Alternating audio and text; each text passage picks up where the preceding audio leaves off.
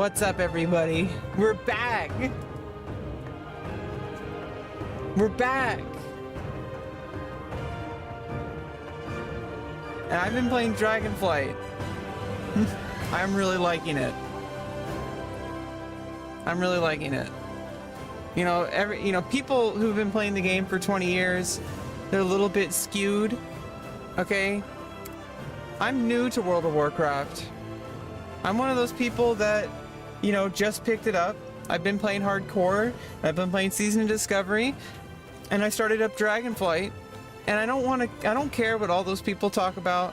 All those people talking about, oh, Dragonflight sucks, modern WoW sucks. It's like, you have like a different perspective because you've been playing for 20 years. Play a different game.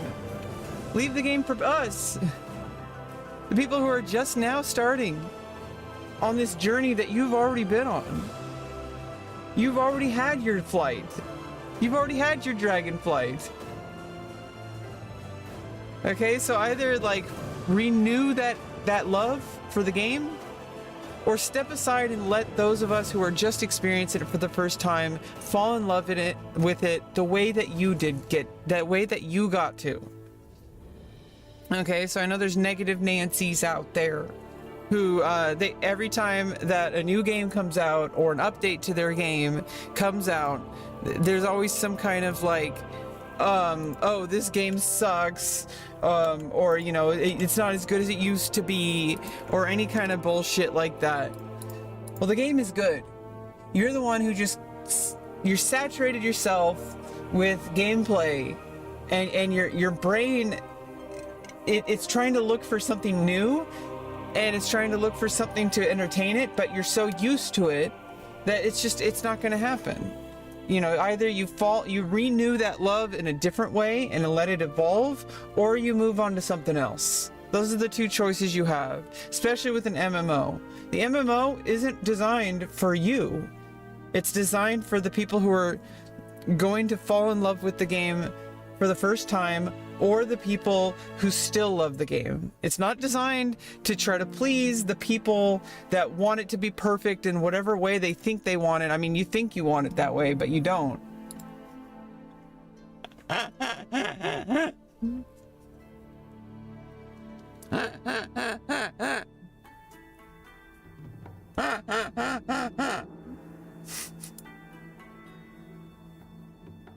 What was I looking for? I needed to do something. Okay, yeah, Stream Elements. Need to sign into Stream Elements again. It's been a week. It's been a week. My internet was down for an entire week. I was able to get on my phone hotspot in order to log in, but I wasn't able to stream, unfortunately. But now we're back. We're back. We're back. We're back. We're back. On 11 hours ago, I got a follow from Grindcore for All. So, we still got followers even when I'm not streaming. I don't know about you, but I think that makes me a good streamer. If somebody's following, now if people start subscribing, when people start subscribing when I'm not live, then I'll know I really made it. But until then, we're just gonna be hanging out, playing games, being degenerate gamers, and stuff like that. Okay, so stay tuned. Stay tuned. We're gonna be playing some Dragonflight today. I'm level 68 warrior. I'm going through the Dragon Quest. I'm going through the Dragonflight quest line. I've started the Warlords of Draenor up to the garrison. I started the Burning Crusade, and then when I hit level 50 plus, eventually Chromie started yelling at me and said, "There's stuff you gotta do in the present." And I was like, okay, I guess I'll go to the Dragon Isles, and holy shit, I really like this. This is awesome. I'm really liking it. And then I like how Chromie lets you go through each individual expansion. Like, I can actually catch up on 20 years worth of gameplay. If Chromie, I don't know when they added Chromie. When did they add Chromie? Wow, when did Chromie added? When did Chromie added? In late 2004? Well, that was a long time ago. Oh, no, that was when Chromie was in game. Chromie Time was added in Shadowlands pre-patch. Okay, so it's been around since Shadowlands. I'm like, hey, Chromie Time since 2004?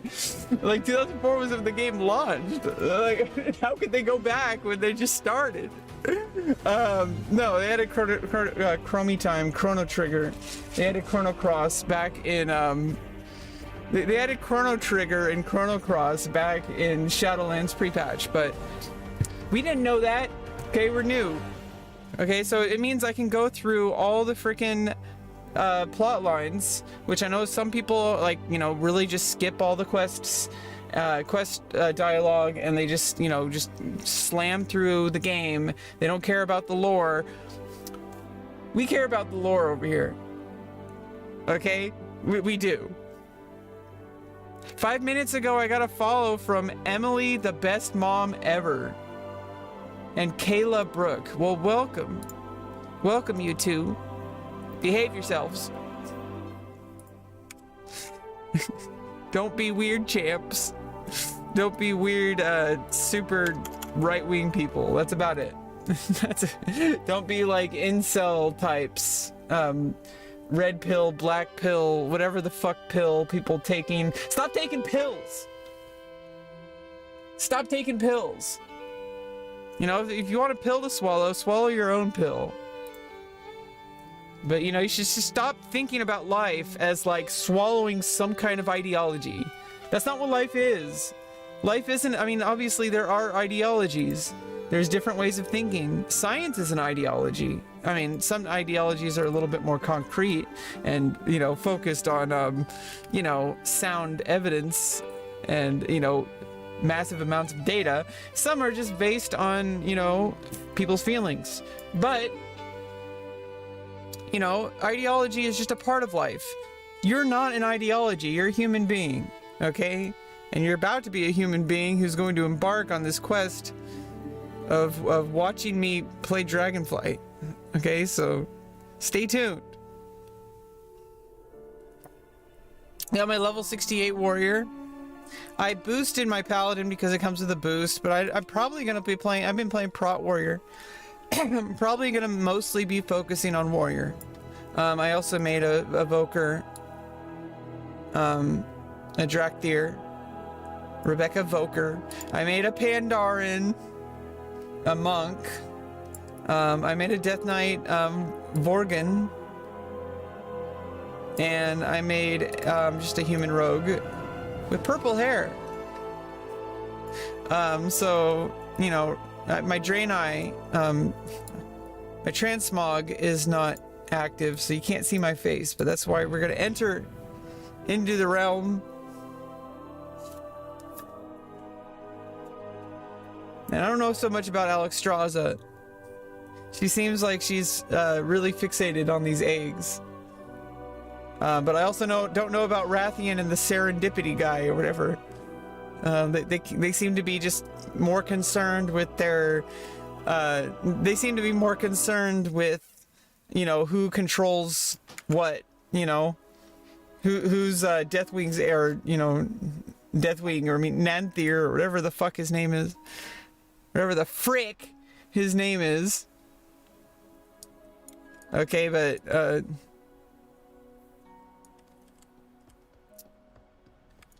not really a big deal. Last time I left off, we just finished this kind of like battle of the clans of the Centaur people. The different tribes. Oh, and there's Jurassilis. Where's... I need to go... Okay, I need to go fix my transmog. Is there a transmog in Valdraken? I don't think so.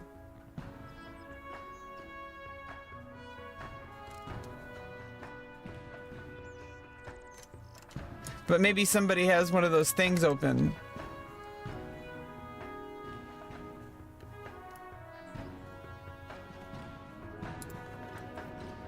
We're gonna hang out in Valdrakken until we can find somebody with one of those Sherpas.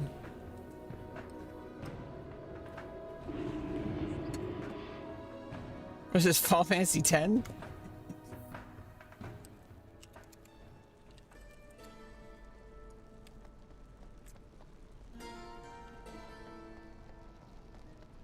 I am getting a little bit of lag.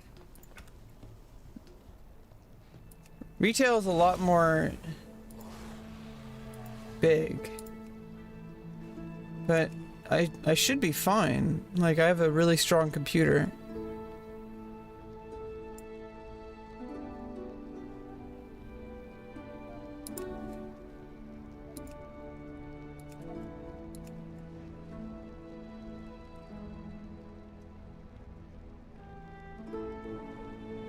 Hey, what's up, Bandung? Your account got banned? What'd you do? You're being weird? Don't be weird. Easy. You don't get banned if you're not weird.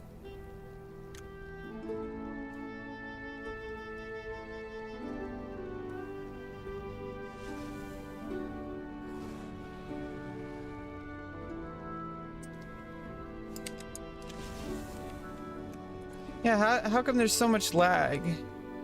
I have a really good computer. Hi, Pietro. Yeah, my internet's been down, but we're back.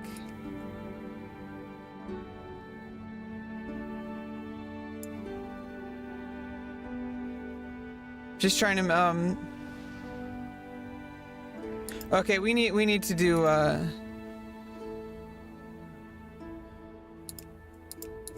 just switch to point, I guess. That doesn't really make a difference, does it?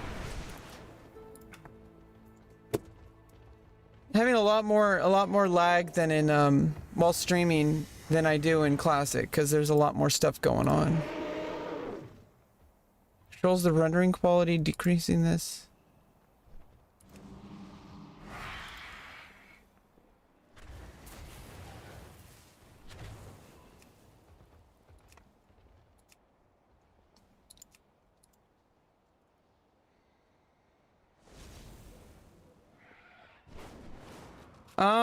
Well, you have to not be weird. Don't, like, say weird things to people. Don't do toxic things. It's pretty easy not to get banned. But sometimes people will... I hope you find something useful. Okay, someone has this one, but there's no transmog on that one. I don't know if there's a transmog NPC here. And I can't use the portals yet. I think you have to be level 70. Yeah, there's a lot of lag.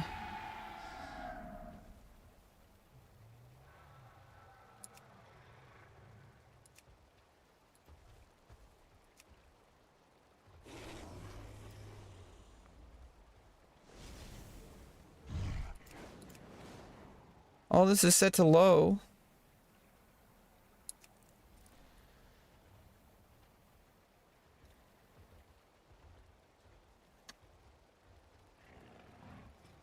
Yeah, just be nice to people. Be a good person. Don't be a weird champ.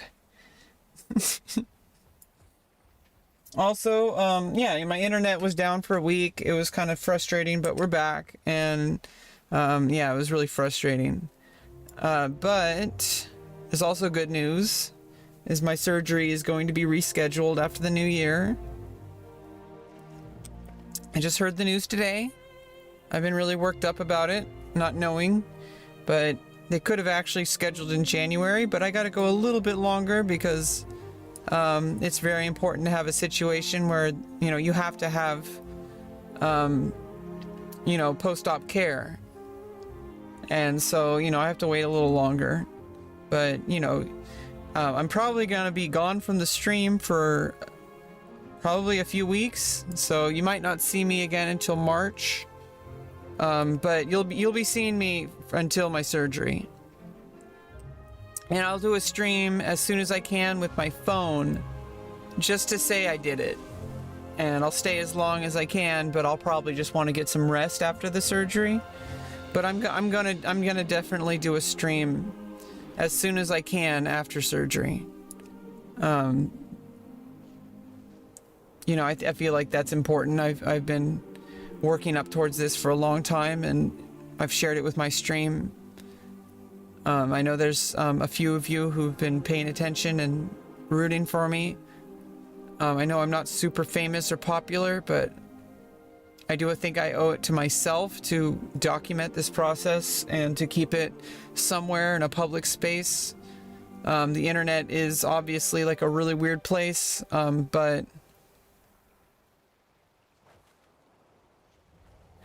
Okay, let me switch this to 12. Let me switch the rendering scale. It's going to make it really kind of ugly, but...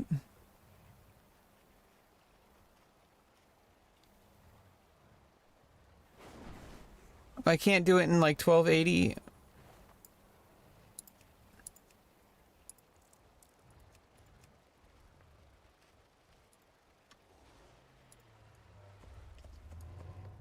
Does that reduce the lag?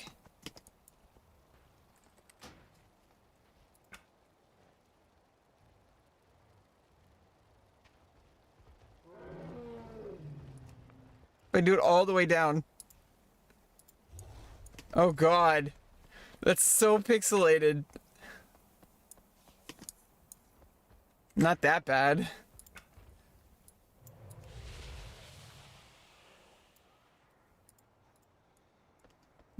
Okay, I think this will be fine.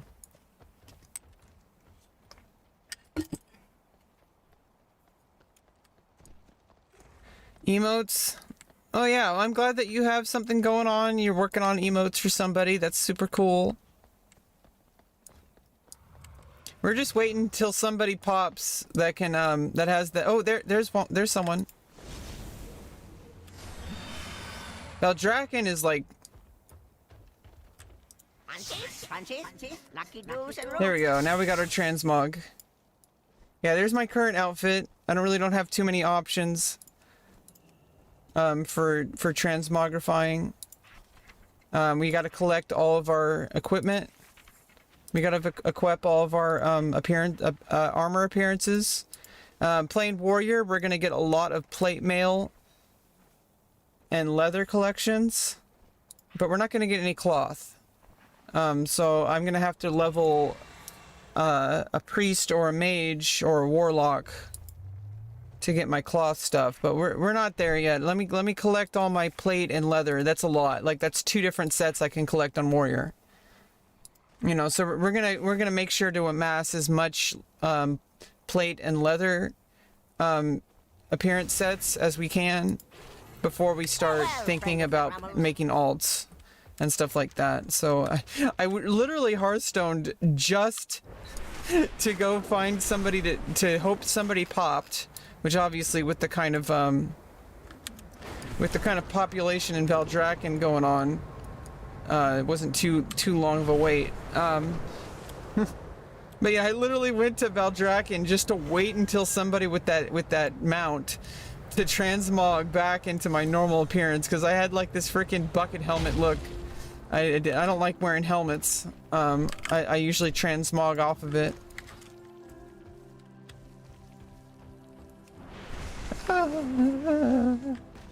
Yeah, this game is so immersive. You know, I don't even know if we can just oh,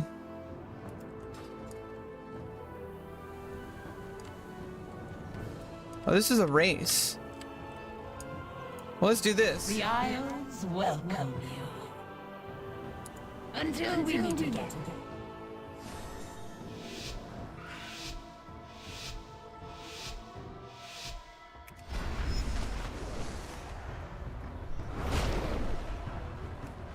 What the hell was that? I think I need to start over.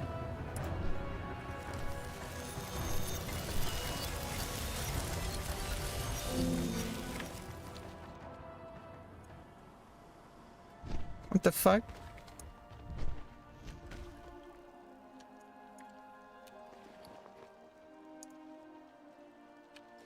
Can't do that?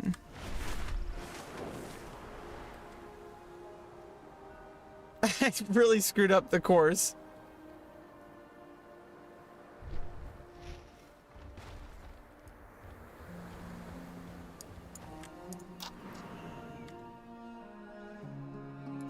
Yeah, I don't have too many things collected. This is my dragon.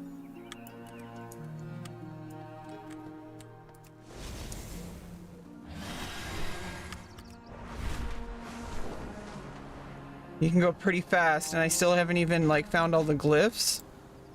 So I can go even faster.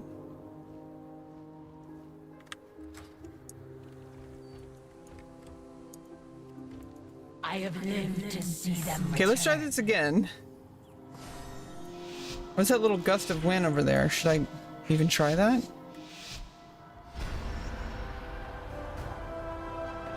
Oh yeah, okay, I definitely want to.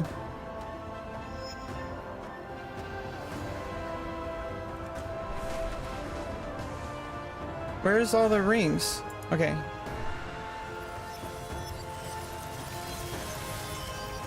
Like the Superman N64.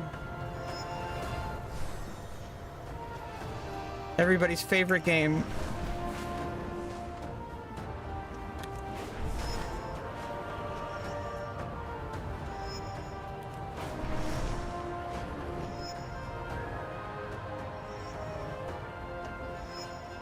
Ah! We have to run through this one.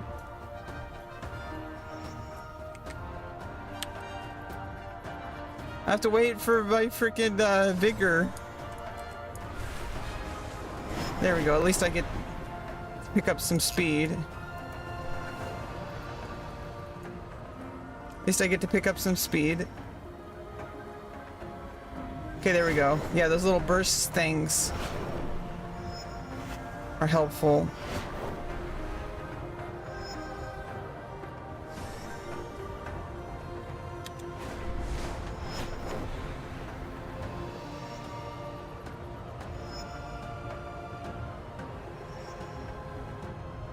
Yay! We did it. 90 seconds. Way under silver. I never gave up. Okay, let's oh, I have to do challenge. Uh-oh. Waters slow again.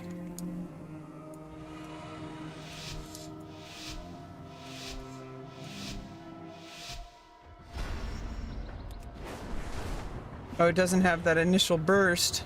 Oh, oops. Had to use up a charge. That's why they call it challenge, I guess. I don't have the extra burst. Okay, I can get some speed there.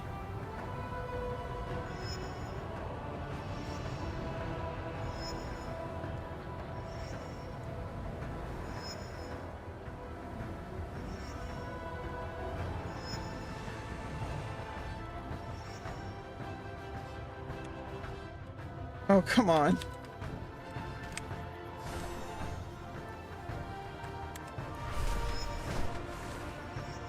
Oh no, how am I gonna possibly do this? I gotta wait for another charge. My time is gonna be terrible.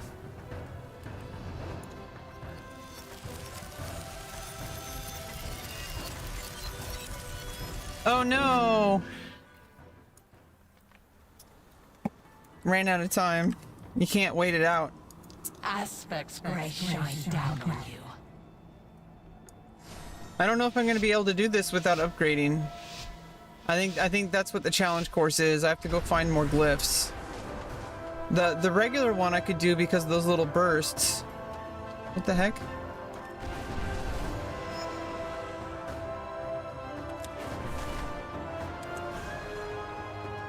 Yeah, I can't do this without upgrading. Yeah, let's just give up. Let's just give up. Let's give up. Let's just give up. Okay, let's give up on that one. Yeah, let's finish up these little random mini quests because before we go back to the campaign. So I was doing the main storyline quests, closest that WoW has to them. They do have cutscenes, so, you know, sorry if there's any spoilers for Dragonflight or any other expansions I play. I think most people probably have already gone through it, so don't spoil for me. Or you will be banned.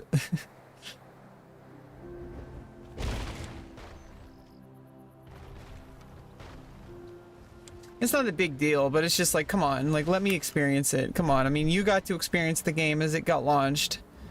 You know, let other people experience it.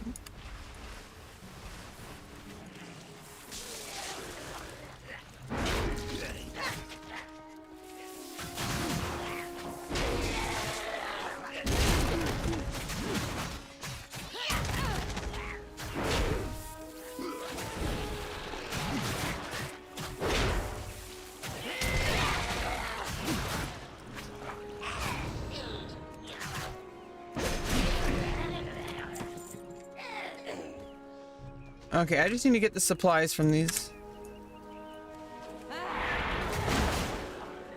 These basically murlocs.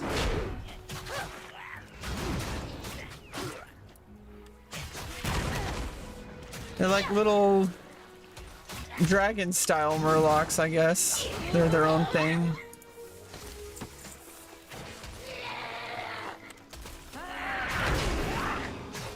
I'm really liking Warrior. I like Prot Warrior.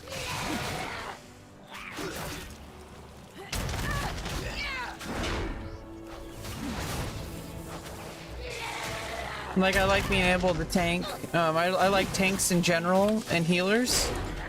And obviously it's good because they're well sought after. It's really fast queue times when you play a tank or a healer, but besides that, I just like tanking. It's like really fun. Tanking is like my main thing. I like healing as well, so we will play a priest eventually, but and I'm playing a priest on Season of Discovery. But there's just something about tanking. It's like you get to wear the coolest armor. I mean, cloth armor is good too, but you know, it's all good. We're gonna be able to do both eventually, but for now I'm kind of just focused on getting my warrior geared up. There's a lot to do. My item level is not even 450 yet. We got to get to level 70, and we got to get some heroic dungeons under our belt. And you know, it's pretty much just a process.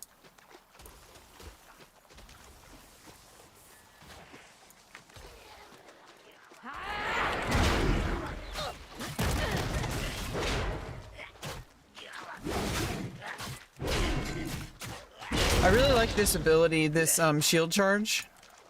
It's super strong.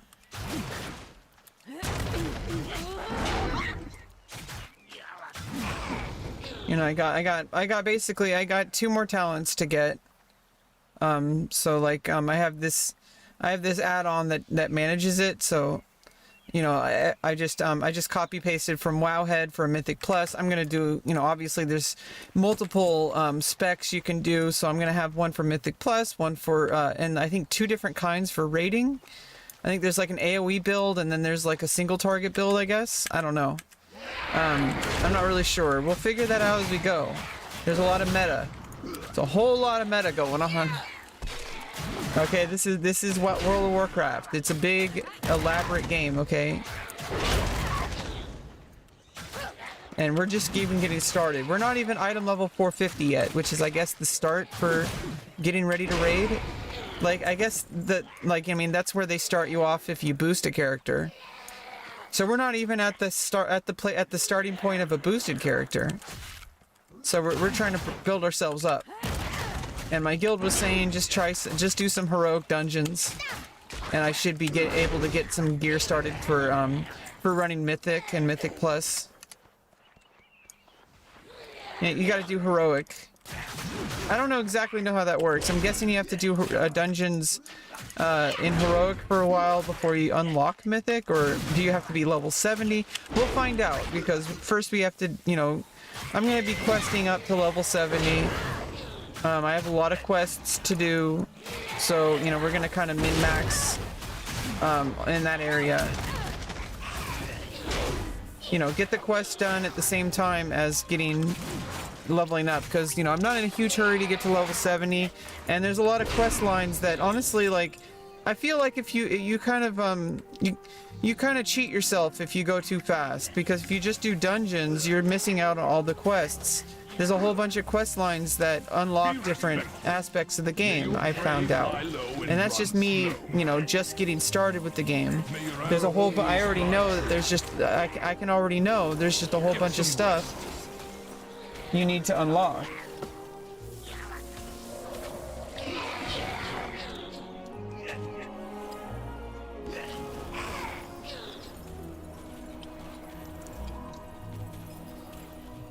Heed your blind spots.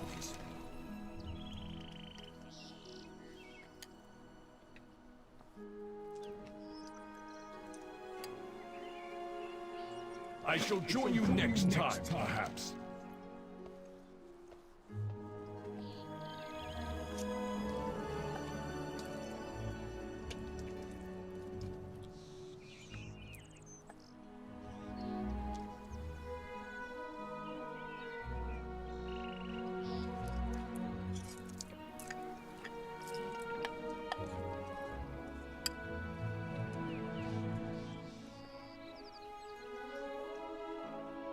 Fight with fury. Then Okay, I gotta set that guy free.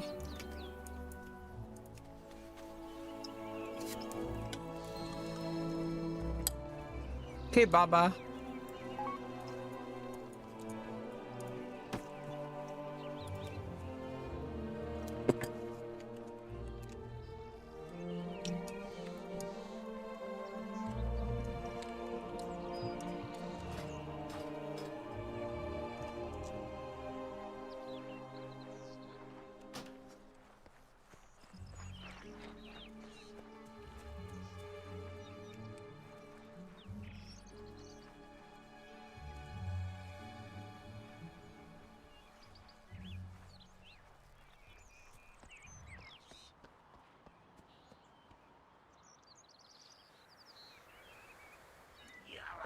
Okay, let's see. Baba is over here.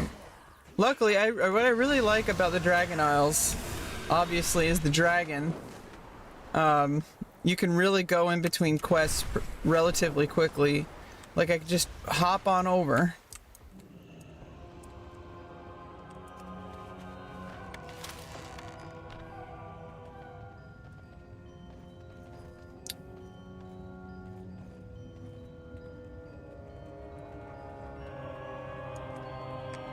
how is your hunting?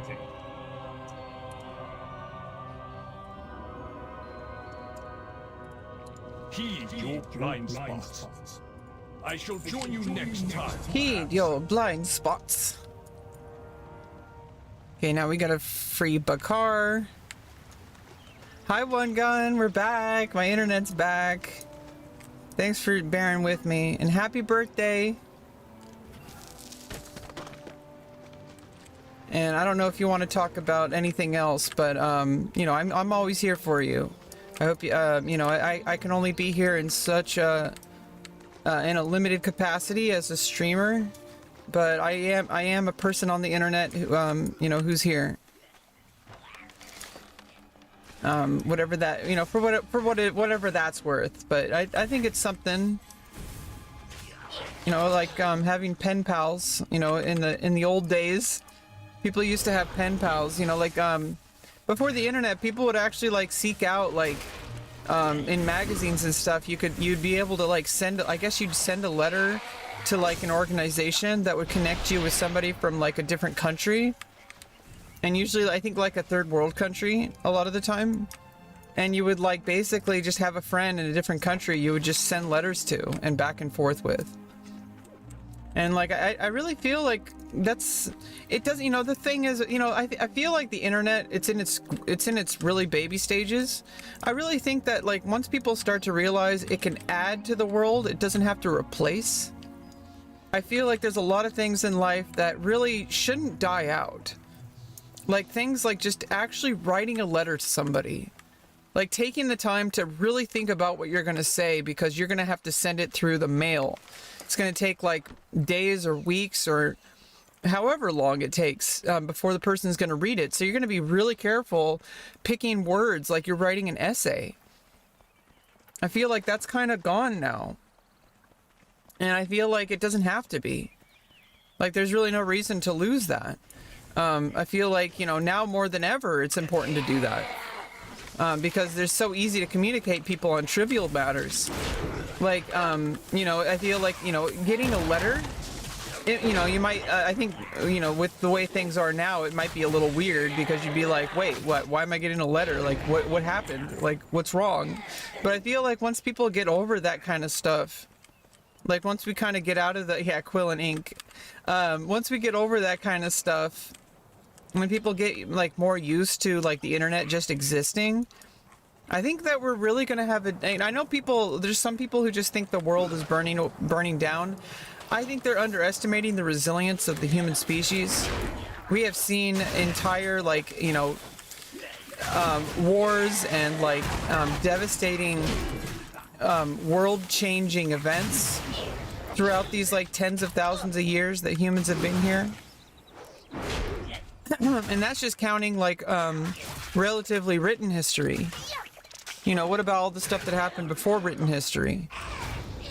You know, there's a whole bunch of stuff we've seen. This planet has seen devastation. Okay, this planet has seen like mass extinction events. Okay, and unfortunately, humans might be rushing towards one of those on our own, where we're the ones who are rushing into a mass extinction event. But I think some people get really doom and gloom.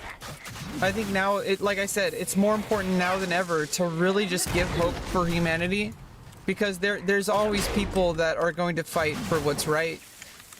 And eventually, you know, something will happen that's bad, but something will happen that's good. And I think it's important to remember that the internet is just a baby, and you know, the AI is just a baby. Eventually it'll level out. And I feel like it's, even though that might be optimism, it's very important to have that optimism, because the alternative is to just feel like the world is burning. And you don't know that. It might look like it, but you don't know all the facts. You don't know all the details. It might just be right around the corner that the human species is going to make the next big leap. You know, that the last leap is going to be the leap home. Yeah, before the library in Alexandria burned down. Exactly. I've talked about this before. I'm glad that you brought that up. The Library of Alexandria was a huge loss for the academic world. There was like advances in medicine. There was probably transgender medicine. I'm gonna be like, there was probably transgender medicine back then. Maybe that was why it was burned down. Who knows?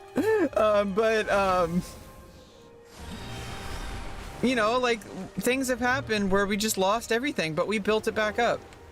And now we have the internet, and maybe that'll be, you know, an EMP, a massive EMP event could completely, you know, obviously I think there's nothing better than, the best we have right now is digital, is digital storage.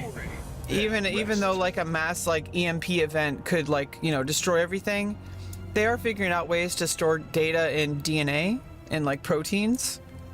So for like extremely survivable storage, you know, because DNA is like literally like biologically designed to store data. So there's been research in that where they've actually created like cryogenically frozen, basically like meat hard drives. I don't know if it's probably more complicated than that, but basically they just have like these little like packs of like amino acid chains that act as hard drives that would last for like thousands of years. So, you know, we're getting there. We're already in a black hole. I mean, everything's slowly getting drawn into a black hole, right? I don't know enough about all that kind of stuff. I'm not like Neil deGrasse Tyson. But you know, I'm not an astrophysicist or anything, but from what my little bit of curiosity and reading and watching YouTube videos and trying to make sure I filter out the ones that are just bullshit, because there are some that look really nice and it has lots of good graphics, but good graphics does not an informative video make. Honestly, if technology reset, humans are resilient, humans are strong, we would recover. We have recovered. But even then, I really think that we're going to get into a golden age where we're not going to go further in technology. Technology is going to advance to a point where we rely on it less, so that it's just in the background. I have a vision for humanity. We're going to get back to basics, because that's what humans are. Humans are about people. Humans are about connection, about doing things with our hands. And I know that people will say oh, doom and gloom, like the internet's destroying society, whatever. That's a fad. It'll level out. Trust me. I mean, don't trust me. Whatever. This is just a hypothesis. But I really feel like we're going to have a golden age where we're going to return back to basics. We're going to have more people doing things with their hands, more third spaces, more like connection with people. And technology will not get in the way of that anymore. It'll facilitate that more than we could ever imagine.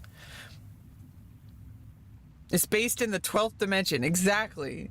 We're going to start realizing that we have not even touched the surface of human consciousness. That, you know, we thought that being more connected without technology made us more connected, but actually we're going to realize that technology is going to unlock levels of consciousness. I mean, now we're getting into weird hippy dippy stuff. You know, people thought this about LSD. They thought people would be able to move stuff with their minds and stuff like that back in the, you know, Grateful Dead heyday. But, you know, I do think that, you know, there is some truth to the fact that technology can unlock, at least through automation and through simplifying, it'll allow humans to really start to become spiritually involved more than they've ever been able to do in the past. Imagine not having to have the limits of your physical reality. Imagine being able to overcome disability. Imagine being able to overcome poverty. Imagine being able to overcome the need to eat food or the need to drink water. Imagine how much more spiritually awakened you could become. It's exciting. Yeah, the local dumbasses need to kind of basically it's like when you when you first start watching porn. I think this is a good example. When you first start watching porn, it's gonna you're gonna come in 5 seconds. But if you watch porn every day, after a year, you're like, why am I even watching this? Let's just go play video games. Right? Right? So that's what's gonna happen. All these people who are just now on the frontier of figuring out oh, the internet, it's this big thing. Let's do all these things. It's I feel like people are trying to keep going forward. It's not, obviously you're always going forward, but what I mean is they keep trying to escalate and elevate, but it's more about just, you know, going breadth before depth, or going depth before breadth. Go deeper into what we already have rather than trying to expand, right? So depth before breadth. But then also, instead of hyper focusing on one single part of it, we also need to go breadth before depth. Go find out more frontiers. What can technology do that will unlock the human spirituality? And stop being limited by what we think is possible. By what we, you know, this form we have, this like human form, it has a very specific set of biological functions. But imagine if technology would be able to like solve some of those limitations. And it's kind of scary, but also, you know, everything is scary.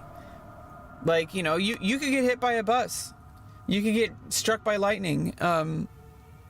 You know, obviously one day people are kind of scared that just one day somebody might just push the button that destroys all humanity.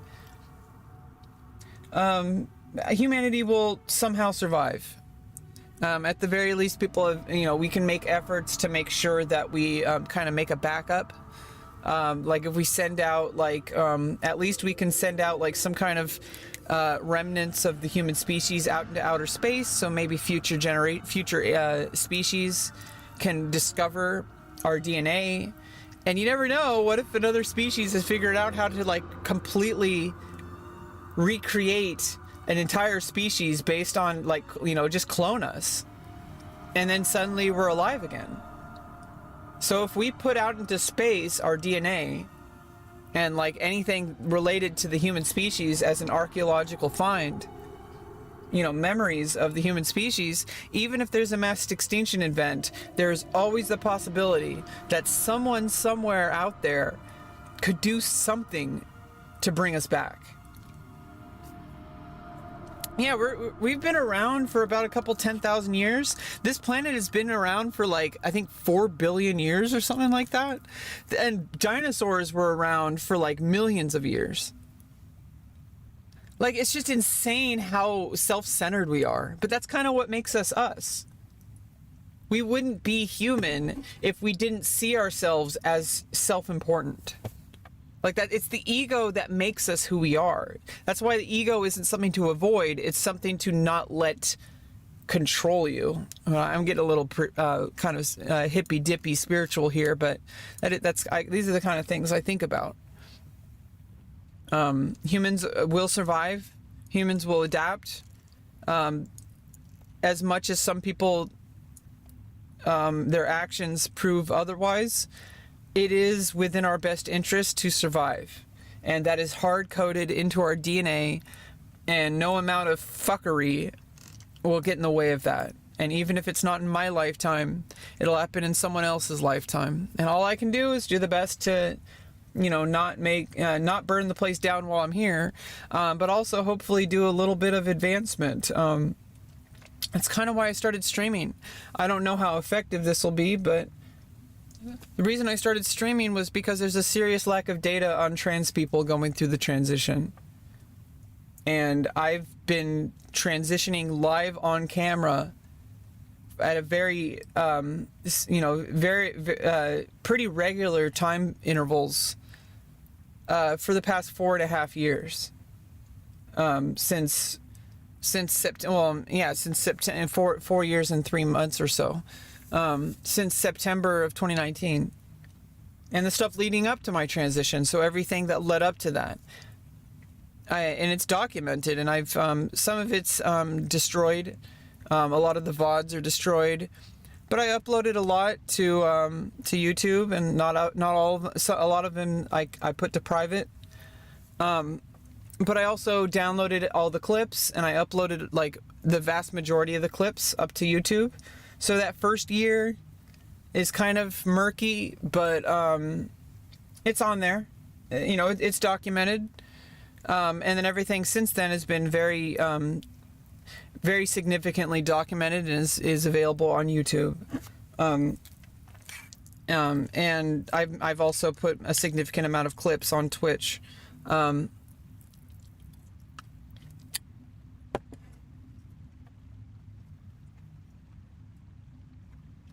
I set out to do something that hasn't been done many times. There's not very many trans people who have documented this process. And documentation is very important for scientific advancement.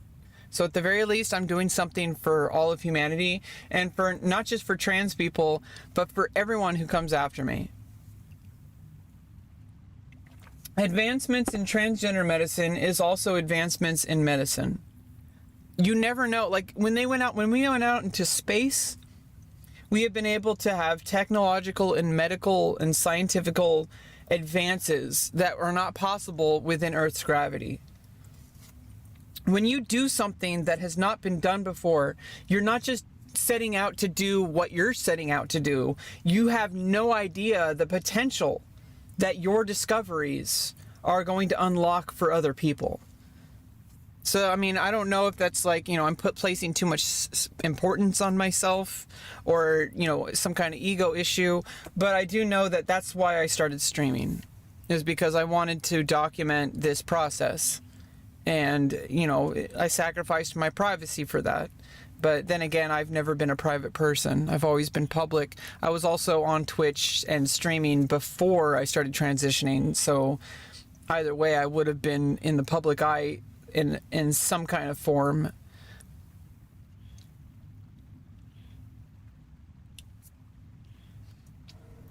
Yeah, I think yeah, the problem of interstellar travel is a big one. But I also think that, like, you know, maybe it's not a... I think we're thinking way too colonially.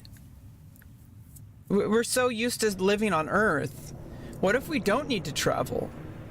What if other species who have advanced never learned interstellar travel either? What if the secret is not traveling, but staying still and communicating? Like, what if that's the way to do it? You know, what if there's ways you could actually interact with other people millions of light years away in real time on your own planet? Like the internet. What if you just level up the internet to a galactic level? And to a virtual reality level? To the point where it's indistinguishable from our day-to-day lives.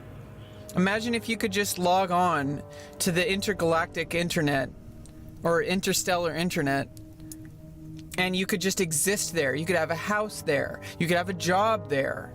You could interact with people in a way as if they're in your hometown. It would just be a huge world opening up to you, the entire galaxy opening up to you, potentially multiple galaxies. So that's a problem that might not be solvable. But it's a different avenue that can be explored. I'm sure people are already exploring that. There's a huge latency problem to solve. But maybe that can be solved. You know, we understand things about wormholes. What if wormholes could be utilized, or at least the concept of wormholes could be utilized to send data across vast distances, like unimaginably vast distances. Our brains can't even comprehend it. We can say it. We can say billions and billions and billions of miles of billions. Oh, fat line and Hyperion. Yeah, I mean, obviously, these things have been thought of. You know, it's been explored in fiction and stuff. Yeah, I like talking and informing people. I'm autistic and I have special interests. I mean, it is possible. Sometimes I do get abrasive. But I do try to rein myself back in.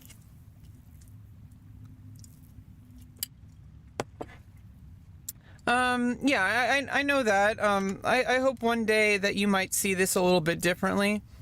But try to understand that there's a reason why people get so socially loud. And that's, you know, I come from a place of understanding that most people will never have because I'm going through it. But I also think that, you know, give people enough time and they'll also reach the same conclusions.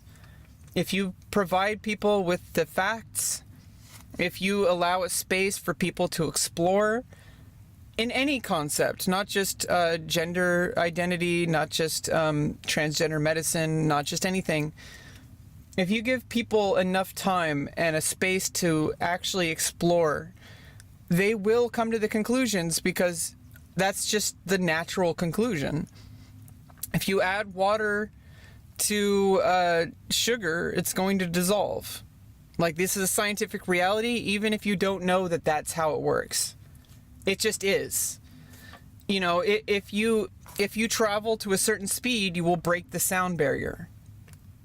even if you don't know that it exists, you can experience it if that happens. So if you were forced into a vehicle that was, and you didn't know about the sound barrier, and you reach to enough high of a speed, and then you experience, you may not know what it is, but you will experience what breaking the sound barrier is, because that's the conclusion, that's the reality.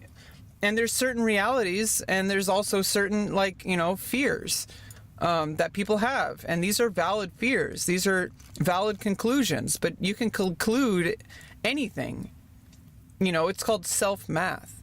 You know, you can conclude that 2 + 2 = 5, but people have their gut instincts, and they have what they're used to, and it's really difficult for them to consider the possibility that things are not quite as simple as they think they are. And if you know, I also understand going through being trans, and this isn't even counting transgender medicine, just being trans is like social suicide, because of the, you know, people have established, hey Chris, people have established beliefs, and people are afraid of change. And it's not really that it's change, it's that it's different than what they thought things were. And literally, like, the human experience is already so vast and diverse. There's so many different cultures. Some cultures, eye contact is key to establishing rapport with people and to, you know, have people trust you. In some societies, eye contact is like the worst thing you could do to somebody that you don't know very well. Like, particularly, like, I believe, like, a lot of Southeast Asian cultures, like in Japan or in China, making eye contact is a very intimate activity. And it's hard for people like me because I'm autistic, but in Western society, that is it's changing a little bit, but it's kind of a detriment, because people see eye contact as a form of respect, and if you don't make eye contact, they see you as disrespecting. However, in different cultures, I would be seen as highly respectful. So, you know, like, there's different ways of seeing society, and none of them are wrong. Like, some things are wrong, obviously. There's always things that are just, you know, but you know, there's things that are just objectively wrong, like sacrificing people, you know, like that was acceptable in certain cultures. And, you know, now we've kind of discovered that, you know, human life is not just something to just, you know, sacrifice for some deity, you know, like that. We see that as wrong. But humans are capable of believing that it's not wrong. So that's why it's really important. It's like, it's really important to keep that in mind. That just because something happens that you don't agree with, that you are capable of accepting it too. You just happen to have been born in a different space where that was considered unacceptable. But if you were in my shoes, you would feel the same way I do. And you don't even know how I feel. Like, I feel a lot of mixed emotions. It took me a very long time to even come out as trans, because I had a lot of inherent beliefs that are shared with a lot of the people who are considered transphobic, or considered at least very insensitive. And I pick my battles. Yeah, so, like, there's autistic people like me. Eye contact is extremely intimate, and it's difficult I don't really know how to explain it, but at least for me, eye contact is a very intimate action, and it's like seeing into someone's soul, and that can really harm me. And I do make an effort to make eye contact. There's ways I can practice that. But I think it's important to understand that not everybody is going to be able to match, like, what you want from them. Like, you know, it's like, there's a lot of people out there, they think that the only thing that exists is their local community and their church, and anything that's different, you know, if they're not Christian, if they're not a certain skin color, then that's you know, not normal. But it's only normal to them because that's what they experience. To other people, they're the ones who are not normal. So it's like, I feel like it's always important to keep an open mind and at least tolerance of, like, hey, like, other people aren't going to believe what I believe. There's a point where it becomes harassment, but I do pick my battles. For example, I feel like eventually, you know, people will get it more, and they won't, you know, I feel like, you know, giving you a chance to understand. I do pick my battles. You seem very willing to listen and to understand. However, it does feel a little bit grating when people say things like, oh, you're not like the other trans people. You're not as socially loud. You're not shoving it down our throats. It's like, well, that's because I've learned that that doesn't really help. And I also learned how to direct that energy into more productive places. Not everybody has reached that place, but they can. And they will. And I also hope it, I'm also very privileged. I'm in an area of the world that is very accepting of trans people and trans medicine. There are some people where literally nobody in their town will accept them. If they come out as trans, they will get jumped, they will get beaten, they will get murdered even. And so like they go on the internet to try to find connection, and you know how the internet is. At least I imagine you are on the internet. The internet is not a healthy place. So imagine the only place where you can find connection is the absolute most dog shit place you could imagine, which is like the internet, Discord channels, 4chan, Twitter. Okay, like, do you understand how, like, the situation that trans people are in? Like, that's, I mean, I hope that with time, people can have more understanding of that. Yeah, like Frodo, exactly. Like Golem, and he destroyed himself, and Frodo, like saw him as a person, and gave him a chance. But obviously, in the end, Smeagol let Golem take over. Yeah, it's Trollhaven, and then if you're in Trollhaven and that's the only place where you get acceptance, there's only so many rabbit holes you can go down. And I understand, and I was really loud and shoving it down people's throats for a long time too. And maybe some people still think I am. I can't change their mind. I can't change people and what they think about me. Why is this not completing? Heed your blind spots. Get some rest. May your arrow always fly true. But like I hope that people can understand that the reason why people get that way is because they're scared. They're backed into a corner. They're in a place where they think that what they're doing is going to help them, when it's not very effective at all, is what I've found. Going on Twitter and shouting at people and canceling everybody, it's just annoying. And this is why I listen to people like Asmongold. I don't see eye to eye with him on a couple things, but you need to be able to listen to his perspective, because he's a lot more enlightened than a lot of the people who follow him. Is all I'm going to say about that. He's pretty enlightened individual. I don't see eye to eye with him on a couple things, but that's his thing. And I feel like he'll come around. But for example, it's very important to listen to people who have the opinions that you are scared of. To listen to how these people think, because the key word is that they are people. I'm a person. People have trouble listening to me and understanding me because they don't go through it.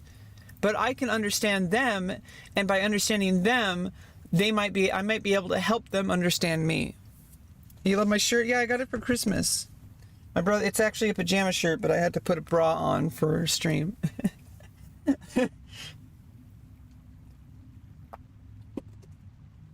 Also, as like sometimes a bra can be a little bit constraining. It actually is more comfortable to have support, like having things kind of bounce around and like. Everything's kind of like free falling. It's a little bit uncomfortable. It's comfortable in its own way, but it's also a little uncomfortable. And also it's like, I'm not gonna lie, if I don't have a bra on, I'm more likely to grab my titties. Okay, because they're like right there. But if I have a bra on, I know that they're like in place. Yeah, I also think that it's important to have empathy for the people that you think are are wrong. Like I have to have empathy for the people I know or I believe are wrong.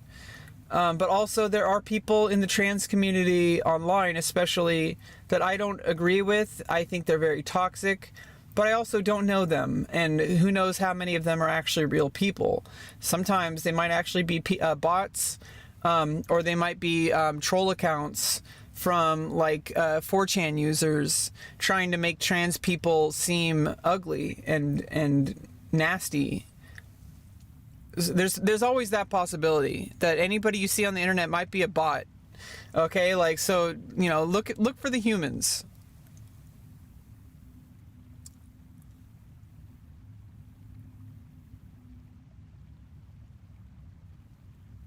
Yeah, I mean, I can't force you. All I can do is ask you to, like, you know, try to understand. Okay,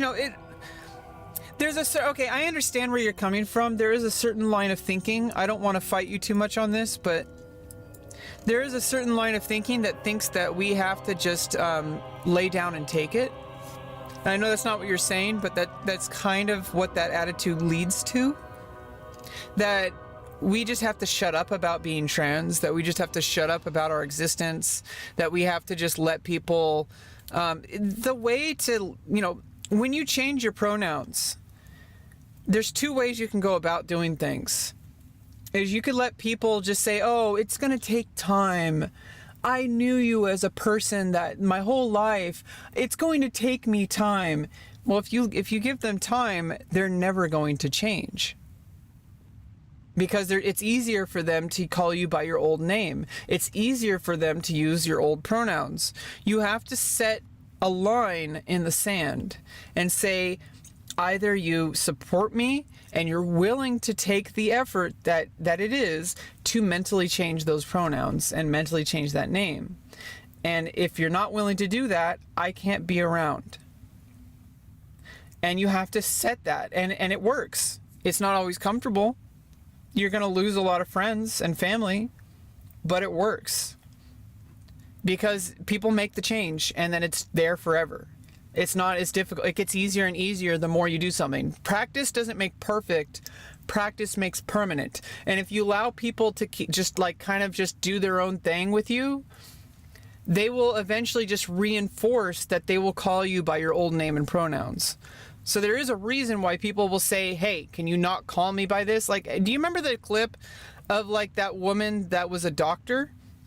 That this guy at like a town hall meeting or whatever kept calling her by her first name when she insisted to be called by her last name and with doctor because she's a doctor. Like, this guy was being an asshole. He was like, you know, she was like, excuse me, it's Dr. I forgot her name, but it was like, I'm just going to say like, like, I don't know, like, Dr. Brown or something like that, or Dr. Smith, or I don't know what her name was. I'm sorry, but you know what I mean? Like, it just, if you're the one person who's just insisting, like, basically making a big deal out of it makes it harder. And it makes it like more friction. Like, basically, if you're saying like, oh, you have to let me work this out. I'm sorry, like making a big deal of it. I'm sorry for using it wrong. Like, you're reinforcing that there is something that is a problem instead of just saying, okay, I'm going to just make the change and move on. I know it's difficult for a lot of people to understand, but like that is the best way to go about it. That we know so far, because I mean, what the alternative is to just let people walk all over you. And imagine going around where people just say, oh, you just have to sit back and take it. You know, people have done that in society and it's always been considered very discriminatory.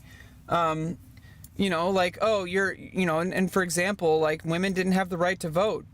Black people didn't have the right to vote and were slaves. And then there were only 1/3 of a vote. You know, like there's all stuff like that, you know, and just translate it to modern day. And there's obviously, you know, more rights in a lot of places for trans people, but in a lot of places, being trans is social suicide. And because of that attitude, I mean, you seem to have a really open mind, but imagine if you didn't. You know, for every person that has as open mind as you, there's always at least 2 or more people who are on the other end of that they're more likely to go down the path of discrimination and bigotry.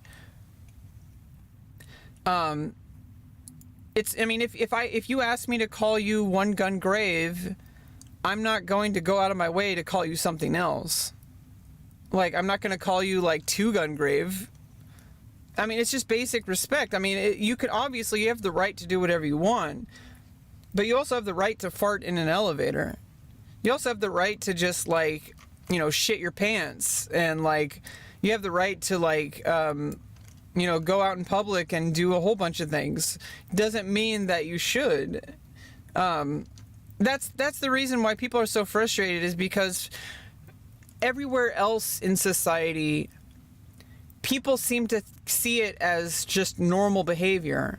But when it comes to trans people, suddenly they're much more critical on it. That's why people are so frustrated. Because it's like, if I weren't trans, if I was like saying, hey, can you please call me Dr. Lauren? If I was a medical doctor and I wanted you to call me Dr. Lauren, and you refused to say that, and you just called me Becky or Becca, and you said, oh, that girl, and like I said, oh, I'm a woman, not a girl. Like, you're referring to me as a child. Like, I think it's a little different than calling someone a boy. Hey boy, like, I think it's a little different. But I still think there's like a thing where people see women as like inferior, subconsciously at least. And yeah, I mean, it's kind of more normalized, but that doesn't mean that it's like not there. When people say shove it down our throats, usually what I mean, what I assume that to, what I kind of like pick that out to mean, is that someone just doesn't want to try. And that may not be the case, but that's the vibe that I get. If somebody says, hey, like, I accept trans people and all, just don't shove it down our throats, that tells me that this person sees my existence as an abrasive thing. That I'm not supposed to be trans. And that makes you feel like less of a human. It makes you feel like you have to bend over backwards to make this person comfortable. When if you were anything else, like if I was black and I said, hey, could you not say a certain thing, or, maybe like not like have this attitude, most people would see like certain activities as like soft racism. And then some people even have that difficulty understanding that some things are racist. So that's obviously, it's not, if that's not the case for racism, then it's not going to be the case for, transphobia. Insisting on calling me by pronouns that I have specifically said that are not mine makes me feel like I am being ignored. It makes me feel like I'm less than human. It makes me feel like you don't see me as an equal. It makes me feel like people will see me as some kind of social experiment, or some kind of fad or lifestyle. Like, no, I'm a person and I happen to be trans. And just because you don't understand it doesn't mean it's not true. Science exists for, so that we can understand things better. The thing is like, I don't need to earn your respect to exist. It's not something that I have to climb. Do you understand that? That's kind of where I'm coming from. Well, obviously, if I come across you for the first time, I mean, I'm talking about people who, like, you meet them or you know them already, and then, like, they know already, like, you've already met, and then they go out of their way. Okay, that, I see what you're saying. Yeah, that's kind of a different situation. I'm not going to go up to a person and say, hey, I'm Rebecca, like, I'm trans, please call me these pronouns, or I'm going to, like, rip your throat out. Like, I understand, but also understand that a lot of these people who are this kind of abrasive, they have the experience of constantly being harassed and constantly fearing for their life. And if that was the case, you would feel that way too. And if you come up, and obviously there's certain things that I don't expect people to understand, but I found that, you know, for example, this guild that I've joined, I found over the course of these past couple of years, it is so much better to get these things out of the way early, to filter out the experiences that you kind of see where they're going to lead. Like, if I come out as trans to my guild and I am met with nothing but hostility, I'm gonna leave the guild, and it's gonna be, and that's gonna be that. But if I tiptoe around, kind of hide it, like maybe don't even disclose my pronouns, then I have to live with this like idea that I have to live in the shadows, that there's something wrong with me for existing, that I have to, like, in order to be a part of something, I have to be something I'm not. And I also have to, you know, have the psychological effect of being misgendered, of being seen as a person that is not me. And then a year down the line, these people like are acting like your friends, you think you're friends, somehow someone finds out you're trans. Boom. It's all over. In a split second. You suddenly see people's true colors. They say things to you that you would never think they would say. It's not worth it. So that's usually why people get it away early. Now, there's a way to tactfully do it, and unfortunately not everybody has that tact. A lot of people are scared and backed into a corner. And like I said, the only connection they have is on the internet. And we all know that the internet is the ideal place to develop people skills. Aw, thank you, Bello.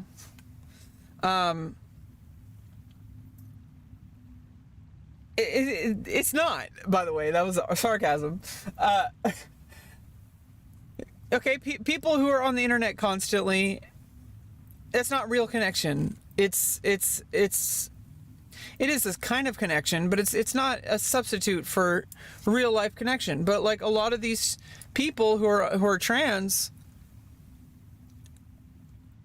don't have the opportunities that I have to just reach out to people in the community, to just have a conversation with people, to be able to openly be female without like someone like having some issue with you. And when they have an issue with me, they're the ones who are being a problem. It's seen that way in where I live. But not everybody has that not everybody has that experience, unfortunately. Not everybody has that experience. So that's where they're coming from. It's like they're scared. And unfortunately, it comes across as abrasive, and it comes across as, oh, it's another annoying trans people that I have to hear about all this trans stuff.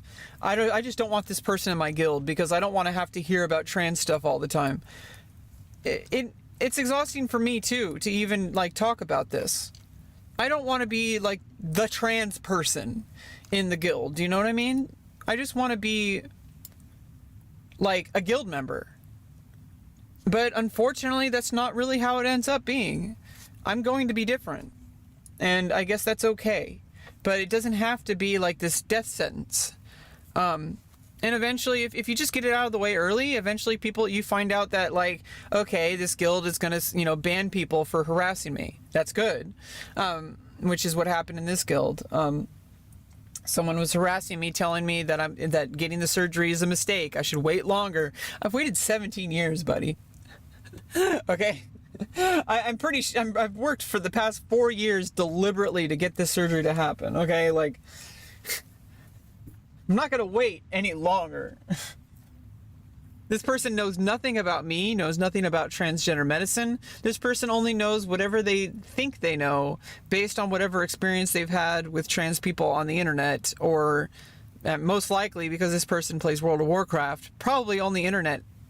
I don't think most people have even met a trans person in real life. We're just people, and my experience is I don't really know what it's like so much for cisgender people to meet trans people, or to meet me specifically. But it's been pretty pleasant. People just seem to be very kind of inspired. Like, people will say, like, you know, you're so brave. I mean, I try not to roll my eyes because I know they're coming from a place of deep respect. But I'm so used to hearing, like, you're brave, and I'm like, it doesn't really feel very brave. It's normal to me. Like, but I understand, you know, people see what I'm going through, and they respect it. And they you know, it does kind of keep a distance, which I think is a problem, that it could become a problem. I don't want to just be the trans person that people never get close to. I don't want to be this larger than life person in the people in my personal life. Like, I just want to exist and be happy. Fight with fury, then rest. But yeah, I hope you understand. You seem very open to listening, and I hope you do. But as a streamer, it's a little different because you know, or on the internet. I feel like I have to get it out of the way soon. Maybe it's a bad habit, but every time I make a new viewer, I have to talk about, you know, what I'm going through, because that's a huge part of what I talk about on stream. As like I said, I've been documenting this medical process and this social development process in a way that not many people have. So that's kind of what, you know, I'm not a transgender content creator. I'm not here to specifically make transgender content on YouTube and etc. There are creators, like there's Samantha Lux, and you know, even though I don't agree with her, she's like a really weird person. But there's Blair White, you know, but she resonates with a lot more right-wing people. But she does the thing where she's basically like, she's trying to get the people who want to see her dead to like her. And like, it's not really what I don't think it's going to work out the way she wants it to. You can't tolerate intolerance. There are no two sides. There's the side that accepts me as a human being and allows me to exist without being feeling discriminated against, or there's the bigotry. Those are the two options. I know it's hard for people to understand, but there is no, like, I shouldn't have to walk on eggshells just to walk into a room. Oh, you know, you can't say this because this person has beliefs. They don't think that you're a real woman, so you have to like act a certain way around this person. Like, bullshit. I'm not going to act differently for anybody. I'm a human being, and I have the right to be here just as much as anyone else does. And just because you might not like it, you know, that's kind of what, you know, I'm not really a part of pride culture, but that is what pride is about. It's about, we're here, we're queer, get used to it. It's not about shoving it down your throat. It's not about trying to make you queer, which a lot of people, for some reason, think it's all about. It's about saying we exist and we're not going to conform to what you think we should be. You know, I'm not gonna tell people what black culture should be. I'm not black. I'm not gonna tell, like, oh, that's not how people should act. It's like, dude, it's not my culture. And this is a little different because, I mean, there's pride culture, which is a part of it, but being gay or being trans is not a culture. There's a culture surrounding it, but it's not a culture. It's medical and social. Like, there's a medicine part for it for a certain amount of trans people. There's also a very social part of it. So, not everybody goes through the medical part of it. I definitely have been. You know, I need the medical part of it in order to feel like a woman, and it's working really well. It's working really well. And this last surgery is going to be happening very soon. And it's going to be a big change. It's going to take a lot of getting used to. It's going to be a very long, drawn-out recovery. But this is the right decision for me. And I don't expect anyone to understand it. I don't even expect anyone to like it. But I'm going to be here, and I'm going to be myself, and I'm going to be as happy as I can be, even if you don't accept me. Even if you unsubscribe, even if you leave, even if you go around and say, oh, this bitch, Rebecca, she's such a fucking bitch, I hate her. She's such a social justice warrior, blue hair. I don't care what people say. I'm not accusing you of that, but you know what I mean? Like, there's people like that come into my stream. They have an experience with me, or they saw a certain clip of me on the internet, and they already decided who I am. I don't even have to do anything. They've already figured me out, apparently. They didn't even give me a chance, but you know that they know everything about me now. So good for them. I wish them luck in their life. I hope they don't lose every single friend they have with that kind of behavior. You know, I hope they don't hurt anybody. But you know, it is what it is. I can't change that, but I can be a part of the change. Because it's not going to change by laying down my weapons and just taking it. It's going to change by me standing up for myself and saying, you can do that, but I don't have to accept that you don't see me as a person, that you don't see me as a woman. You might not, not you, but like there's people out there who like, you're not a real woman. And I'm like, okay, well, that's just not true. I don't need that person's approval. I don't need that person's stamp of like, this is a real woman, this isn't. I don't need that. Okay, I know I'm a real woman. You know, just like I would hope that any other woman would, cisgender or transgender. That you don't need somebody else to define who you are. And this goes for men. This goes for anybody. It's not even about gender. You don't need other people to tell you who you are. You know who you are. Yeah, I'm a gamer. I'm a degenerate, smelly, sweaty gamer.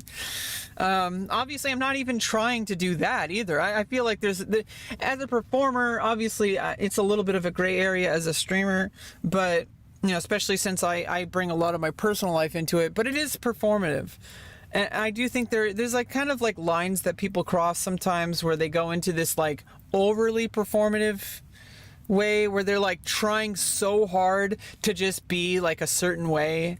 They're like, oh, you know, I'm not, you know, I don't want to use this I mean, I kind of don't want to use this example, but it's like being the girl gamer, right?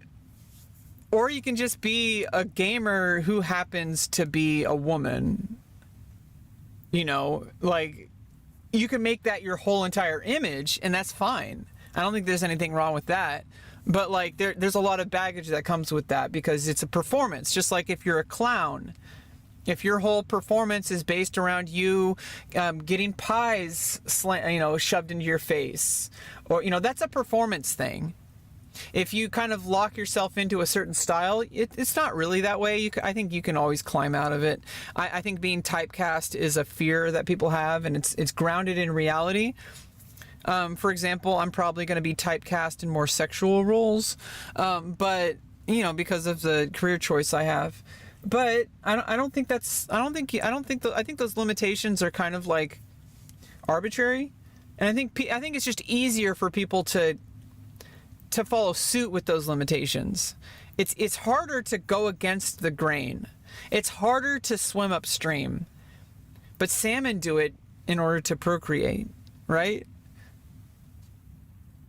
Just because it's harder doesn't mean you shouldn't do it. I feel like I'm just me.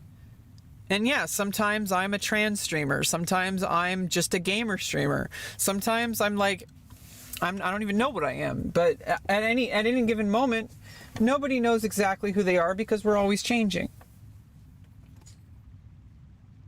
I shall join you next time, perhaps. Yeah, I mean, that's what salmon do. They die after they procreate, but that's, you know, to them, you know, that's in their DNA. That's, you know, that's how they evolved to procreate. If they had different conditions and they evolved in a different way to have more longevity, because that would be crucial to their survival. You know, they're basically playing a numbers game. If they give birth to enough spawn, there's a certain percentage that are going to die, but a large enough percentage are going to live.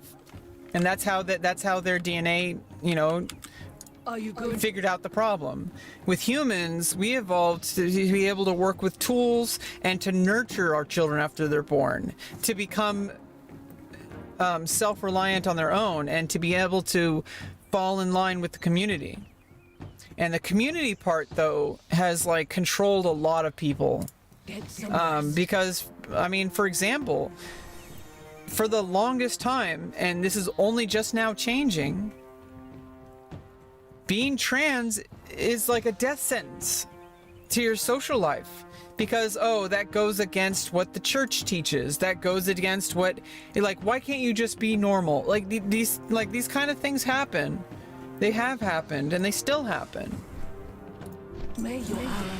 And, you know, like, I know, like, I'm kind of, like, talking about it a lot right now, but that's because, you know, you brought it up. I apologize. It does, like, open up a... It does open up a lot of line of thinking, because I've gone through this a lot.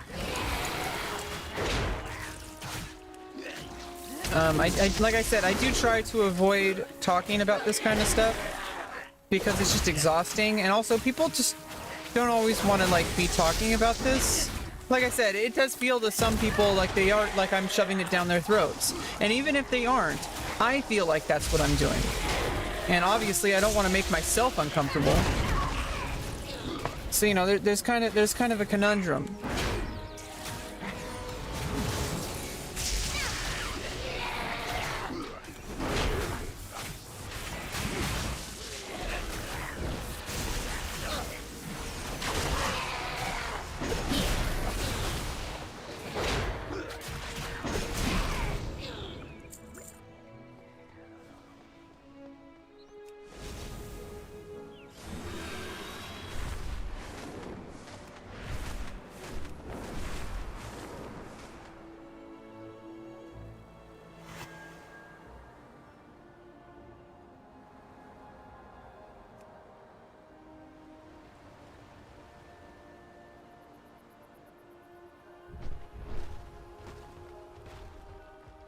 Trying to find that location.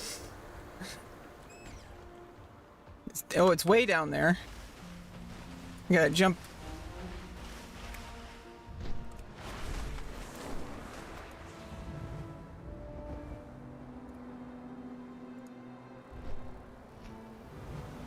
Oh, wrong direction.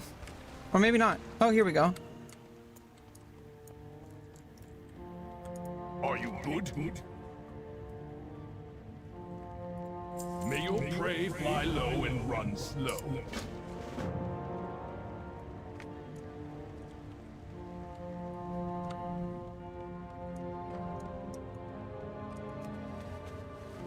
I really like it. It's really fast, and you can like travel to everywhere in these frickin' islands. Like, especially like once I get more glyphs. Like once I upgrade a lot of these, like you can just go everywhere. It's crazy. And they have the racing, like it's a cool thing. I like it. And you know, who knows what's gonna come with the War Within. Oh, I have to carry these. I can't drag and ride up there. So here's the case where obviously I can't fly. Yeah, it's more like gliding, but it's a lot faster.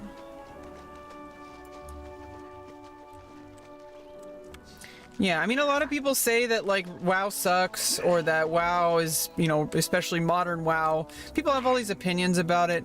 I really don't think that it's that big of a deal. I'm a new gamer to WoW. I'm new. Wait, can I Dragonflight with this? Because I can fight with it.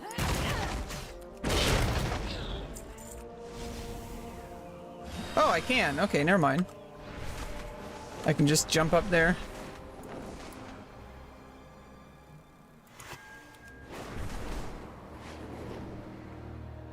I mean, from the perspective, you have to think about, like, you know, what's the perspective of somebody who is new to the game?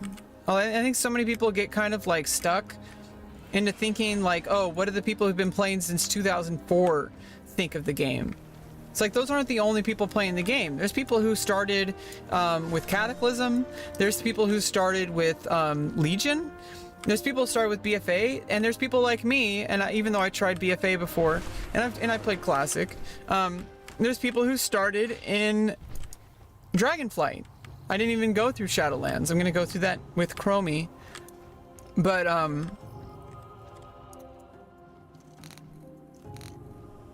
you know, there's people who... Oh, was I going the wrong way? Oh,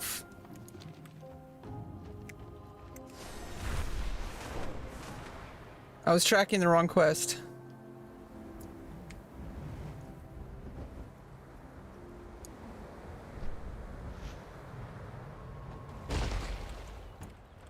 Be respectful. Heed your blind spots. Welcome. I have a story for you.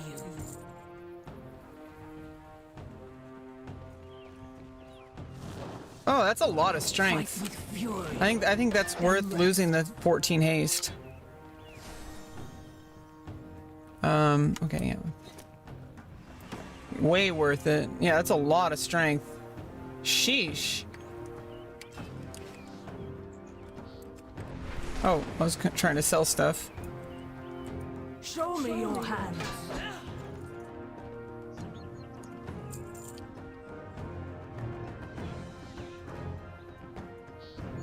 Okay, yeah, that's a lot of haste. I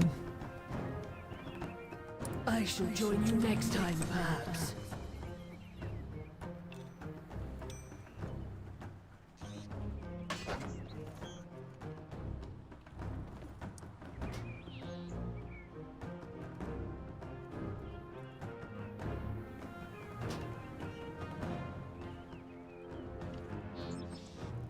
Yeah, slowly getting upgrades.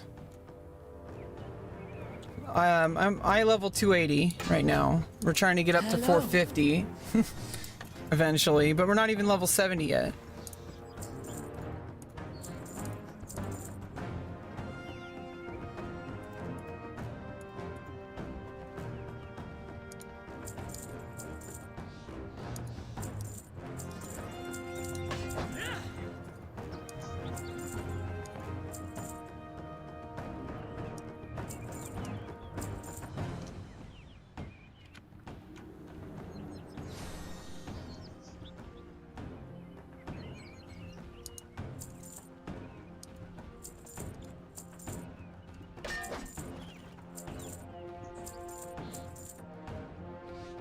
Maybe meat?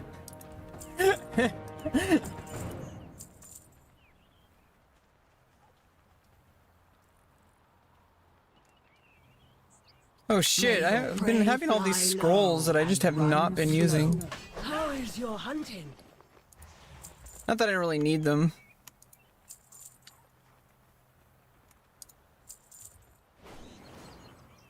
Get some rest.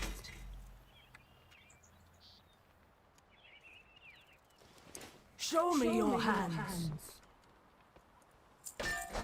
They're not in my pants, I swear. May your arrow always fly true.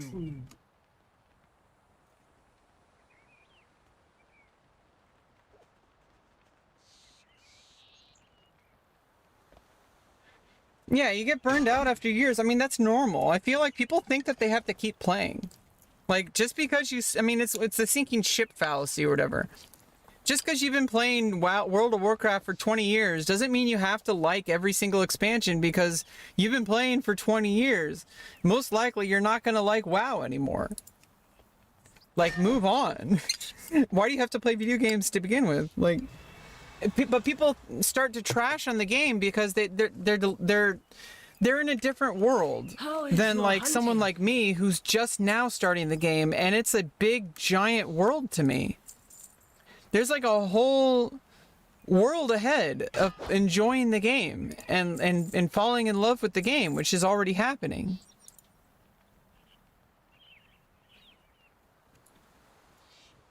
I shall join you next time, perhaps. And it's like people can't really respect like the mindset of the new player.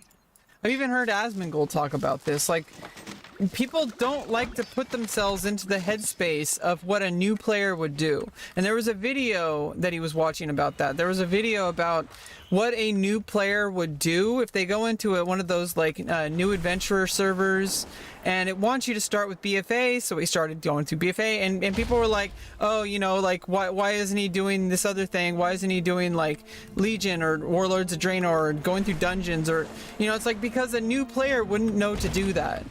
And so in order to actually get a genuine feel for what the developers want a new player to go through, you have to put yourself in the mindset of what a new player might do. Like, what does the game tell you without you having any prior knowledge of what the game is supposed to be? And people forget that because they've been playing since like vanilla. They've been playing since those days that they're kind of spoiled by it. Well, if they want to go back to vanilla, there's classic WoW. If they don't like that, then maybe WoW isn't for you anymore. Maybe play a different game or do something else. Find a different hobby. Like, you don't have to keep playing, but like, of course, people will go on Reddit and say Blizzard is so out of touch, which they kind of are sometimes, but honestly, like, any developer is only going to be kind of pursuing like an agenda of creating the game they want to create. And it's going to be based on a lot of data. There's clearly a lot of people who really like retail. Otherwise, people wouldn't be logging on and maxing out the servers. And so clearly, like, you're not in the majority if you think that retail sucks.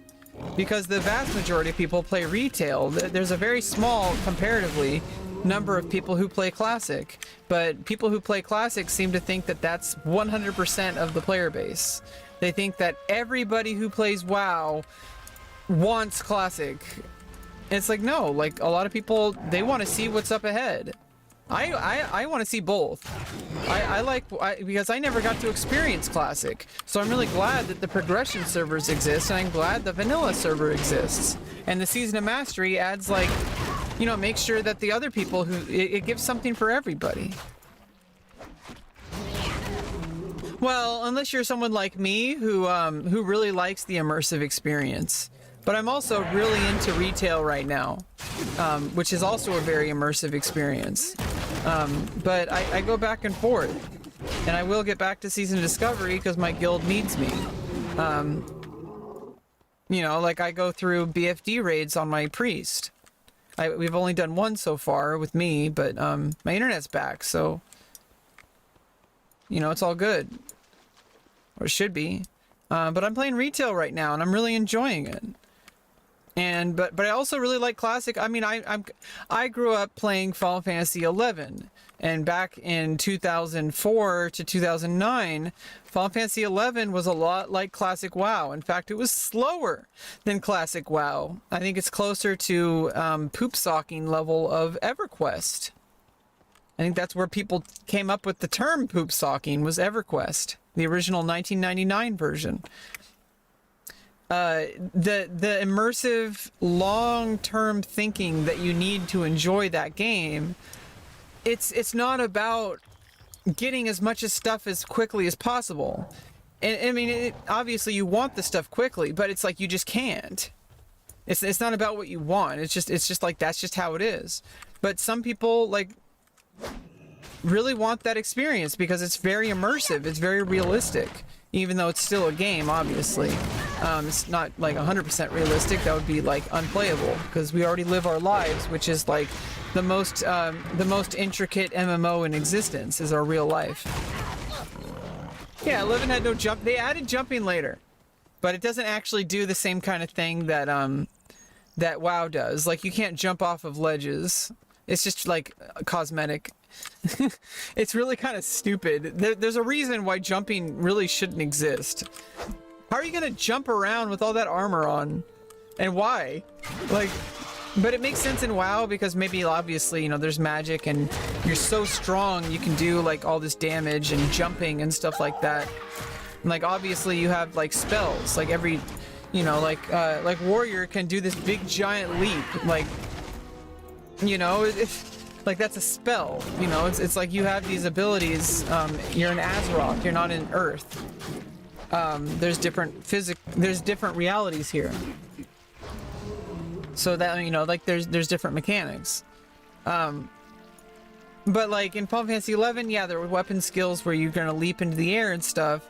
But like it just doesn't really match that game. You don't jump to get around. You get around by running places, and then once you're at a place, you have a job to do. That's what Final Fantasy 11's about. It's about doing a specific thing that you set out to do. Like you go and you grind, you know, back in the level 75 era, you go to a camp with a group of people, and you're basically hanging out for an hour or two while you're getting XP so that you can level up. And then when you're not in a party, because those are hard to get sometimes, you have to organize your time with people. You have to like say, oh, like what time are you guys available to play? Or you have to find people who are seeking party, which can take hours or it can take minutes. But you know, usually I would make my own parties, because if you just wait for people, it's never really going to happen. However, there's a lot of stuff that you can do while you're waiting. Like you can do crafting, you can do mining or woodwork, you know, like, getting lumber and stuff like that. Like that, and or you could just like hang out in town and chat with people. Like, hey, what's up, Rose? WSG? What does that mean?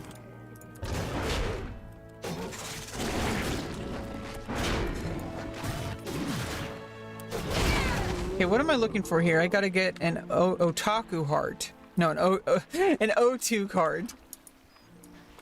I knew it was Audic. I just wanted to say otaku.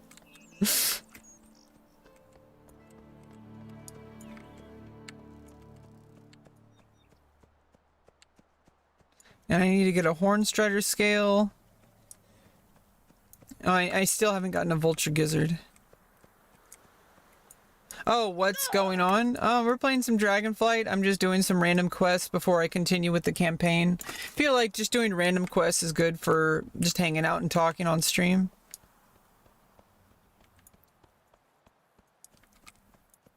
Just kind of talking about, you know, MMOs and the mindset people get into and why certain people prefer classic era and why certain people prefer the more modern era. I feel like they're both great. Classic takes me back to where things were, which if that didn't exist, I would never get to experience it, because I am only now just getting into WoW, like the past like 2 months. And there's also the hardcore experience, which is very unique. And I also get to experience what's coming, you know, like what's here now and what's to come, you know, because it's coming.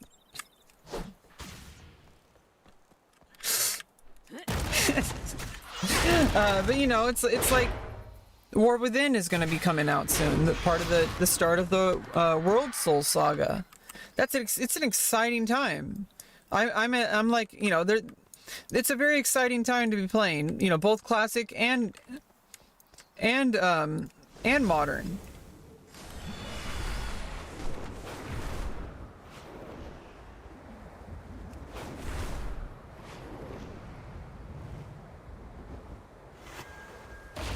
And I think it's all great that we have these options. I'm glad that they made Classic server, but, you know, it's a good thing that both exist. No, I'm not new. I multi-stream. Yeah, I started up when Trainwreck started the whole thing. I was kind of, I kind of took it off my multi-stream list, my restream list, for a while because it was making me uncomfortable streaming, but I think it's kind of leveling out, and the diversity of the streamers is kind of becoming more like, you know, there's people of all sorts of different walks of life streaming on the platform. I do feel like it's still a little bit more edgy, a little bit more rough around the edges than Twitch, but Twitch is also a tire fire. So as far as you know, the potential for like toxic people, it's just the internet, you know. It's like, it's not going to be different just because it's a different platform. Obviously, because of certain streamers on Kick who are kind of the face of it right now. The keyword is right now. That's going to change. People like Aiden Ross can't really survive for long without kind of losing a lot of resources. I mean, obviously, he's always going to be okay on his own. You know, you could always just run your own website or write a book or whatever, even if you have the most kind of most toxic ideologies or beliefs or behavior. But I don't think that's where Kick wants to go. People will complain about Twitch, but I think Twitch does a pretty good job. Some people think that they're too, some people would say words like woke. I do think that, you know, obviously they're trying to, some people say they're trying to push an agenda. Maybe that might be the case. But I also think that, like, you know, I think the agenda should be making sure that there's a place where everybody can feel safe to build their platform. And that means there's going to be people that on your platform that some of those people you're going to have to kick out. You can't have everybody.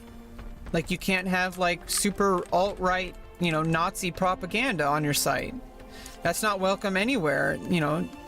I mean, at least if you want to survive and have people, especially if you want advertisers. But there's a reason why advertisers don't like it. And you know, obviously there's money. But I think there's a deeper reason why humans just don't like toxic behavior. It causes too much friction. It's just nasty. What am I looking for here? A Hornstrider scale? Where are the Hornstriders?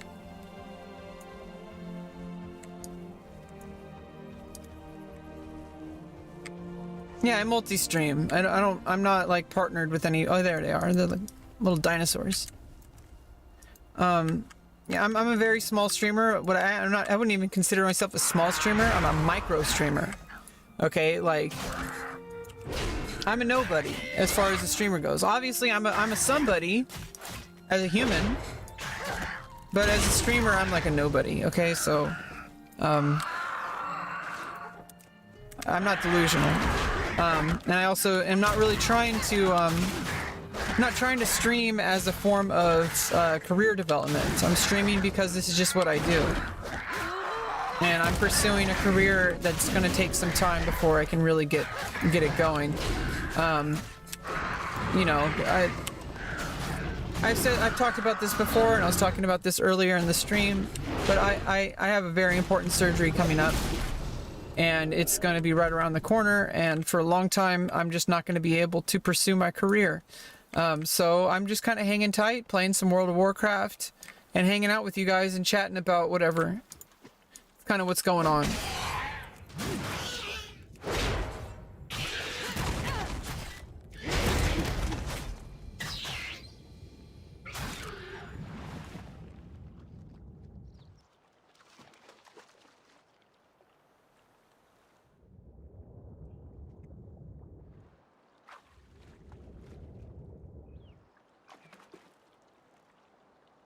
Yeah, I'm not going to be able to please everybody, and people are going to have different views on the world and different views on how I say things. I try to keep a pretty open mind, and I like keeping things like, you know, relatively like diverse. You know, as far as like having people who have frictional. I don't like to keep things like super heated. There's a point where I'll say that, like, you know, people need to, you know, leave that at the door, because it is my stream. And there's certain things that just make me upset, and I don't expect them to understand it. I don't expect them to accept it. But you know, certain times I will set my foot down and say, okay, let's change the subject. You know, I don't. This isn't a political stream. I'm not Destiny. I'm not Hassan or Vosh or anybody like that. I'm not here to try to debate people or change people's minds. I'm just doing my thing. And if people change their minds because they're willing to listen and talk with me, you know, it's a side effect. But that's not why I'm here. I'm not trying to be in like the Destiny space, okay? Like, thank God. I mean, I really think he's doing something really important. I don't really think he's I think he's in a kind of a I think he's a kind of a fucked up person, but you know, we're all fucked up. But honestly, like, his behavior is kind of, I don't know. Not really for me to judge. We all have our issues, but yeah, I'm not all about that. I'm not about that toxic shit. Basically, I mean, most of what he does, I think he's doing good. I think it's a net good. I think what Destiny is doing as a mission, which is to try to educate people and talk with people to move them over to more reasonable ways of seeing the world, more based in like reality of the situation. However, a lot of the stuff that he does is very like interpersonal people politics and like ad hominem attacks. But to be fair, people do that to him, so he's just fighting back. But I really don't want to be a part of that. I'm kind of about positivity and just moving forward with our lives and self-improvement, doing what we can to make the world a better place, not trying to fight everybody. I mean, that's kind of, but I'm also not a political streamer. So I'm not even trying to change the world. I'm just trying to change my world. And you see this name tag? You're in my world now, Grandma.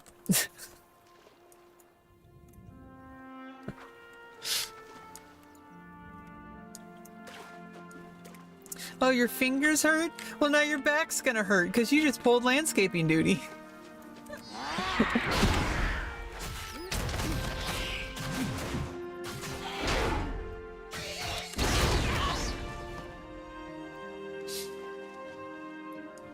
Just give it a little tappy. Tap, tap, taparoo.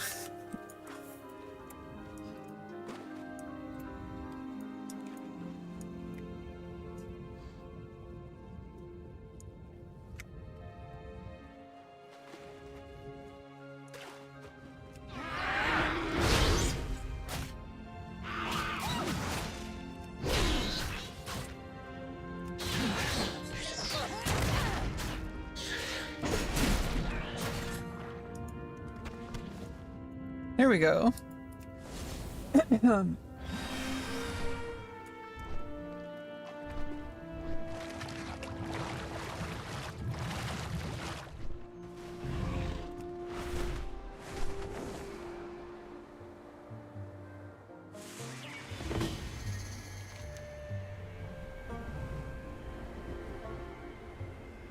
Wait, where's the quest?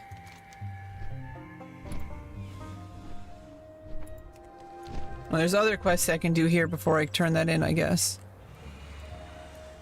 Oh, there's a proto-dragon.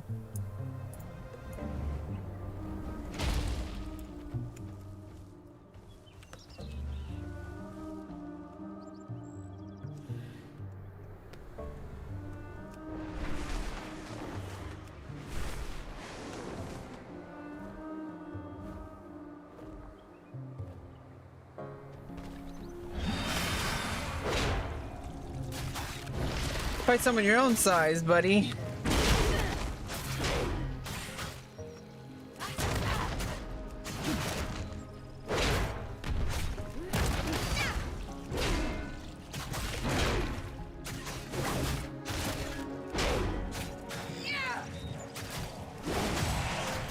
Yeah, so that's basically what's going on. Is I'm just kind of chilling and streaming, just like kind of having chit chats. With whoever, you know, wishes to be a part of this stuff that I'm going through.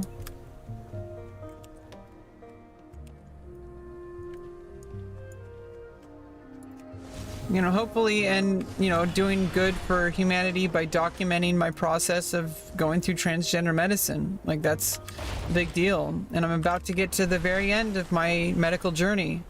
I mean, obviously not the absolute end, because there's medical care afterwards.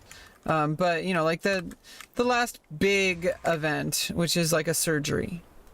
You know, I've had facial surgery, I've had orchiectomy, I've been on hormones for 4 years.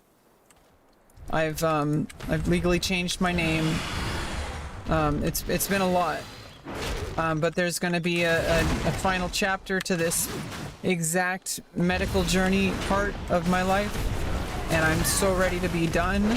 I want to move on with my life, but we're not there yet. So it's a little bit difficult to think about anything else.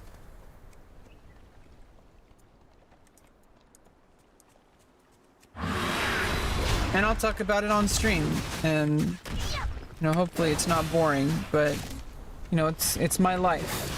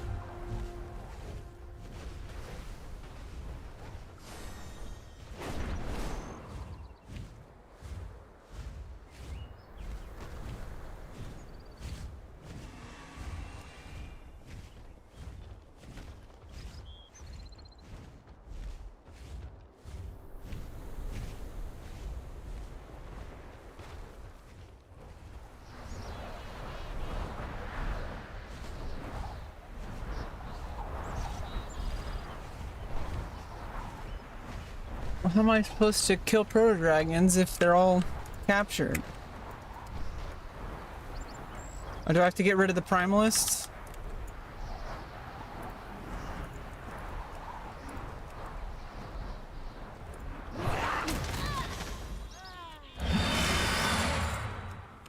Well, come back here. Oh.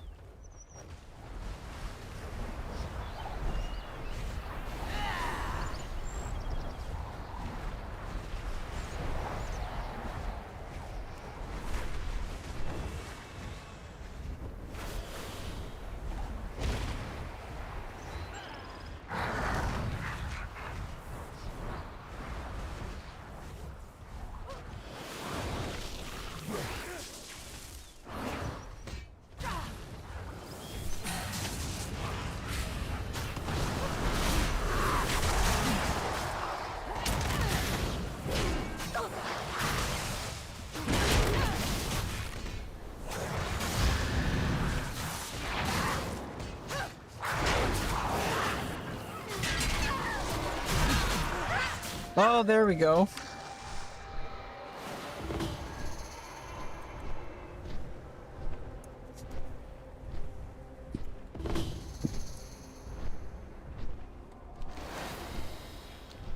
Oh, I was too close to the portal.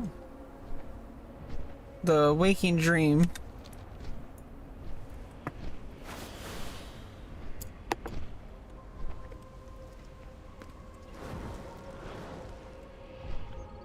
Yeah, these things are like higher level.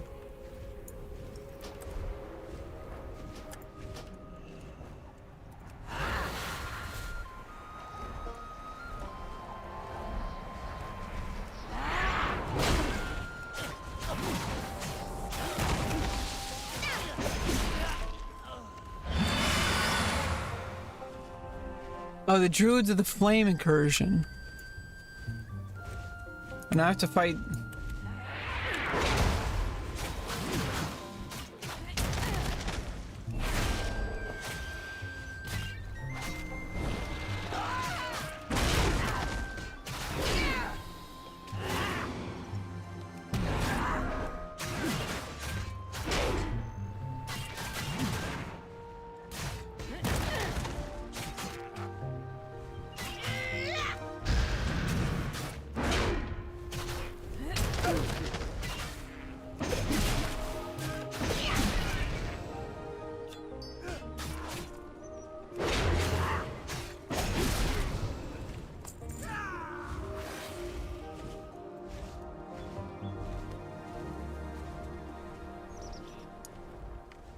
I still have to kill proto-dragons. I think I can take on these Ravagers, but just not like 10 of them. Probably not a good idea.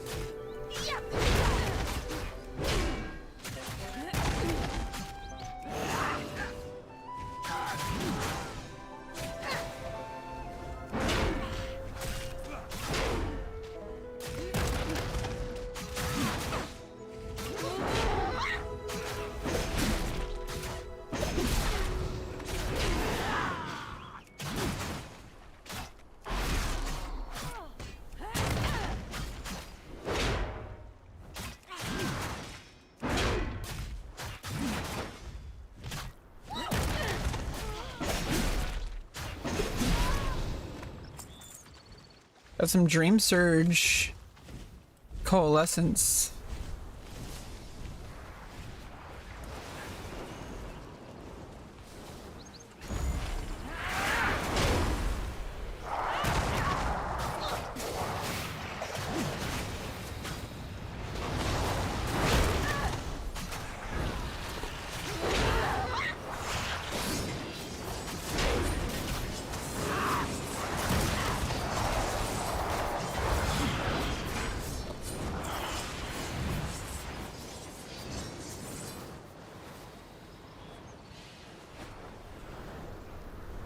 I have to be level 70 for that.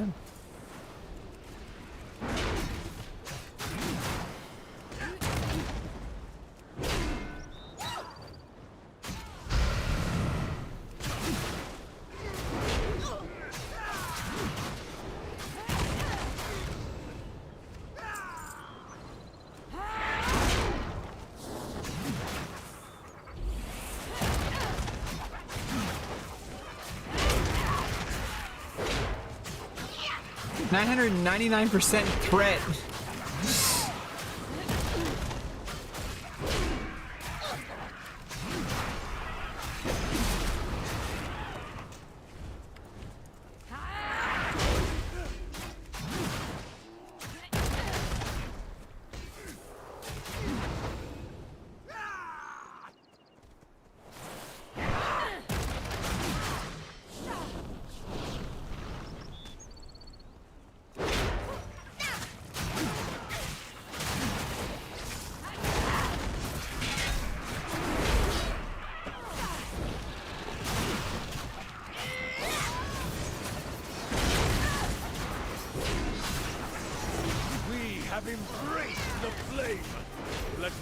Nice.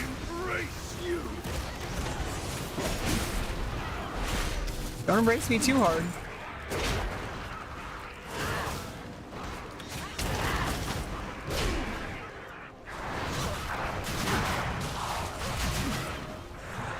No!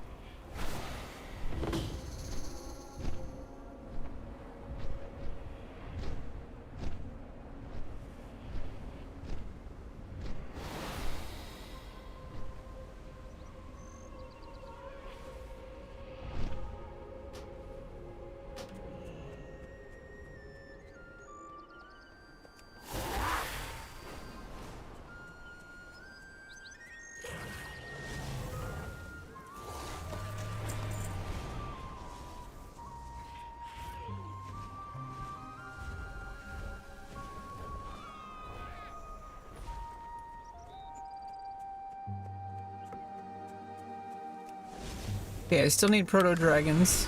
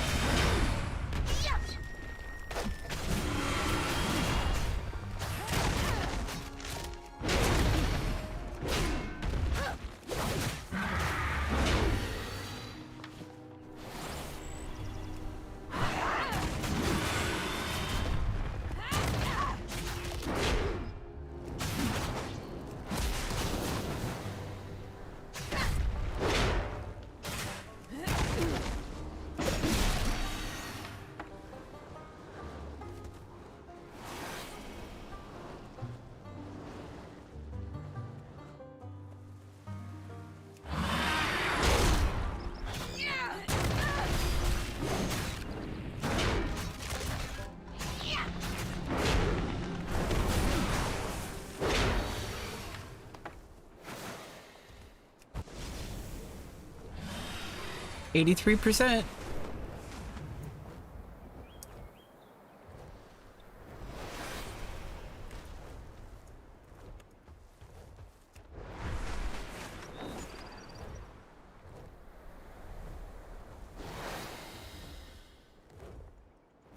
Ah.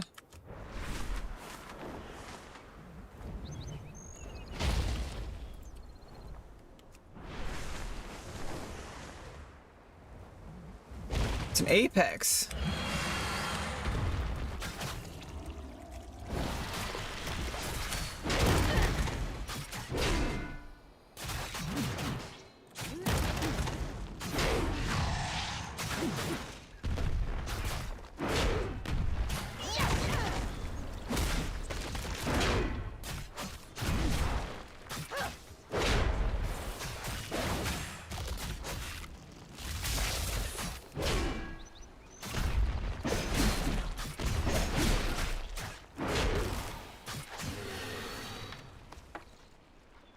Okay, probably just one more.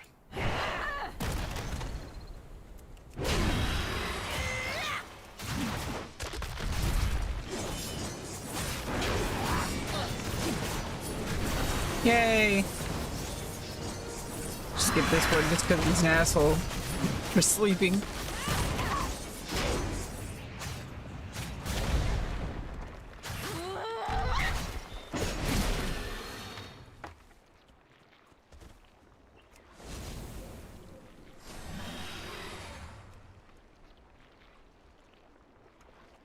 Okay, those are all the racing ones. Okay, let's continue with turning in campaign stuff.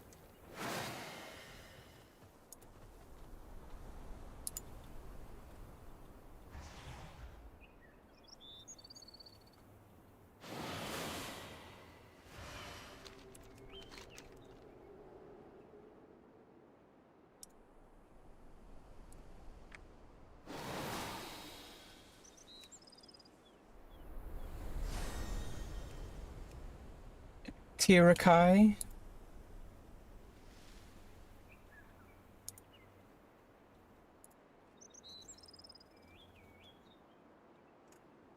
Oh, there.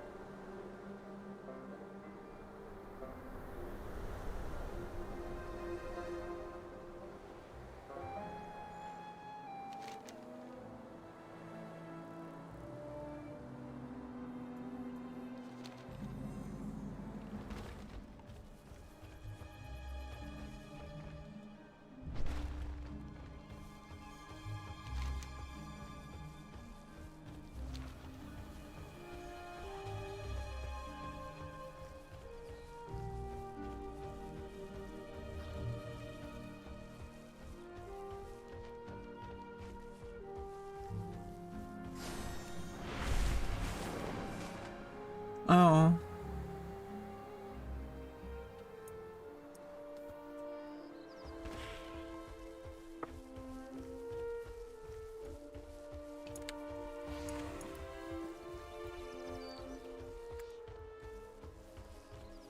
Yeah, these islands are just so beautiful.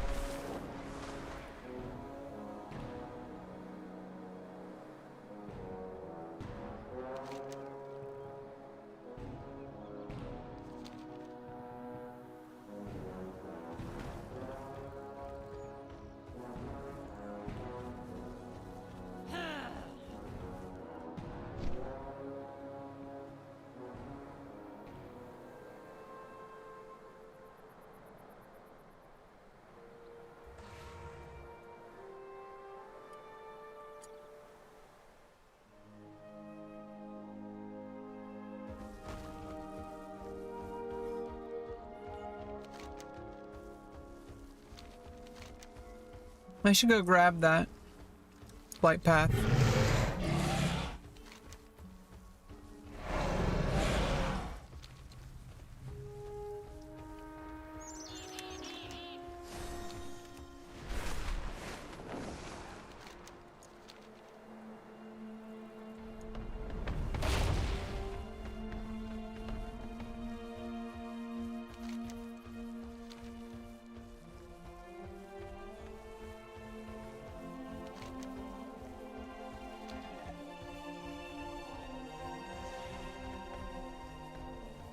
Oh, hey, it's beef and beans.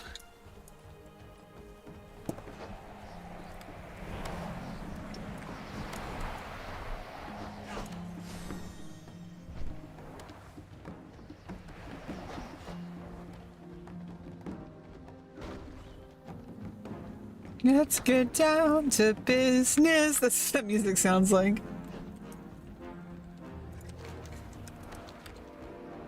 I mean, I guess with these centaur people, they're like, let's get down to business. Let's get down to business. That's what they're doing right now.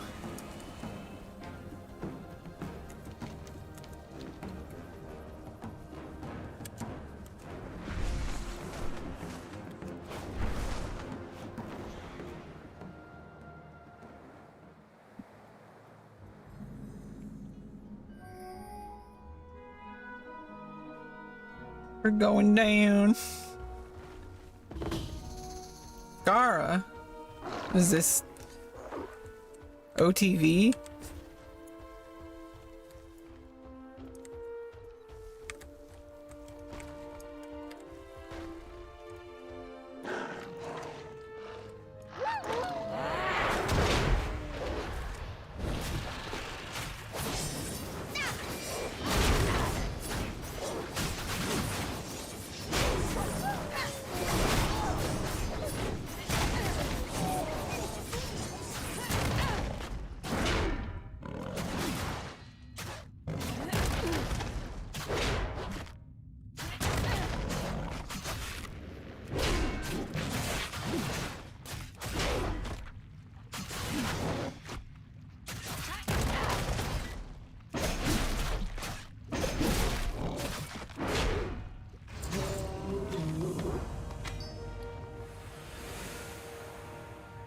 Nice.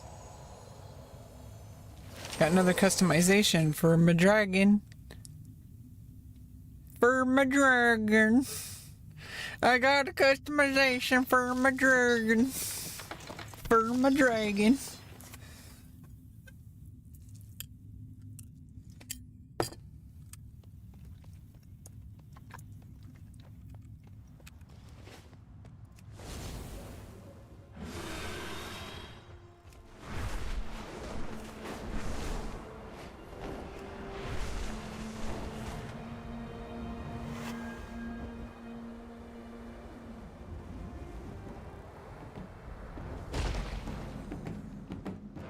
Greetings.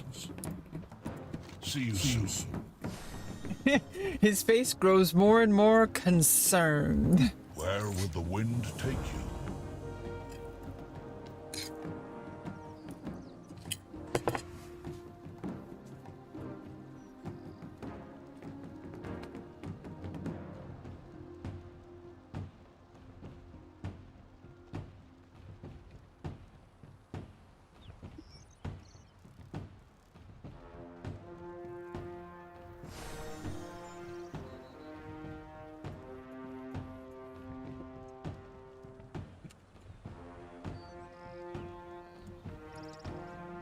Oh, I also need to adjust my camera again.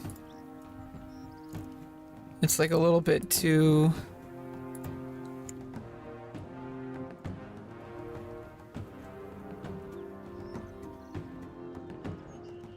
Oh, the whole thing is.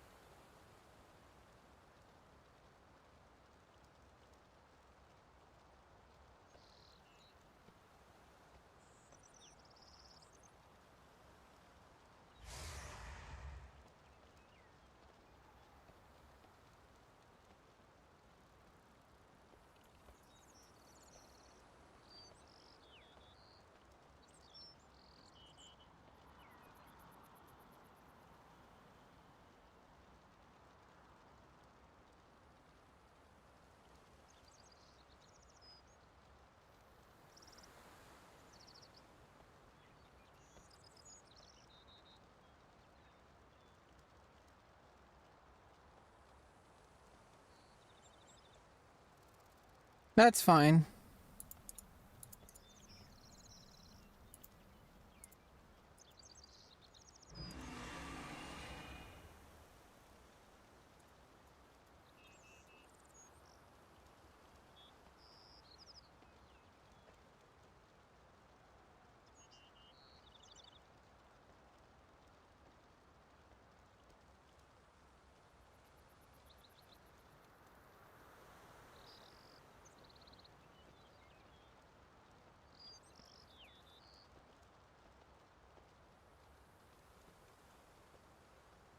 The Maruk have not seen such a massive conflict for generations. This war will spread across the entire plains.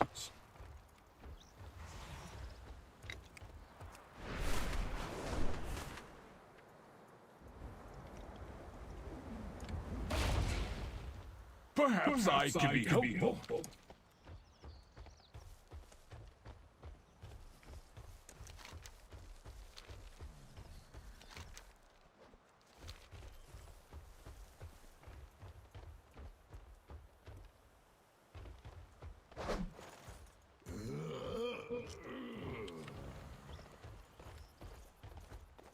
Have you eaten? They're so concerned with whether or not I've eaten. This is sacred land.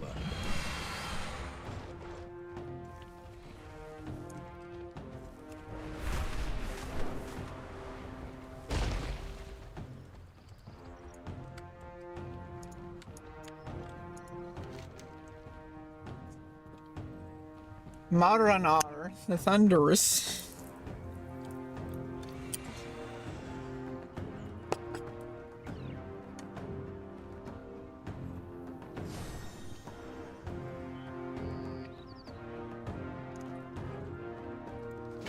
$17K experience for that.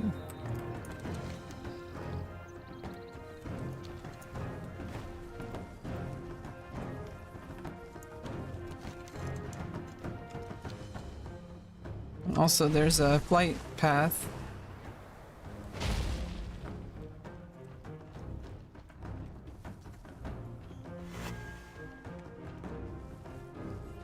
Oh, there's a nearby dragon glyph.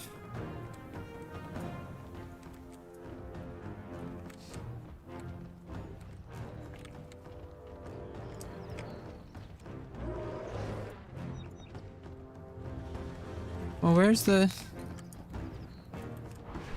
Over here.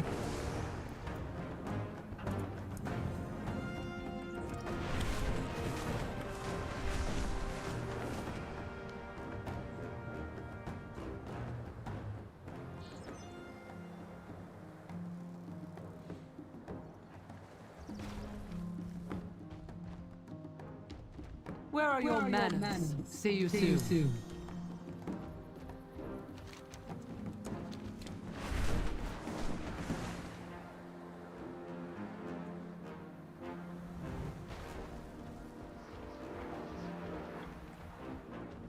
You return. Have you relayed my orders? Yes. What roads have you traveled? Go well. Oh, those are not an upgrade. Unfortunately. Family be blessed Boku with the Mystic. daughters. Boku no Mystical.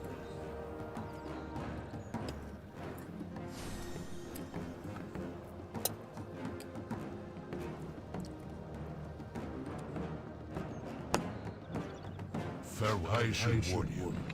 Boku has a bit of a self-confidence problem.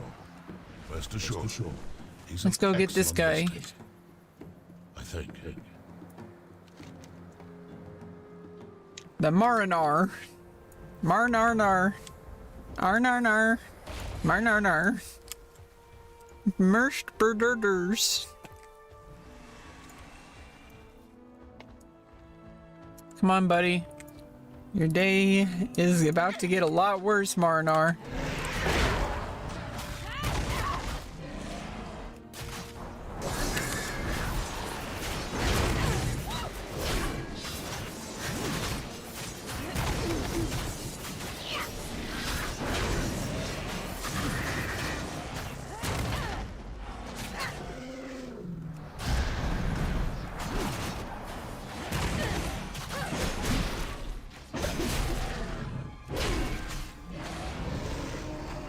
Let's go.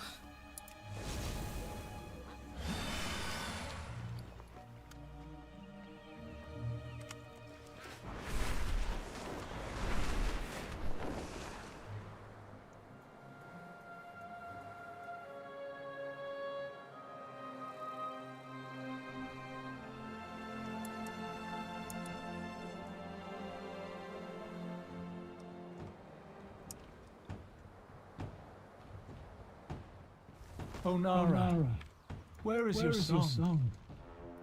Go where the wind takes you. Or dragons?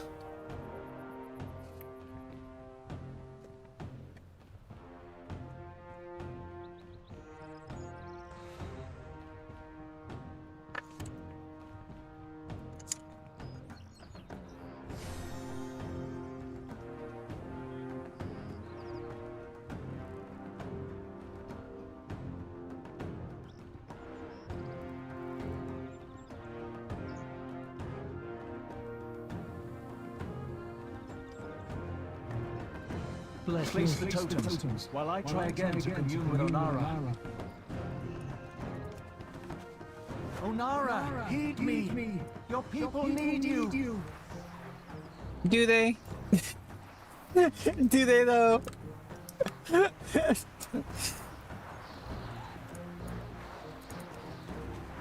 Have I offended you, Wind Mother? Yes. Very much. I am just a lowly initiate. I need your guidance. I hear Give nothing. Rebecca gold. I am not fit to be a mystic. Fair skies. No, that's right. Dumb bitch. You're not fit at all. Just give all your gold to Rebecca and then maybe you'll be forgiven.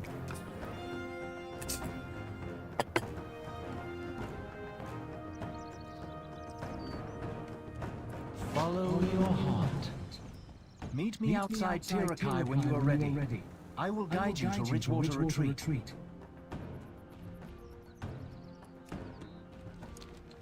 Let's go turn in the Marnarnar. Turn in the Marnarnar.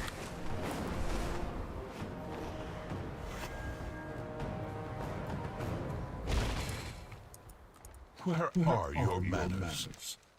Where will Optimus the wind Primal. take you?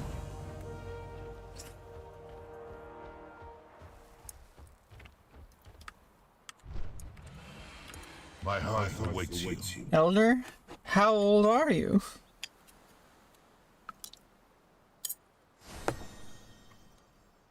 May your family be blessed.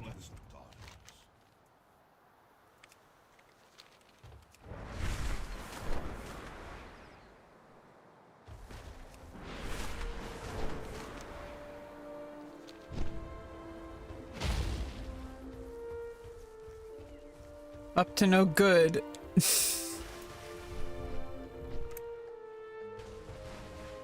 Hello. Hello! Hello! Get some Hello! rest. You can't desecrate the Kurgans, it's my job. Farewell, then. I have to interrupt their ritual because they can't be the ones to desecrate things. I'm the one who's supposed to be looting the graves and all that shit. Oops.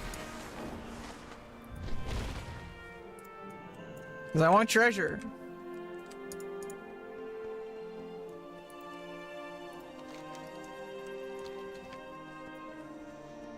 Wait, someone was just here, so I have to wait for the repop, I guess?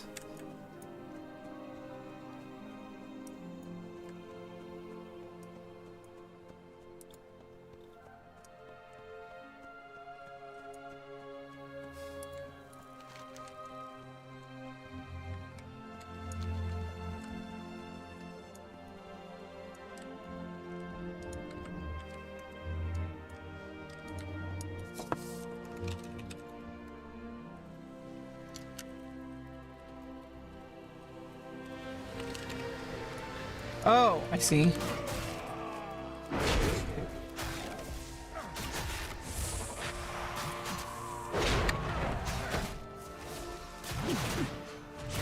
Yeah, so it is a respawn.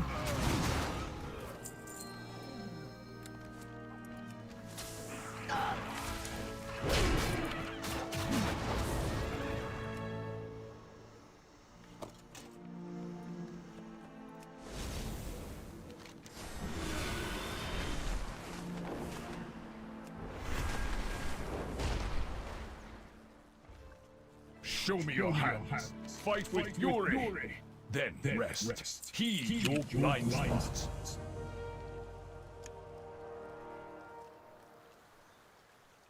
Goodbye.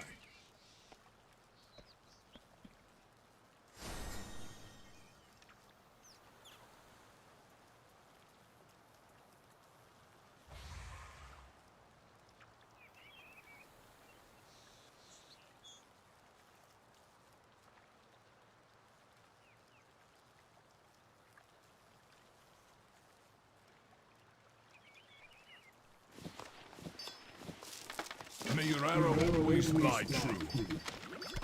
Trust your plan and none other.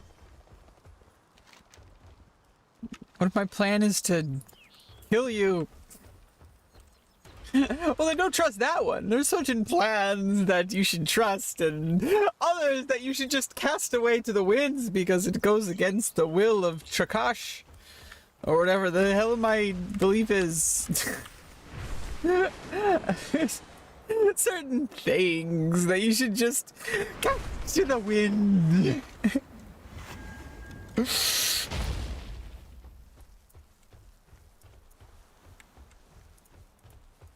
Because we must not question the gods that these are a test to whether or not we will follow. Please don't kill me. I have a family.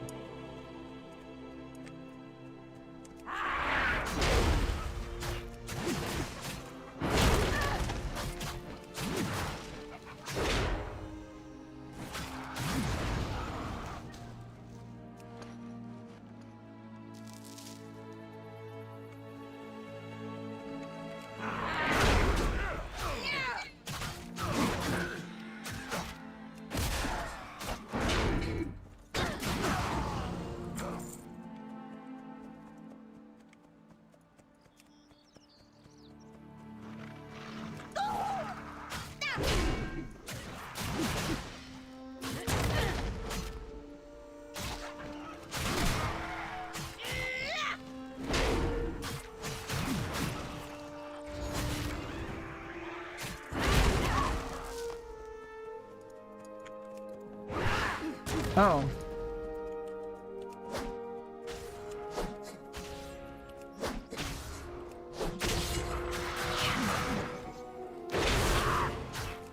Risen Obama. Obama.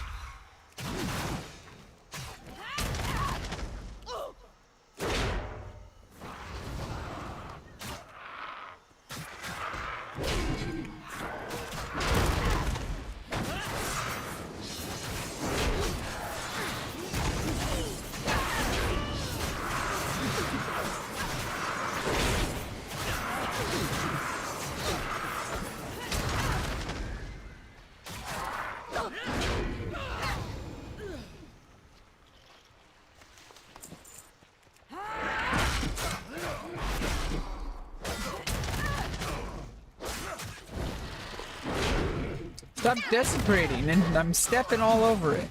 It makes my hooves smell bad. Making my hooves smell bad with all your desecrating all over the land. I can smell it. Oh, I don't need these anymore.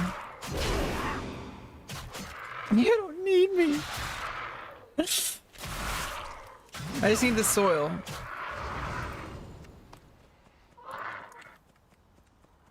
Although there's a pile of desecration over here.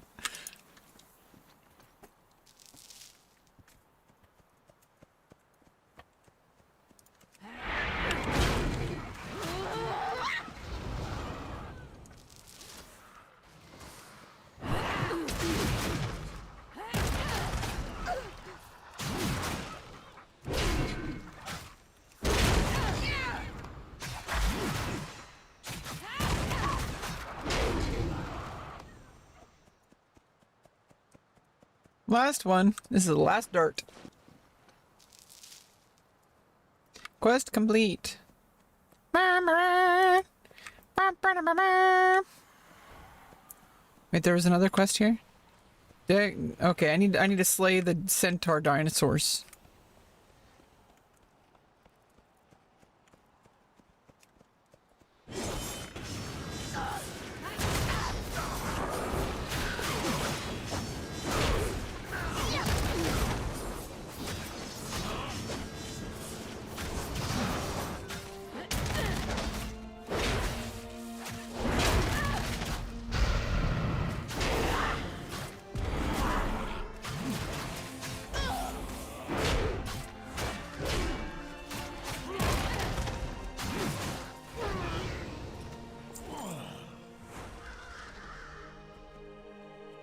One more.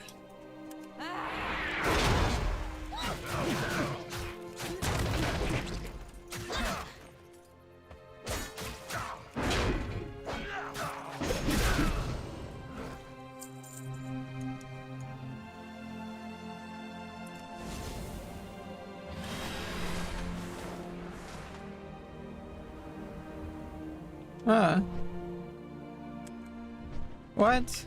Went the wrong way. Oh, it's up there.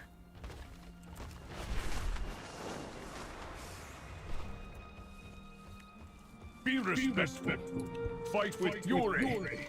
Then rest. Get some rest. Heed your blind spots. Trust your plan and none other. He must be stopped. Farewell, then. Oh.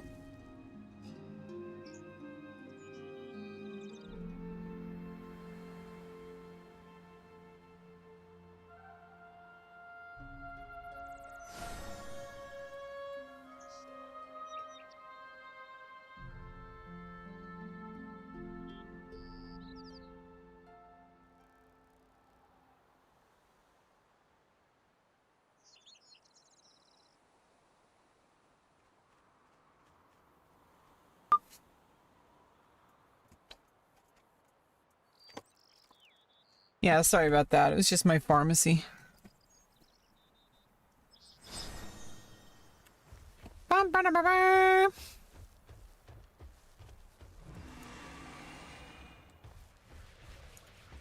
this guy. This guy. This guy. I'm gonna get him.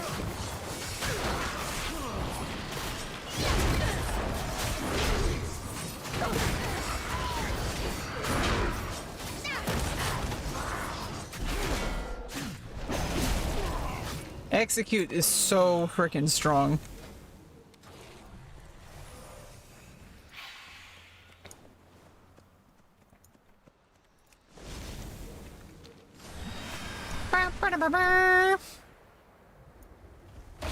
How is your health?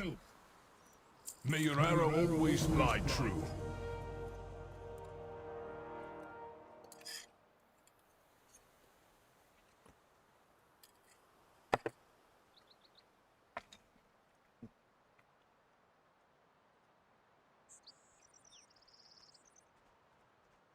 Goodbye.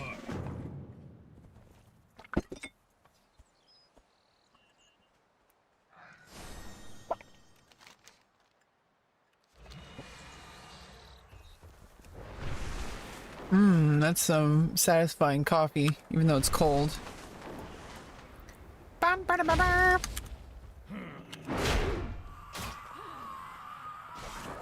Oh, is this not the area I needed to be?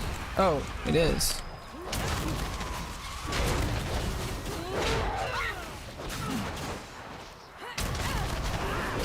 My mind on my money and my money on my mind. Loot 1,000 gold? I already did that. Are you good? Heed your blind spots. So it's not 1,000 gold at once. I'm like, if there's mobs out there that literally you loot 1,000 gold, that's insane. But no, it's just 1,000 gold total of loot. That's more reasonable.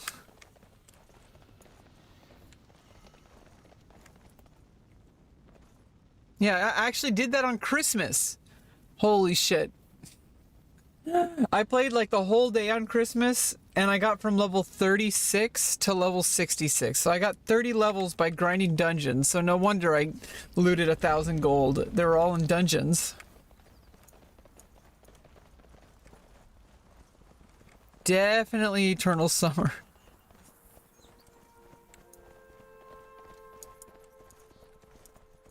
Ganmat the Wise. Not so wise. I'm gonna give you something to be wise about. Stomp, stomp. Smash, smash. Spin, spin. Smash, smash. Swipe, swipe.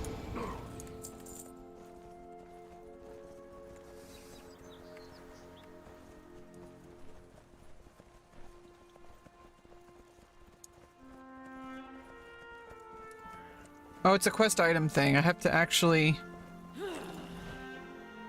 Oh, I needed to do that with that guy, too.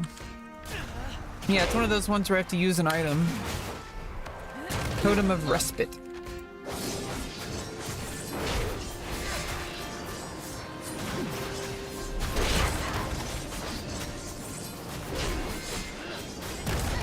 Yeah, I was thinking it might be that. They have to like free their spirit. Usually when you do something that's like freeing something, there's like some item involved. Be welcome. Get some rest. Be woke.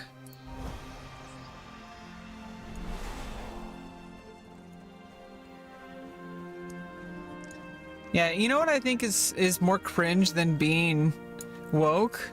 Being anti-woke. It's like, it's already kind of cringe being like what people might think woke is, which doesn't mean anything. Just some word that people use to dog whistle that they're racist.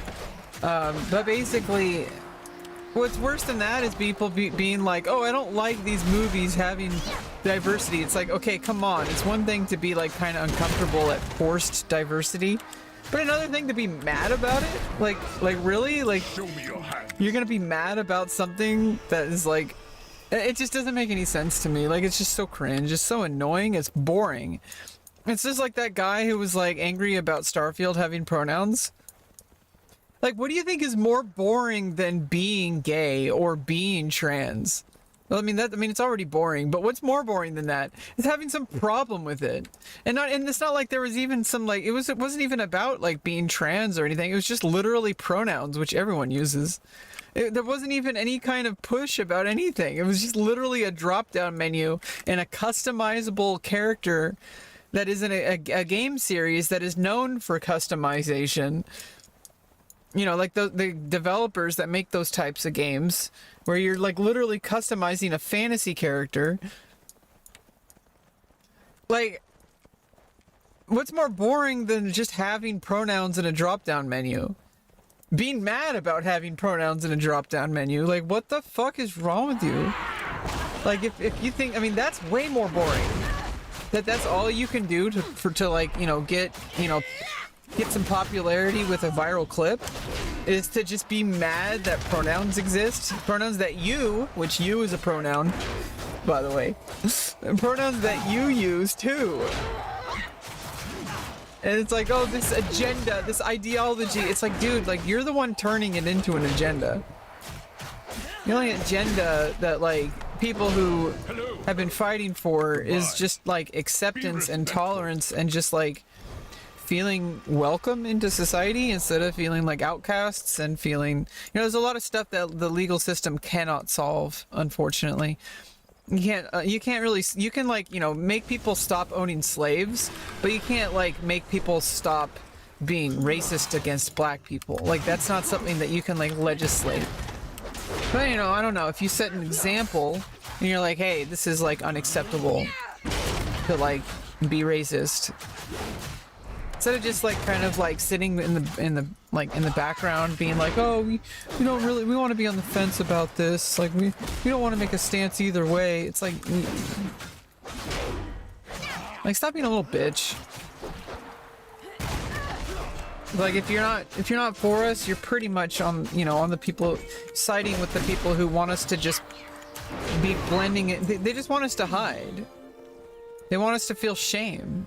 And by like giving into that like rhetoric that it's like not something to be talked about, it's like you're kind of playing into that. It's like it's not your decision. It's nobody's decision. Like mine, maybe. Either way, I don't really. It's just a thing that's going on these days that's just pretty annoying. Like either somebody has to be like super SJW, or they have to be like so anti-woke, whatever that means, that they basically anything that is remotely different than what they think the normal thing is, like whiteness or straightness, or, you know, I mean, I myself am binary. Like I'm a binary female, like, but I know that there's people who don't really align with that, and I may not understand it because I understand my gender. It doesn't mean that it's like something that's not real or something that should just be like dismissed. Like it's real, it's just not something I experience. Like I experience binary gender. Like that's my experience, and that's okay. I don't have to be non-binary. I don't have to be cisgender. I don't have to be transgender. I have to be myself. Because there's no choice. I mean, you can't be anything but yourself. It's not like something that you try to do. It's just something that you are. Like, I don't know. It just sometimes it feels like being trans, like it feels like sometimes there's some pressure that you feel that you have to like speak out against things, or that you have to like be a certain way. Like there's some kind of responsibility. It's like, and it's kind of thrust on you too. It's not even something that I seek out. It just is what it is, and it's frustrating because I just like, people just see you as like the trans person. You know, oh that's that gamer girl who's like trans. And then they're like, you know, people are like, oh, I don't really want to watch her because I can't really relate. And it's like, okay, probably can, but you know, if you give me a chance, any female content creator, if you're male, you can connect with anybody. But it's more likely that you're going to connect with somebody who has your same experience. And I don't know, I think there's ways to kind of fight back against that. It doesn't just happen. Like these things that we want to change inside of ourselves, we first need to want the change. Like if you're like trying to quit drinking or trying to exercise more, it doesn't just happen. You have to like set the conditions. Okay, where the hell am I going?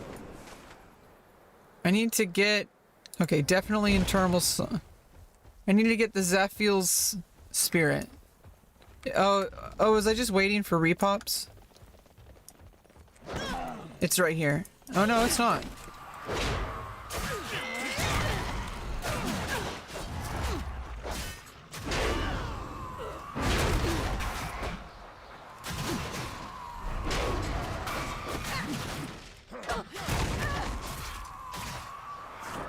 How is your health?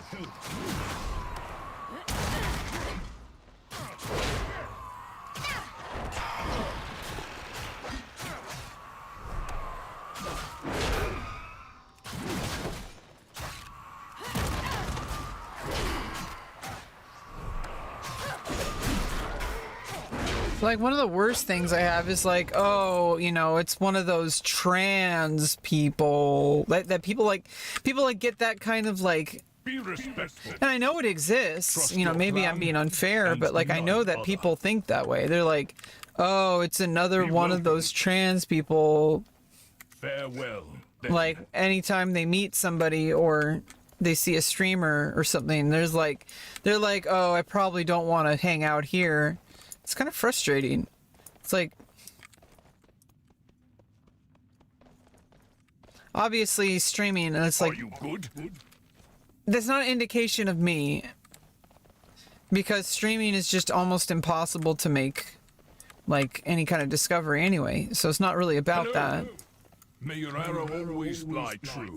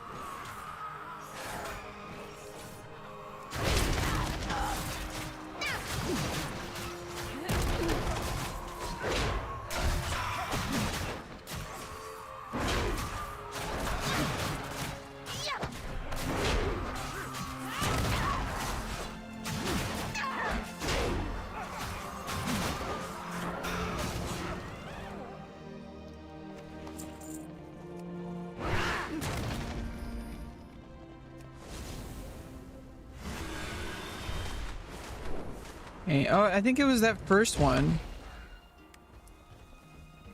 Oh, maybe not.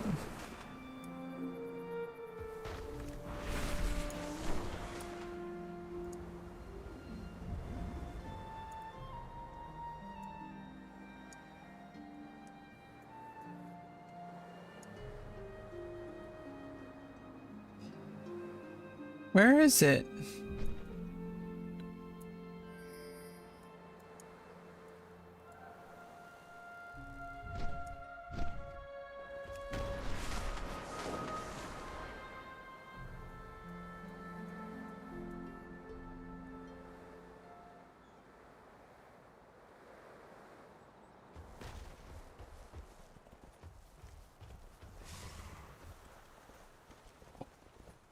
I cleaned out my keyboard earlier, but sometimes they're getting a little stuck because I don't think I put them all the way, put the keys back in quite all the way.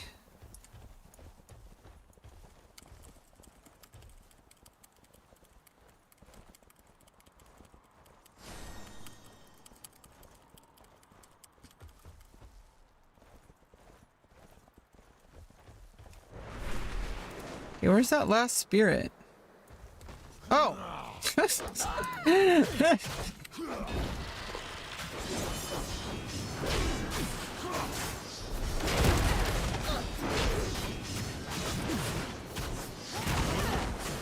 Don't let my blood. Ew.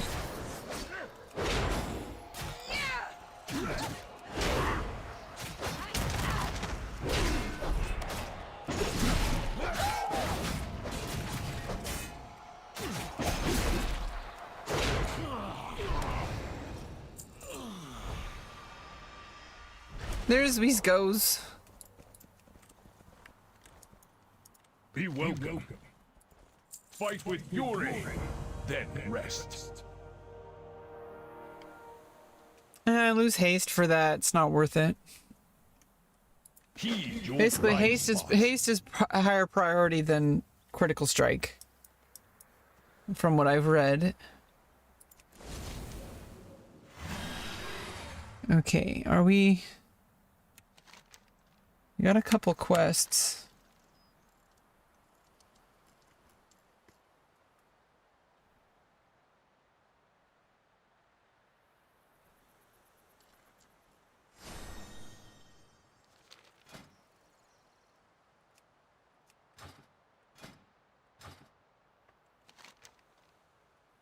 Those are the challenge tour. I have a disgruntled initiate.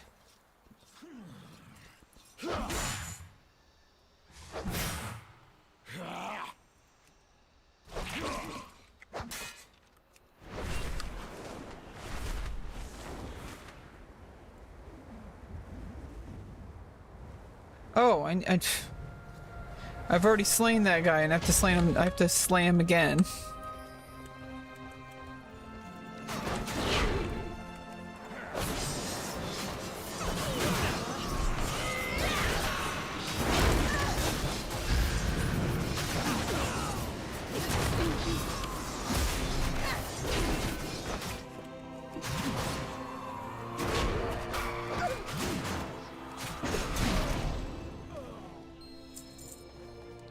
Are you good?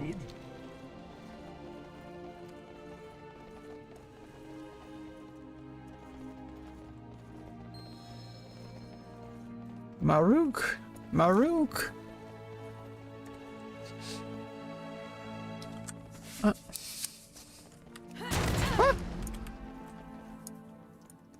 Show me your hands. They're not in my Goodbye. pants.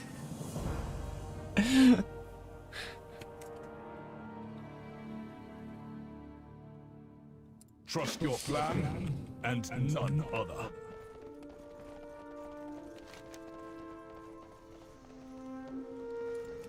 Okay, I have two different... I'm not starting fire season yet.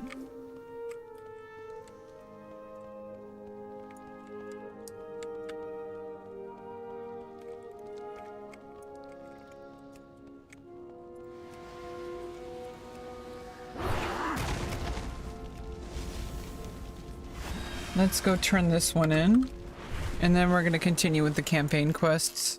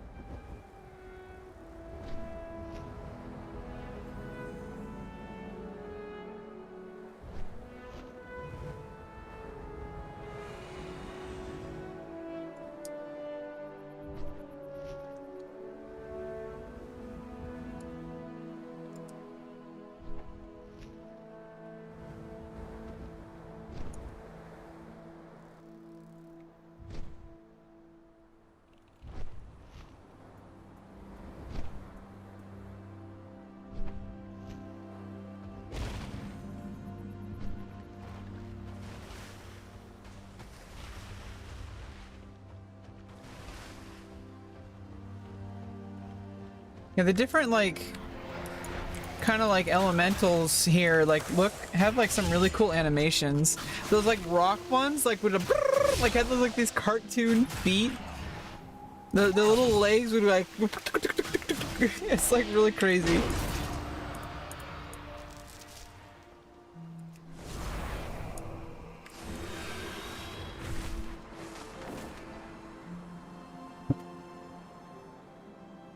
Yeah, I'm probably gonna try to clean my room today after stream.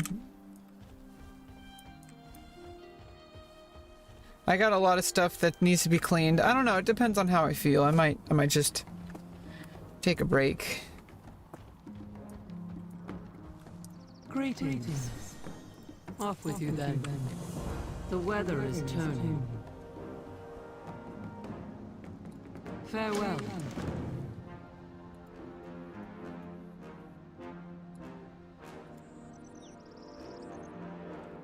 Go well.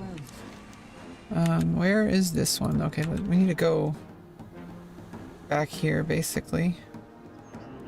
Oh, let me place these totems. I think it's just like right here. And there's like a flight path.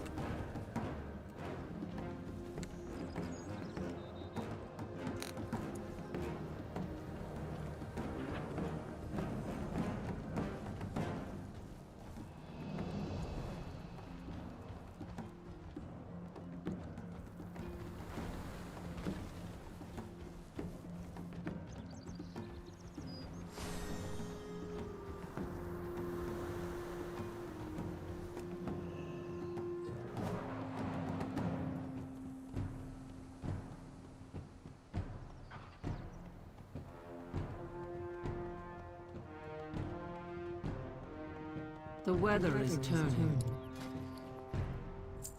Now it will be quiet again. Not really.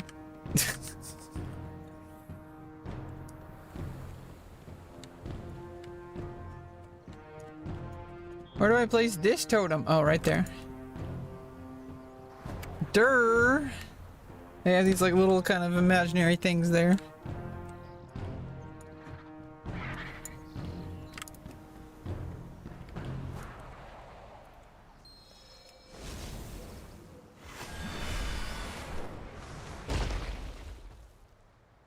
Hold your dog. Good luck.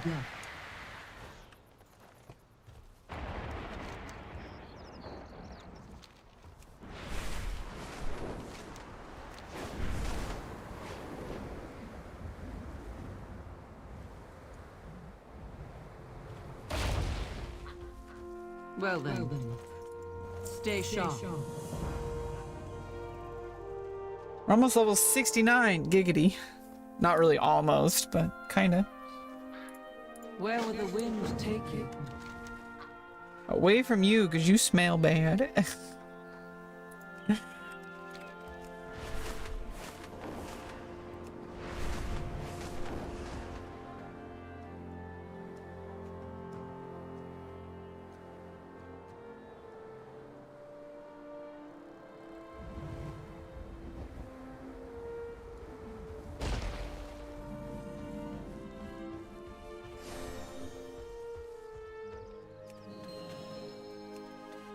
Investigating.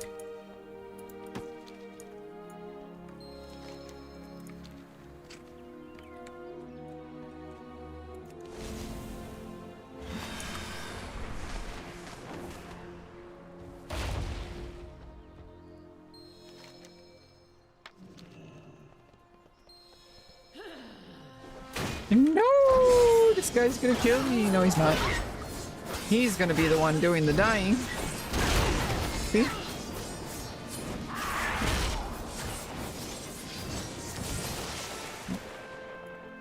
It slices, it dices.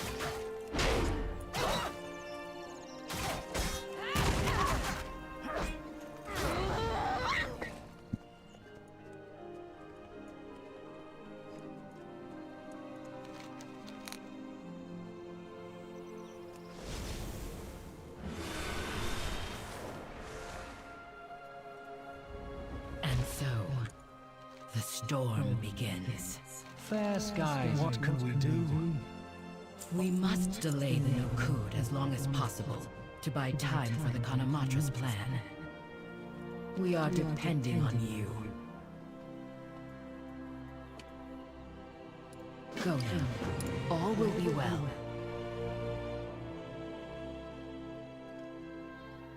Ooh, that's an upgrade. My Khan, I have failed as a mystic. I cannot commune with Onara, and the Kanamatra needs her help. We cannot hear the Wind Mother's song either. The storm has cast a cloud over her. It is not your fault, Boku. Oh, there's a glyph somewhere.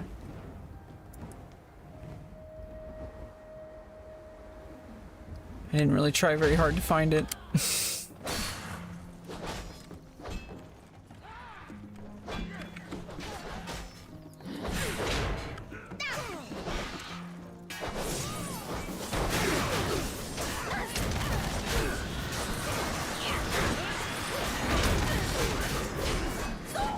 Oh my god, Warrior is so awesome, dude.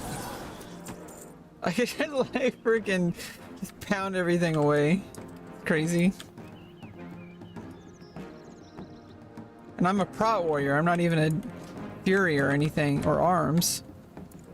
But I feel invincible as a prot warrior. I like shields. You know, especially I get those shield bash abilities. Obviously, I'm not like set up to be DPS, but I like tanking. I feel more useful. Obviously, DPS is extremely important. So, like, you know, DPS classes are, you know, they help, you know, make things faster. You can actually survive things, but I don't know, something about tank, you know, main tanking. It's so awesome.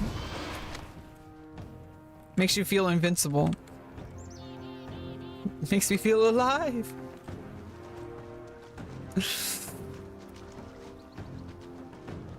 What is this? Auspicious winds? What the heck? Am I Goku? Is this the last airbender?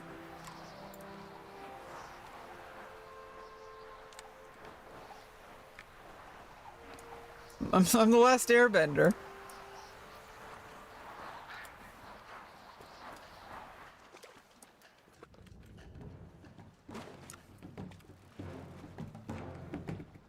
I need bundles of totems.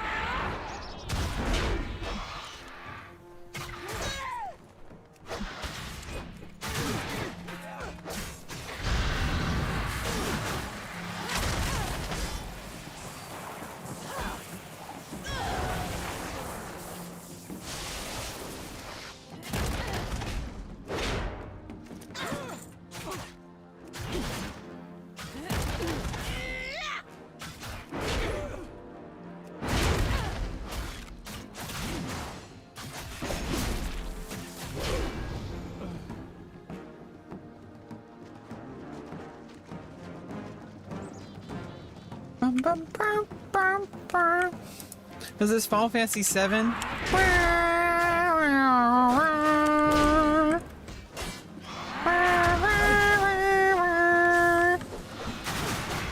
That's what it sounds like. A lot of inspiration from Final Fantasy 7. Was that Wutai? I don't know.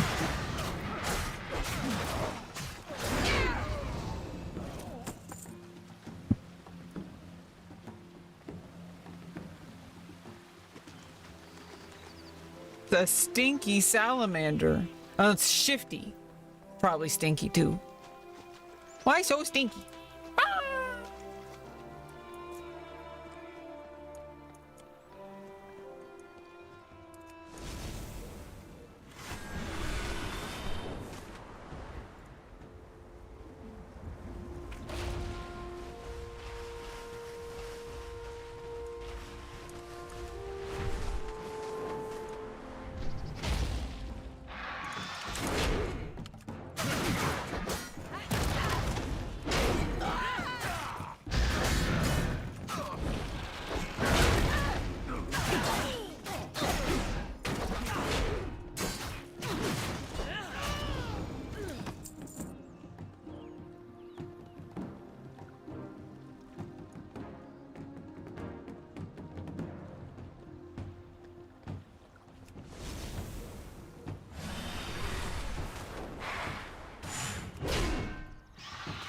Those aren't what I was looking for. These aren't the droids you're looking for.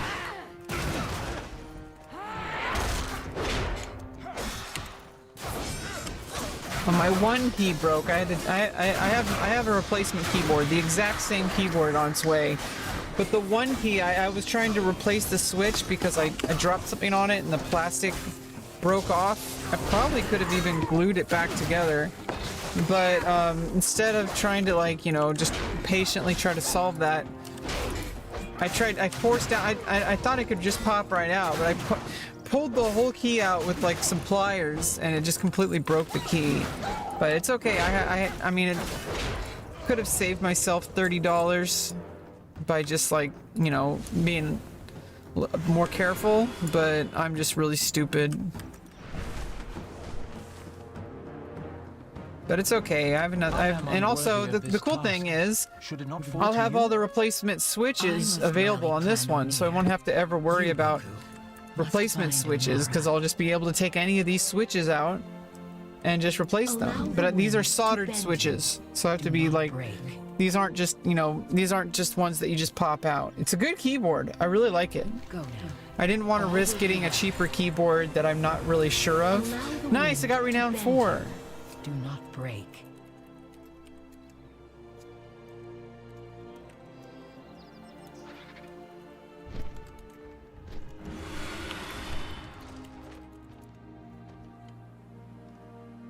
And I get... Always know the direction of the wind.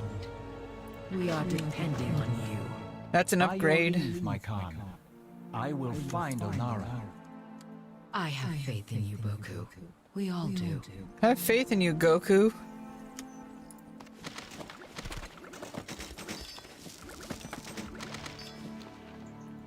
Catching wind or passing wind? Oops.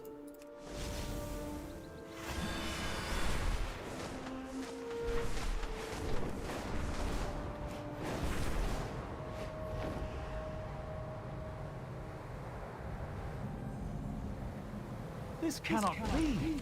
Even Balakar would not dare.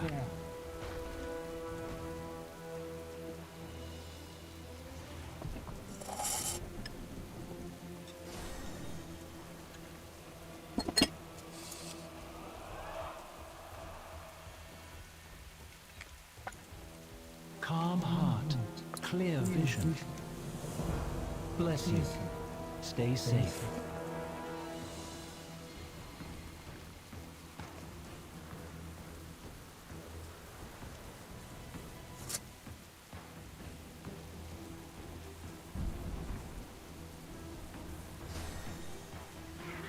Go where the wind takes you.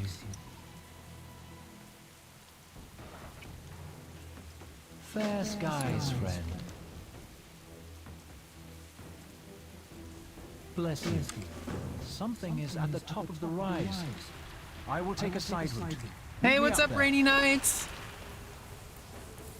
I know it's been a week since I've been streaming. My internet was out. But I am back. And, good news, my surgery is going to be scheduled after the new year. Again. And they're gonna make sure to take care of me. I don't know if you've been here since I mentioned, but I got my A1C down to 6.7. Which is more than I anticipated. And it's probably gonna be, hopefully, even below 6.5. Which is where the healthy range is. Even 6.7 is still high. But for diabetics, they consider 7 to be high. Because it's very difficult for diabetics to get locked in. But I'm doing really good. And I'm gonna get a call back next week, sometime next week, an email and a call back to actually get on the schedule, and it should happen within the next 2 months. Well, thank you, Rainy Nights.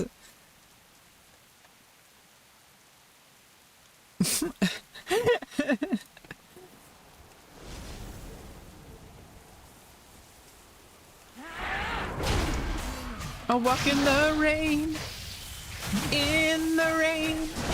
I walk in the rain.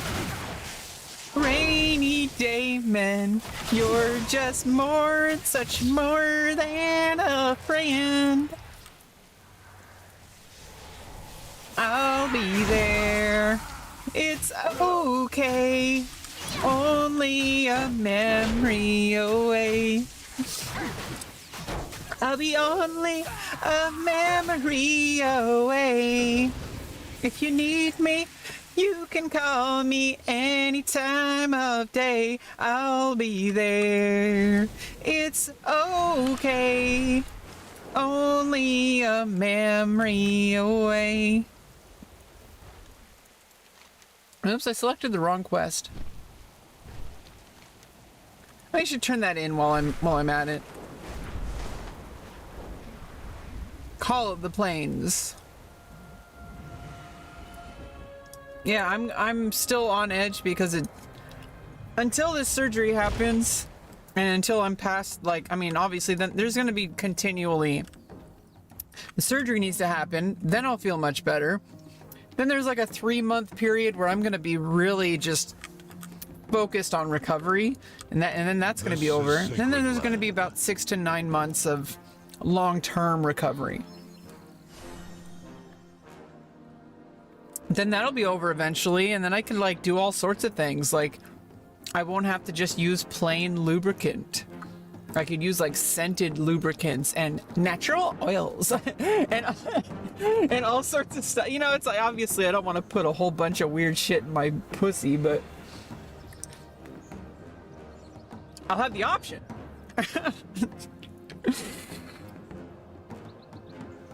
Because especially right after the surgery, I'll just be limited to just like plain old Astroglide to make sure I stay dilated and all that.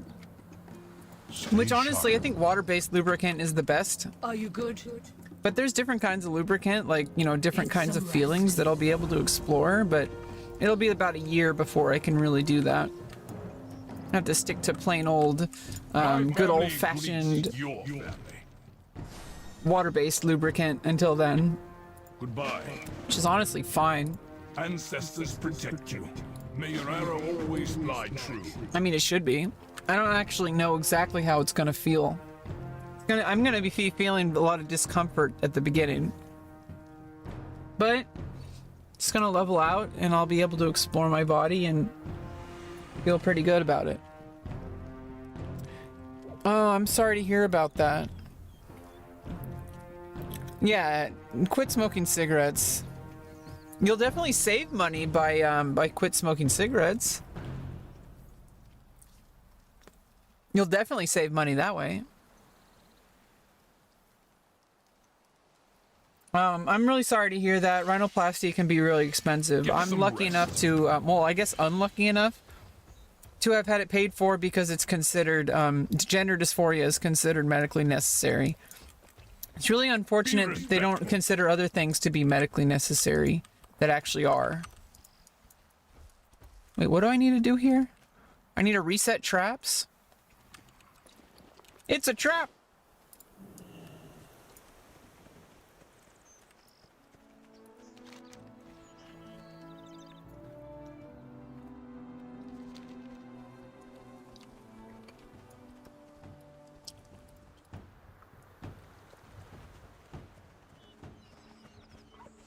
Where are the traps? I don't...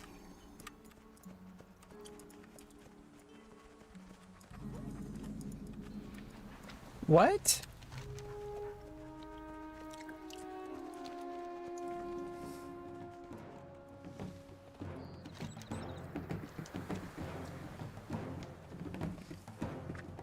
Use meat from the nearby waterfowl to reset them. Okay, I have to get the waterfowl. What's up, Johnson? Oh no, Johnson. Oh no, Johnson. Oh no, Johnson.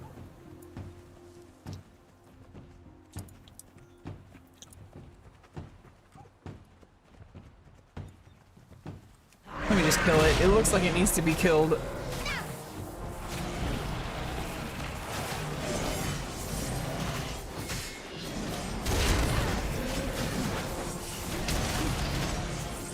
All the things fall on Johnson. Hi, Johnson.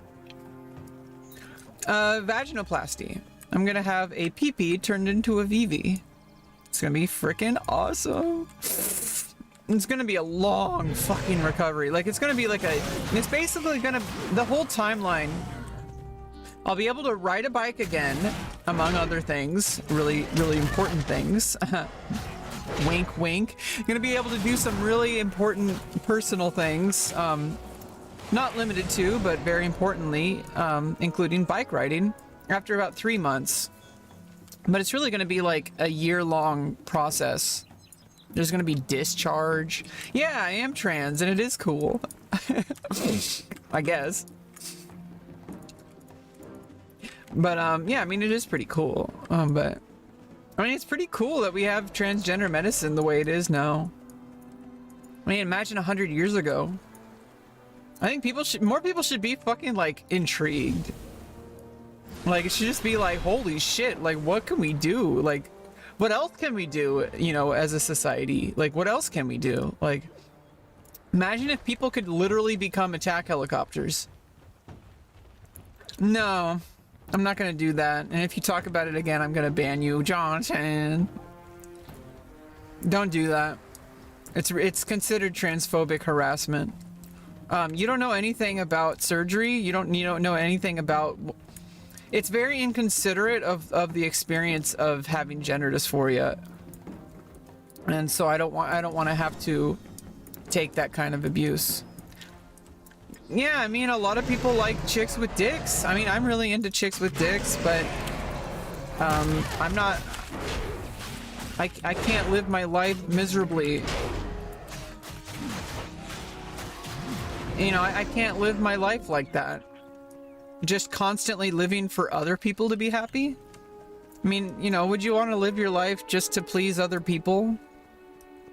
Just be, you know, oh, I really know I need the surgery, but all my fans expect me to have a penis. It's like, what about all the fans who, like, want you to have a pussy? Like, you're, like, leaving all those people out. And plus, what about me and my needs? Like, why am I living for other people?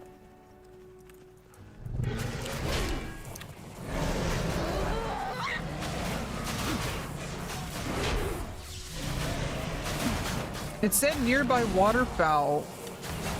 Where are the... Oh, I have to go to the river, probably. That sounds reasonably obvious. Yeah, it's going to turn out great. The technology is really, really advanced.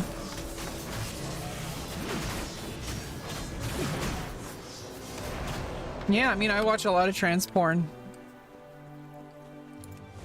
And it's actually, like, it's increased. I don't know if you saw the Pornhub list of searches, but transgender went up. Like, the stocks are up for being trans right now. Like, it's... Now's the time to, you know, the stocks are up. And they're only going up. That's all. That's not all that's going up. Hey, yo! Well, I'm definitely not going to be able to go up anymore, but that's good. I can put things in there. That's going to be... It's like people say you're losing a penis. Well, what about gaining a pussy? Like, have you ever considered that? Like, some people just, like, they're so attached to things that obviously they are attached to. But, like, I've thought very long and hard about this. It's been 17 years. Actually, it's been a really long eternity, actually.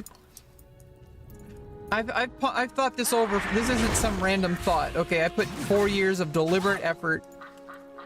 I've been waiting since the consultation for almost 2 years. But I've been deliberately attempting to get this surgery to happen for the past 4 years. I've known I've needed it for 17 years. Okay, this isn't something that's gonna just... This didn't just happen, okay? And I even have, up until the actual surgery, up on the, you know, in the hospital, hooked up to stuff to decline it. Which is not gonna happen. That'd be stupid. That'd be self-harm, honestly. To give up on something that I know I need just because I'm a little bit scared, that's, I'm more mature than that. Like, I know it's scary, it's a huge change and it's permanent, but I've already had my balls removed, so I've already made that decision. So I can make this one. It has lifelong consequences, but so does not doing it. If you really think about it, like... You could say that you might regret it, but what about the regret of not doing it? And so I don't need to explain this. I hope that you know, maybe learn a little bit of understanding from this, but I can't really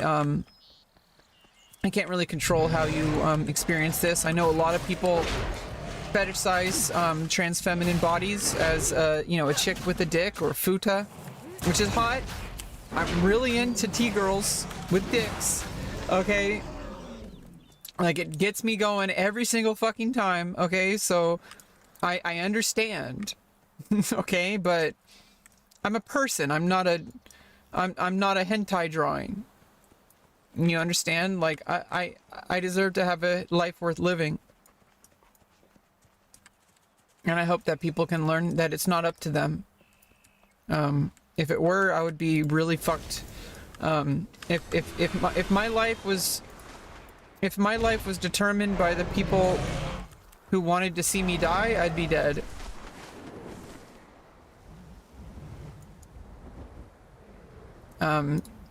Basically, I think in the end of the day, if you don't experience something already yourself, don't assume that you know what's best for somebody. I think that's the best way to stay considerate of others.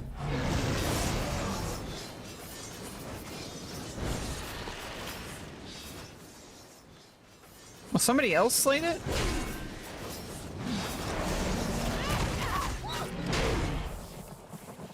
It's okay, you're gonna...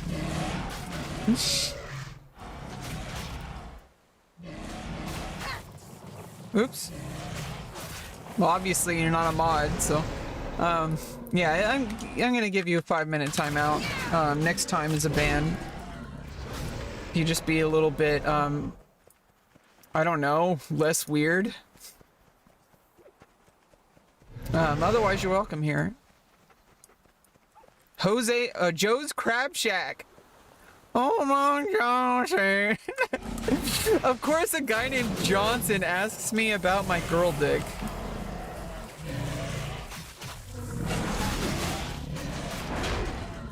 Of course. Of course. Wouldn't want it any other way, Johnson. Keep being you. Keep thinking about dick. I mean, I think about dick a lot. And I think about pussy. And I think a lot about my pussy. I'm gonna be so fucking happy.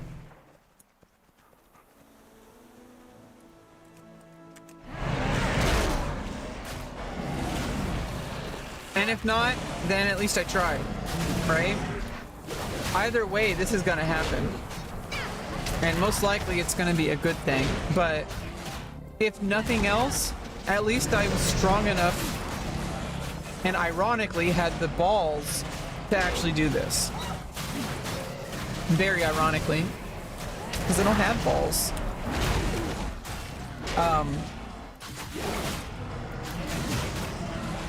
Yeah, nobody could ever call me a coward.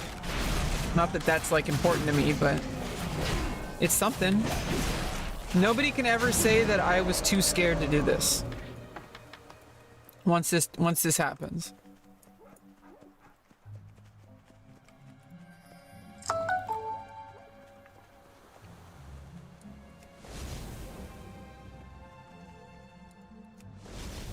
So, like, most likely this isn't just gonna be like a consolation, kind of like, oh yay, I did the thing that I set out to do, but I'm not happy with it. That's not gonna happen. Everything points to this being the right decision. Every single step along the way, every single like moment. And yeah, it's pretty scary and it's a big deal. It's a big change. It's a monumental surgery. Ooh.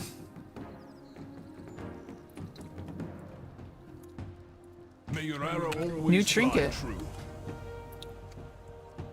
I have to replace the bag of biscuits.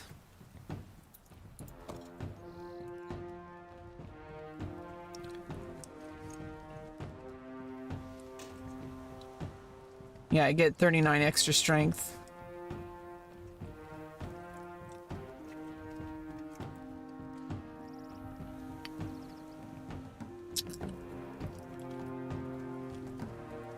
I want strength or versatility. What does versatility do again?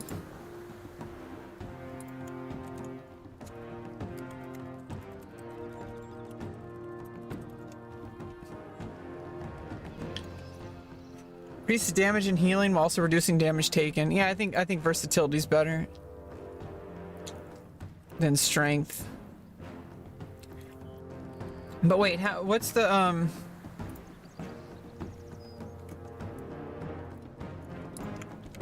wow, how much damage does strength increase versus versatility.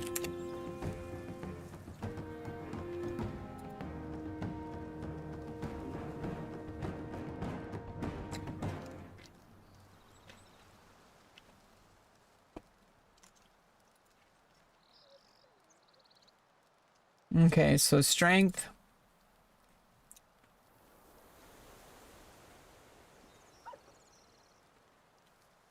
Strength also converts into parry.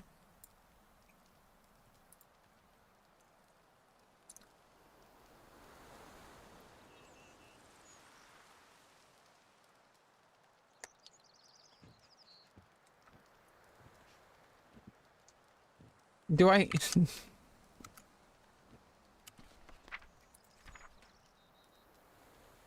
I do have parry, right?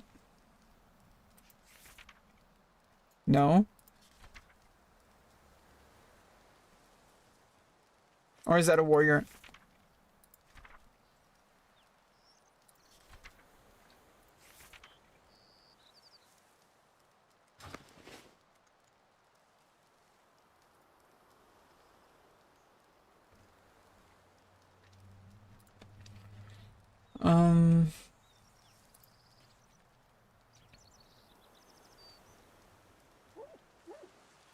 Attack power.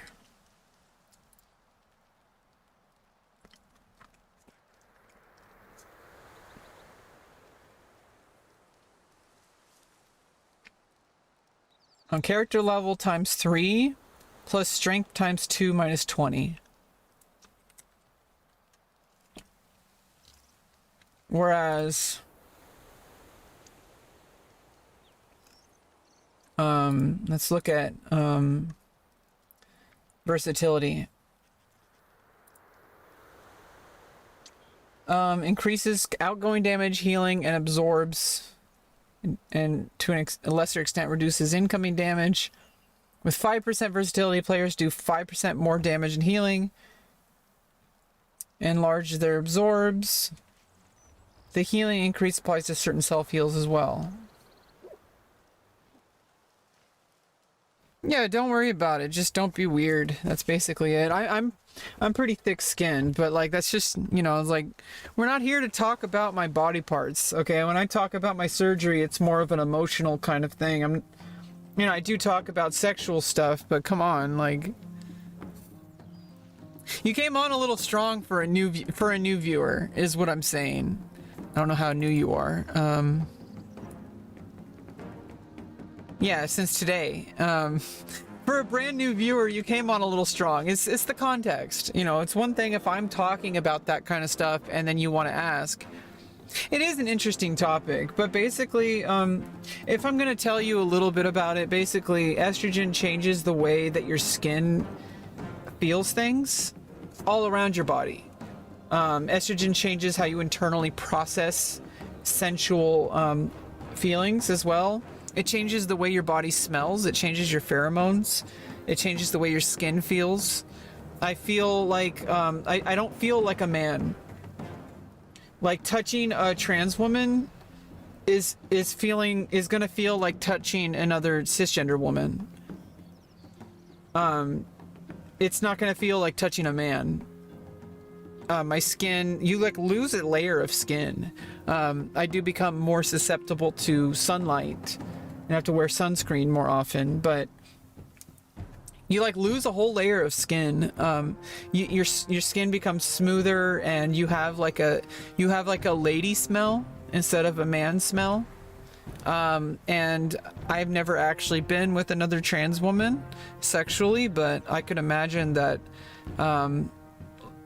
you know, a woman's penis is very different taste and feel than a man's. I've tasted men, but you know, I would imagine it's more like licking pussy, but it's a dick. So you know, there's that. Everyone's different, honestly. Some people, obviously, I have requirements for my partners. I'm very, very particular. You know, maybe that's just copium, but I'm pretty alone. But you know, like I need my partner to shower at the very least. And if I don't know the person and I don't know if they've been tested or anything, they would need to wear a condom. And honestly, I think condoms are generally a good idea, especially if you do anal. But if it's somebody that I would know and trust and I knew they were clean, then yeah, I would suck their dick without a condom. But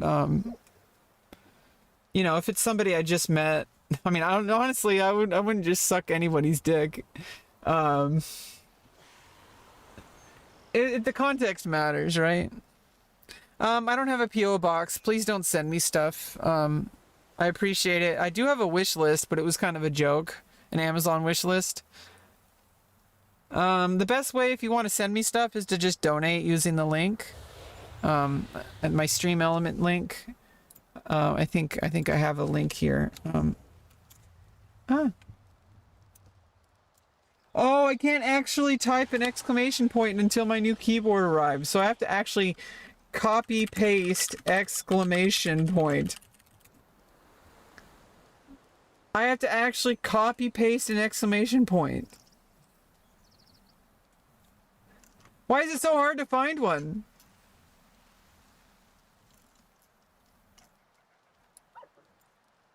Exclamation point.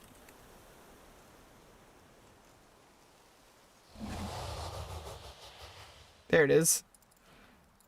Ah! Let's read all about it. It's just...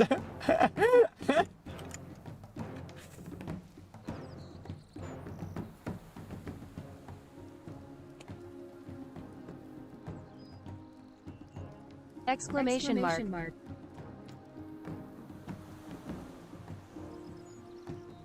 Also known as exclamation point in American English, is a punctuation mark usually used after an interjection or exclamation to indicate strong feelings or to show emphasis. The exclamation mark often marks the end of a sentence, for example, watch out. Similarly, a bare exclamation mark, with nothing before or after, is often used in warning signs. The exclamation mark is often used in writing to make a character seem as though they are shouting, excited, or surprised. Other uses include history, edit source. Graphically, the exclamation mark is represented by variations on the theme of a full stop point with a vertical line above. One theory of its origin posits derivation from a Latin exclamation of joy, namely io, analogous to hooray. Copyists wrote the Latin word io at the end of a sentence to indicate expression of joy. Over time, the I moved above the O, that O first became smaller, and, with time, a dot, too. Its evolution as a punctuation symbol after the ancient era can be traced back to the Middle Ages, when scribes would often add various marks and symbols to manuscripts to indicate changes in tone. Pauses, or emphasis. 3. These symbols included the punctus advertivus. 4. A symbol that was similar in shape to the modern unfortunately, I don't have a P.O. box, so I'm really sorry about that. My safety is a concern. I'm obviously not going to have people send stuff to my home address. You know, I don't have a P.O. box, so unfortunately, I really appreciate that, Rainy Nights, but just showing up to my streams, and if you ever wanted to send me stuff, you know, just tell me what you want to send me, and I can add it to my Amazon wish list. Because then it'll send stuff to me that way. Okay, well, how does this quest work? Wandering Argali, return to the herd. What do I need to do for that?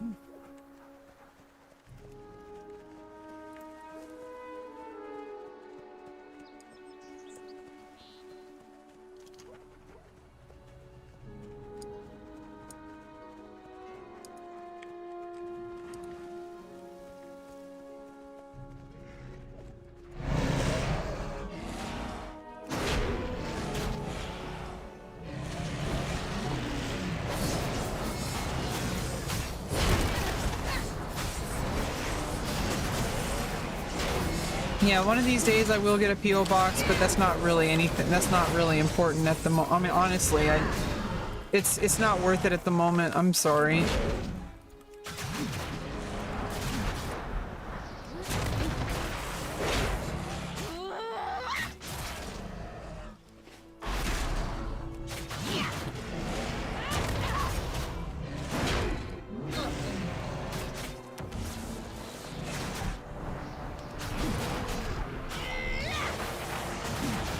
Do I have to get more of that duck meat in order to do that?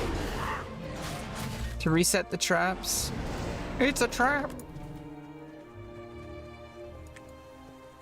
Now what is this Argali thing? Gotta get you back to the herd? How?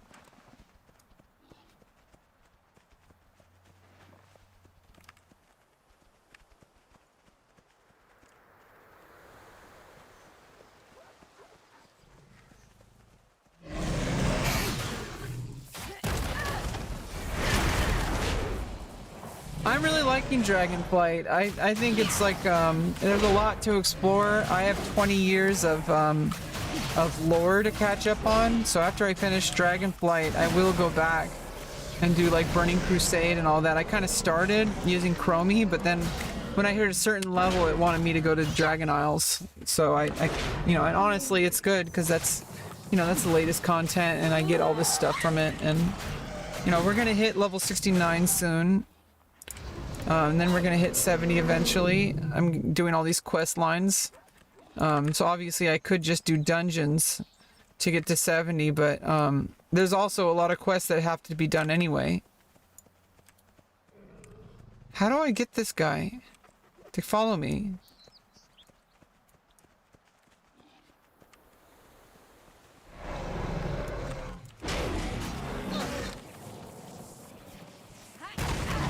Do I have to have the lion chase it?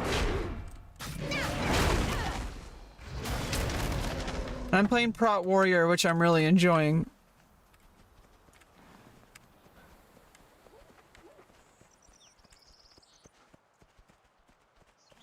I think I have to have the lion chase it. Discord link is busted because I closed my Discord. I keep it there so that it'll troll people to trying to join it. So it's a conversation starter, right? Well, what's up, USB drive? What do you got on that USB drive? You got porn on it? You got DOS games? You got video games? No! Oh, long Johnson.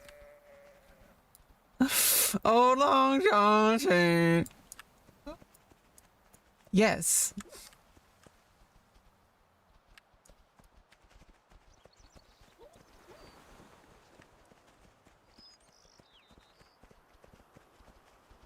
Where the hell is the herd? How do I get the wandering Argali back to the herd? Now there's two of them?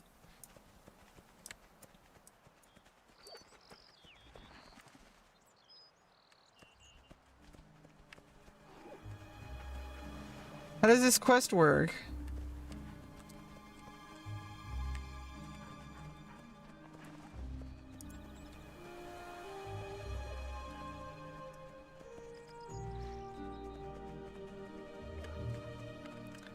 No, I don't want to do a Discord. There's reasons why I closed it, and I don't want to get into it.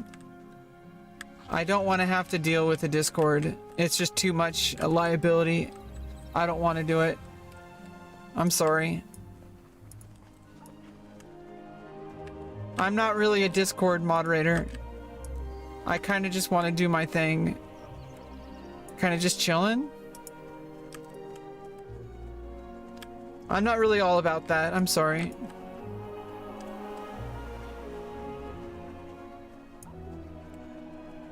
So I guess I just keep going behind these guys and have them chase them back into the herd. What? That one disappeared.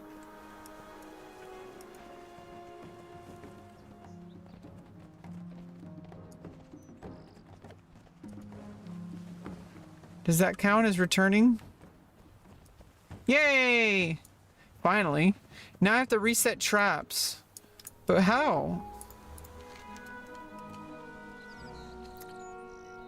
Use meat from the nearby waterfowl to reset them. Did I even get any of the meat? The best in the land. It will be the best in the land. Your Discord will be spoken about in the highest of places in society. Well, look at you. It will be glorious. Your Discord will go down in history as the best in the land. Get some rest. Oh my goodness. Oh, yuck.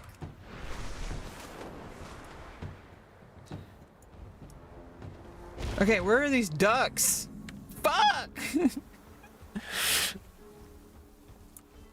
I need these ducks. The waterfowl. Where are they? There's a turtle.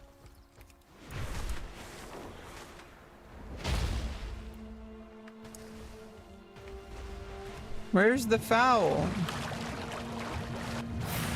Dragons can't swim too well.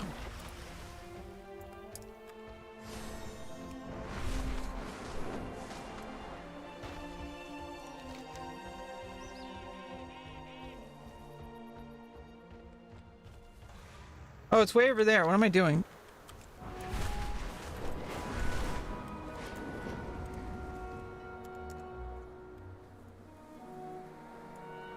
Wake up, samurai. Wake up, samurai.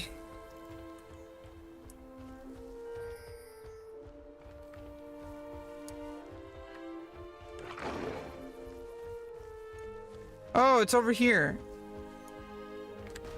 Oh, that other quest was the wandering the herd one. Okay, I was trying to make sense how that had to do with ducks. I'm like, oh, the ducks are over here. There's a bluebill. It wanders around.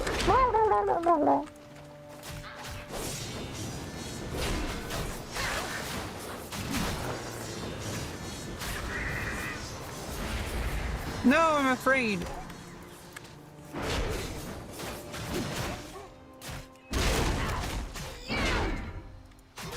Yeah, I had some issues with Discord I just don't want to deal with anymore. I got Nazis coming in there and posting some weird shit. I don't want to find out what exactly weirder shit they can post because the shit they were posting was already weird. I don't want to have to deal with people posting potentially illegal shit.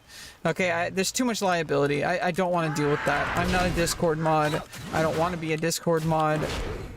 If I ever had a Discord, it would not be like I would find whatever reason to be disconnected from it legally. Yeah, because I don't think Discord is a very, you know, my hat's off to people who moderate Discords, but goddamn, that is such a liability.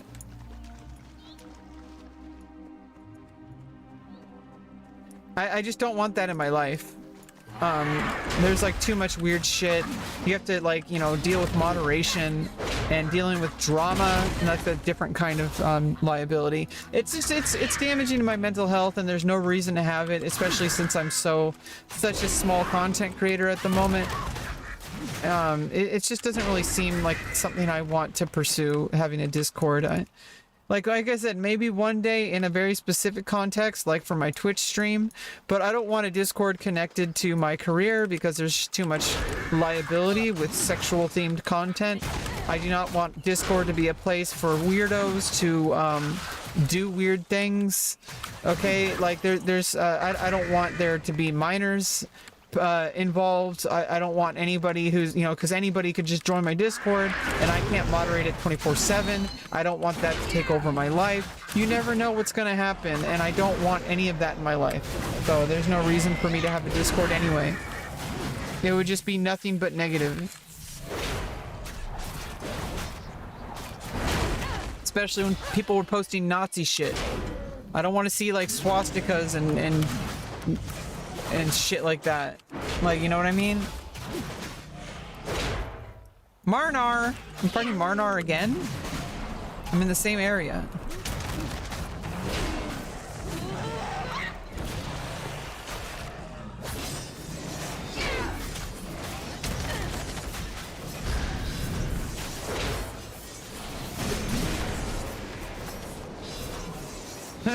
He gives meat too.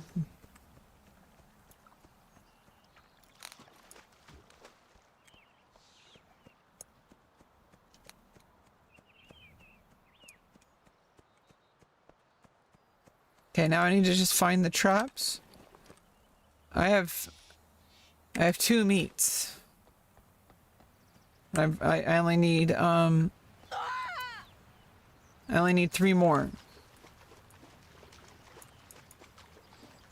Ooh, mining. Ooh, piece of candy.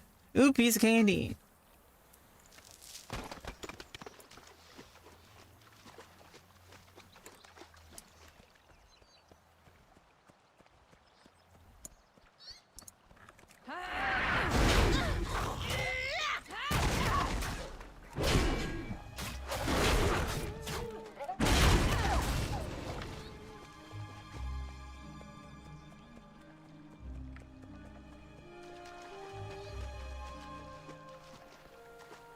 There's one.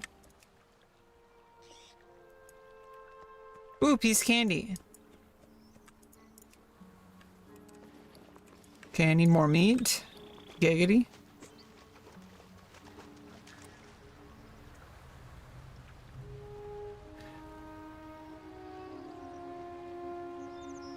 Heals you for I think the life gift ruby is actually better. Oh no, I already have the life gift ruby. Okay. The strength one has a chance to increase my mastery based on the might of your... Yeah, I would rather keep the versatility and that heal chance. Because then every time you kill something that yields XP or honor, you get a chance at healing. So when you're killing trash in a dungeon, it can just heal you. Only like by 1k, but still, like that can really add up. And is that guaranteed or a chance? Oh, that's guaranteed. So like if you kill like 20 enemies, that's like 40k healed. Like that's a big deal.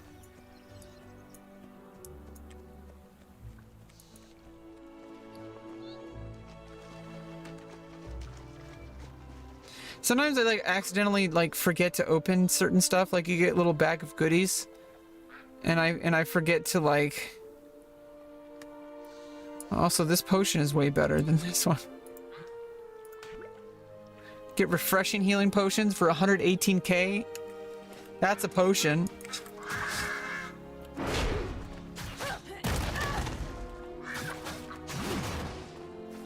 I mean, I might want to put... Oh no, I accidentally used it! I wanted to put it like over here instead so I don't accidentally use it. And I just accidentally used it. Oh well, I can get more.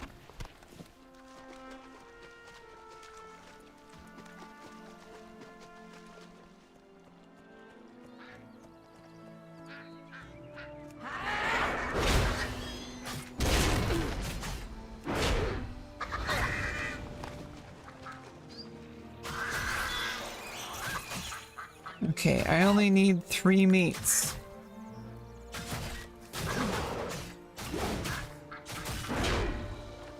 So just 2 more.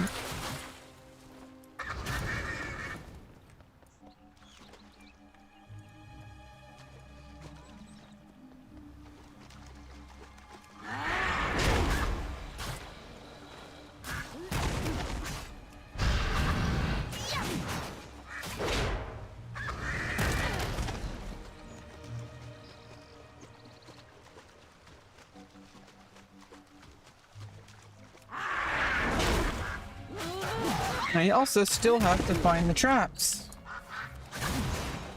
It's a trap!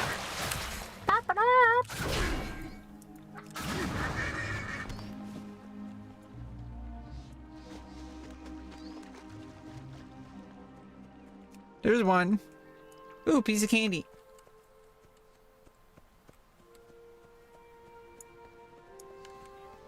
What a fun day. I'm really glad my internet's working again. I can stream.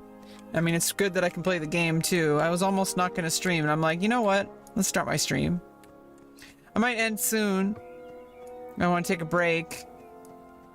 And then I'll probably play off stream. Or I might not. Depends how I feel. Because I need to exercise. So I've been doing pretty good. Enough for them to reschedule my surgery now. Things are getting better and better. and more solidified. I mean, it was supposed to happen November, but it's gonna happen now and within the next 2 months. Actually, within the next month. Really.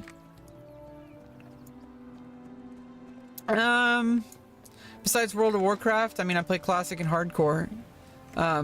Like Season of Discovery and Hardcore, but, and I do have Wrath of the Lich King, but kind of focusing on retail at the moment.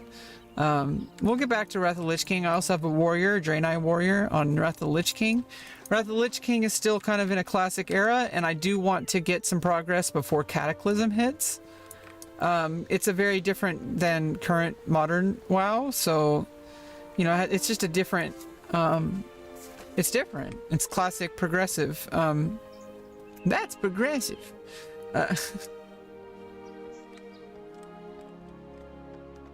But honestly, I'm putting most of my time into retail or Season of Discovery at the moment. Hardcore is always there. And probably not going to do self-found mode, but who knows? When they add that. They might have like account-bound items. Who knows? I don't know. It would seem like they should do like account-bound item rewards for doing certain achievements in hardcore, and there should be a certain achievement for getting level 60 on self-found mode, and then you can, you know, have account-wide items to use on standard PvP standard servers, or like softcore servers, or on Season of Discovery, like cosmetic. I don't know. It's like they don't do transmog. They don't do transmog until Cataclysm. You only like retail? Yeah, I really like retail, to be honest. And because I paid more money for it, I feel like I need to be playing it. It was $50 to get Dragonflight with War Within. So when War Within comes out, I'm going to be able to play. You know, I'll be up to date. You know. I do want to get through whatever Wrath of the Lich King has to offer before they change it with Cataclysm. I do want to experience like getting level 80 and all that kind of stuff.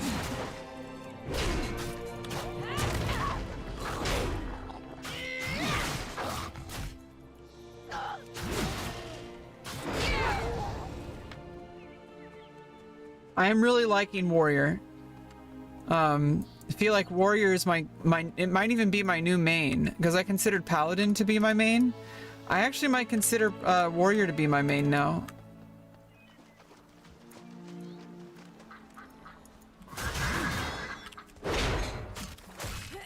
Yeah, War Within and the whole world, the fact that they have like a big giant plan with like the World Soul Saga thing, that is like really promising. That they have like a big picture in mind.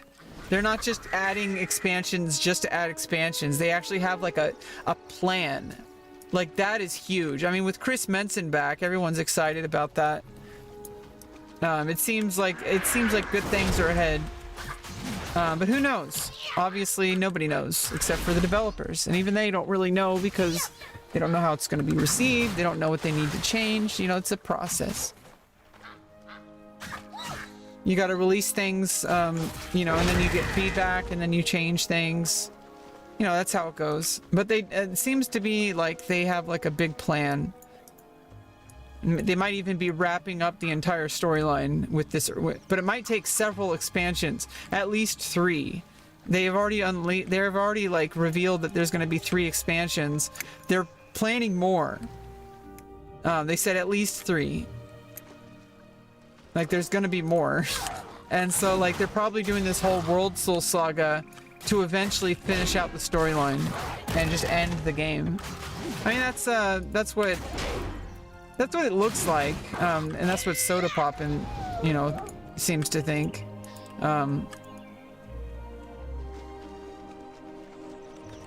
It's probably what's going to happen. You know, Final Fantasy XI wrapped up the storyline. They just finished Voracious Resurgence, which was actually not even expected. It happened during COVID, and they wanted to do the 20-year anniversary by adding more storyline content, and it took a whole year for them to do. I haven't done it all yet. I've only done the first chapter. but they like released a new chapter like every month or something like that, or every couple of months.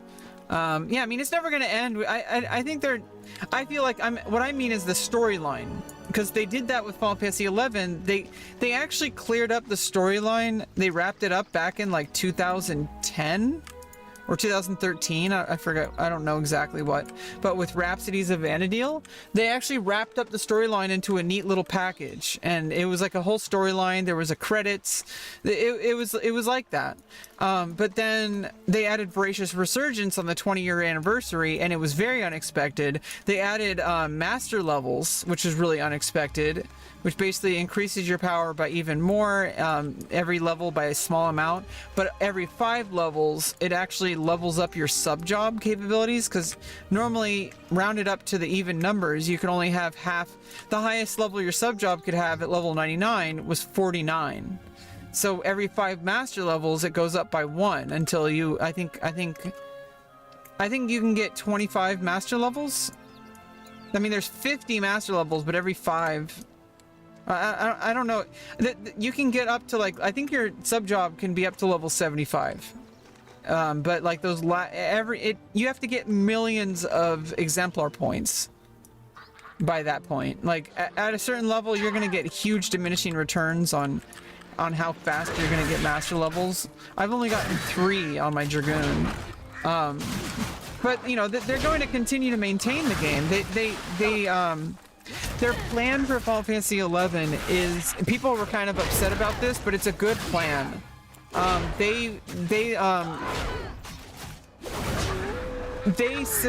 laid off a whole bunch of people. They basically removed a whole bunch of like of the creative staff, because their plan is to not create any more storyline content. Their plan is to maintain the game, to make sure that the people who play the game won't lose interest in, like, you know, creating battle content, creating new new items to find, all the kind of gameplay related things long term.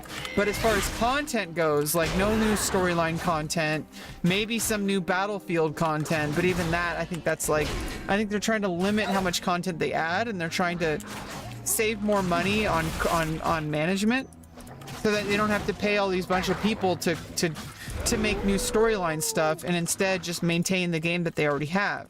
And I think that's probably what they're going to eventually do with WoW, is they're going to wrap up the storyline, and then it's just going to be only battle related content that comes out, and not storyline content. Which honestly, I think at a certain point, you kind of run the risk of just doing too much. Like, you know, there's too much to explore, too much going on. Like, obviously, I think that, like, you know, the Azeroth and all the surrounding, you know, portal worlds and all the different stuff, all like that, I feel like you could just keep going. Like, I mean, imagine if you just travel to, like, other planets and shit. What if they made a 3rd faction? Like, not just the neutral factions, but, like, an actual, like, some kind of other faction you could play that, like, is PvP versus both. Like, imagine if you had, like, hardcore, like, a more difficult PvP experience, where you could have Alliance and Horde, and then you had some 3rd faction that is enemies to both of them. And if you play that one, you get, like, an extreme PvP experience. Like, they have a specific event where it's, like, 2v1. And so they set it up so that, I mean, that would be cool. I mean, there's lots of things they can do if they just keep on, you know, experimenting. But honestly, like, at a certain point, you know, the cost outweighs the benefit, you know, for certain things like that. Like, how much can you add without, you know, ruining the thing, you know, without taking away from what you already have. You know, at some point you want to kind of go back, not go backwards, but kind of look inward rather than outward, and go like, okay, what do we already have that can be improved? You know, it's instead of like, what can we add? What can we improve? How come they're not dropping meat? Oh yeah, they are.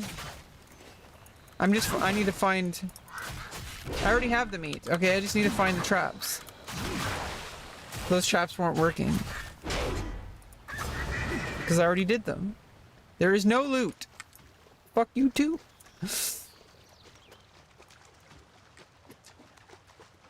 Yeah, like right now with Final Fantasy 11, for example, they're not, I mean, as far as anybody can tell, because they fooled us before with, you know, not adding any more creative content, storyline content, with Voracious Resurgence. You know, they want to keep the game alive. They want to make sure that the people who play don't lose interest. That, you know, that they, you know, they stop trying to, like, you know, spread their resources too thin. And, you know, because of the popularity of Final Fantasy 14, very much eclipsing, I think that's the word, the popularity of Final Fantasy 11, they want to, you know, it'd be much better in Square Enix's interest to put more resources into Final Fantasy 14. So for the people, the diehard fans of Final Fantasy 11, they're going to want to make sure to basically turn it into a game that they don't have to worry about shutting down. Because if they're not, there's only about like 10,000 players, basically. I don't know. I mean, maybe not. Maybe there's more. There's basically like 10,000 players, like on the highest population server. And, you know, I think on the highest population server, there's about 3,000 people on at any given moment. And that's the largest server, like Asura, I think.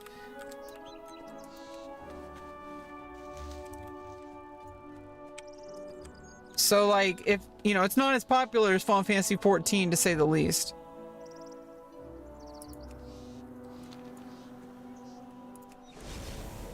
So it's in their best interest, if they want to keep the game, instead of trying to, like, be way too ambitious and trying to get new players. Because, let's face it, I mean, there are new I mean, honestly, they have the analytics. There are people joining Final Fantasy 11 for the first time who have never played before. So most of the time, I would have thought that the only people who played Final Fantasy 11 were the people like me who played it back at when it launched, like at 2003 to 2009 or so. It launched in North America in 2004. So that's when I started playing. And with the launch of the Zealart. The Zealart, the first expansion, the Rise of the Zealart. Are you good? That's when I started. Ancestors Yay, level 69!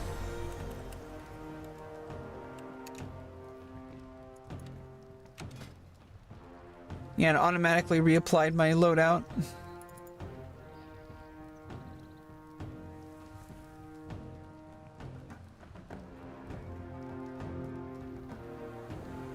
Is that the one to add? Oh, I think it added, no, I already had that, so. Oh, so now I have Shockwave, that's new.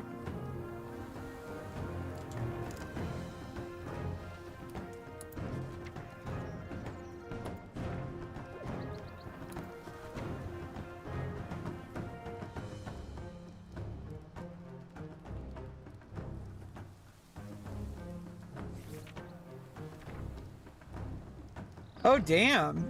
Yeah, being in a guild is actually useful for in-game stuff. That's pretty cool.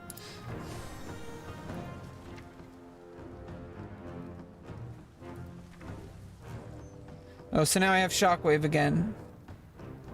I didn't have it before. I had a different build before.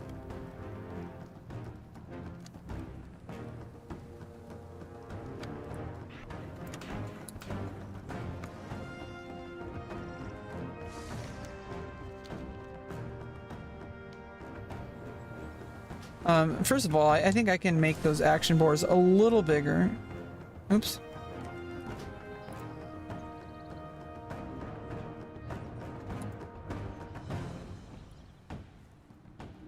Which ones are they?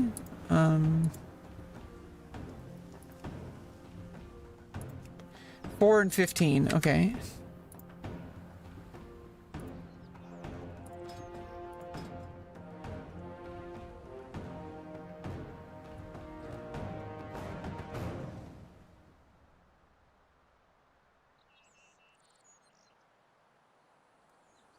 Okay, I think 25 is a good size.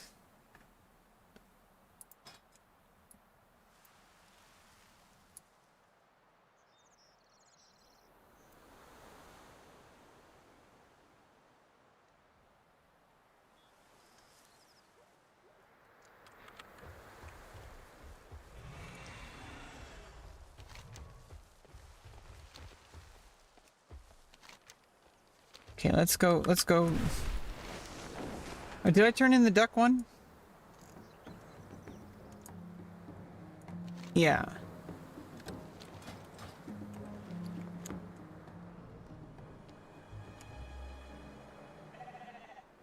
Oh.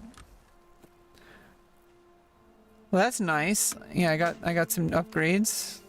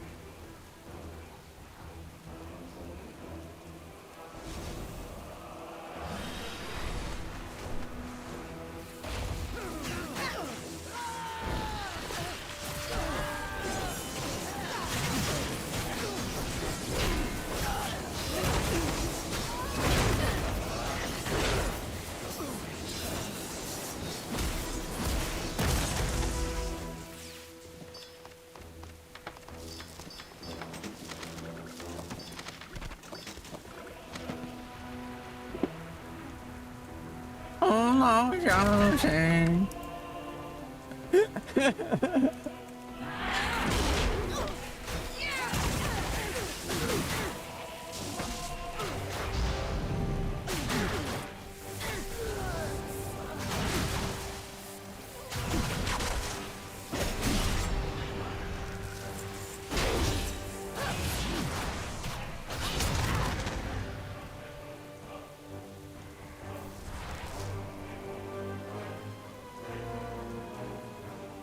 You know, before I do want to end the stream. Let us do a random dungeon.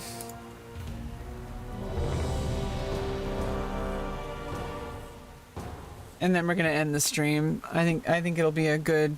We've been going for 4.5 hours. It's a good time. Kind of set the game down and just take a break. And you know, being on stream, you know, even though you know I don't talk the whole time, it kind of puts you in a mindset that's a little bit exhausting. So it's like in its own way. Plus, I do like playing. I think.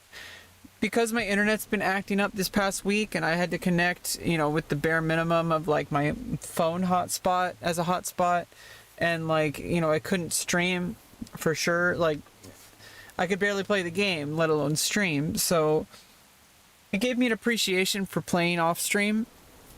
I think it's very important to continue to play games off stream. So, you know, like you don't have to worry about talking to people. You can kind of get yourself fully immersed. Alex Raza charged us with protecting the life pools from the primals. I pray they have not infiltrated too deeply. Ensure the eggs are safe and eliminate any threat on these sacred grounds.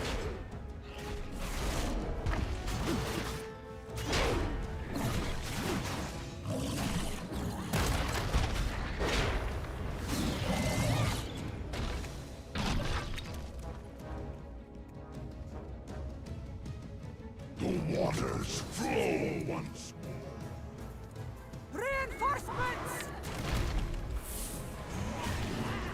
Protect Melidrusa! She must continue her work. Allow them no further!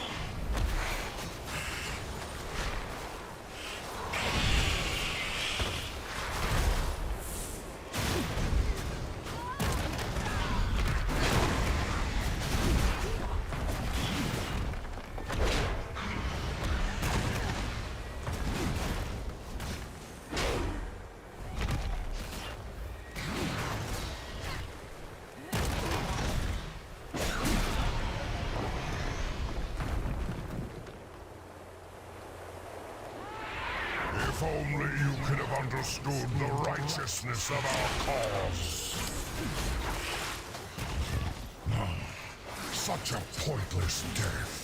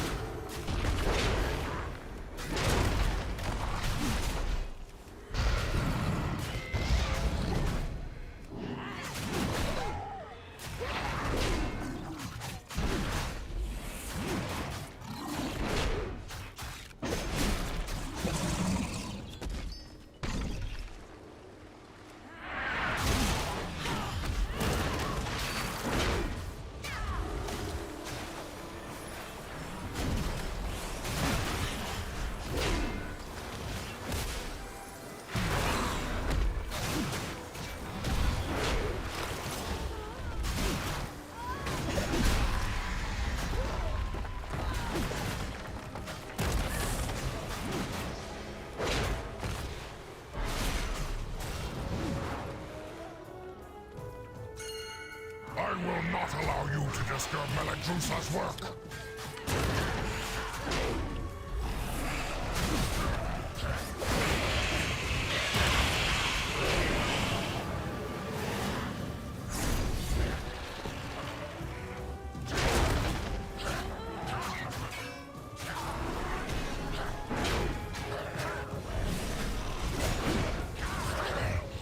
Meladrusa, I have failed.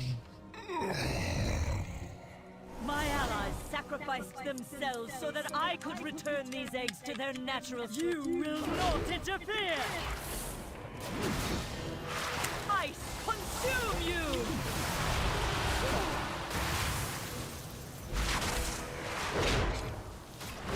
Be frozen and shatter!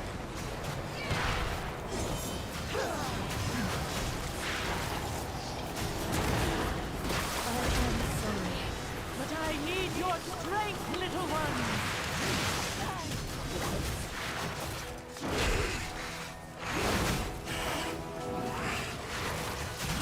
I consume you!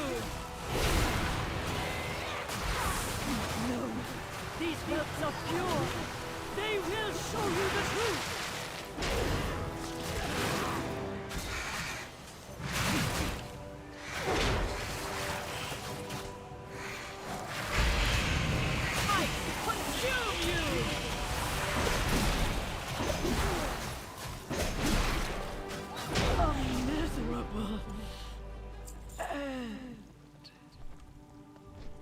I serve my queen.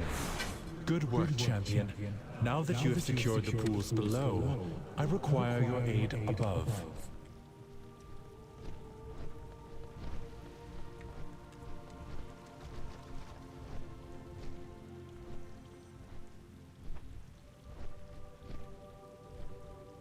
The exposed life pools are in grave danger. A powerful primalist is attempting to burn all the nesting areas. You must clear them to get to her. I will keep watch from above while I confront the dragon who is leading this assault. Quickly, take the eggs! Save as many as you can!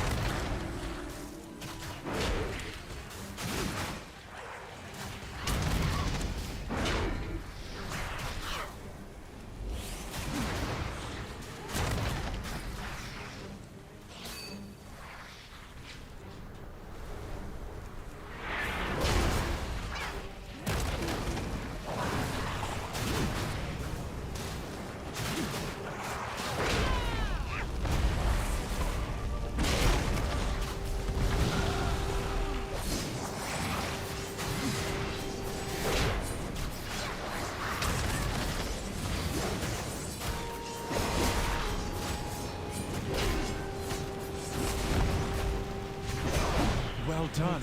You have secured the first pool. Now see to the others.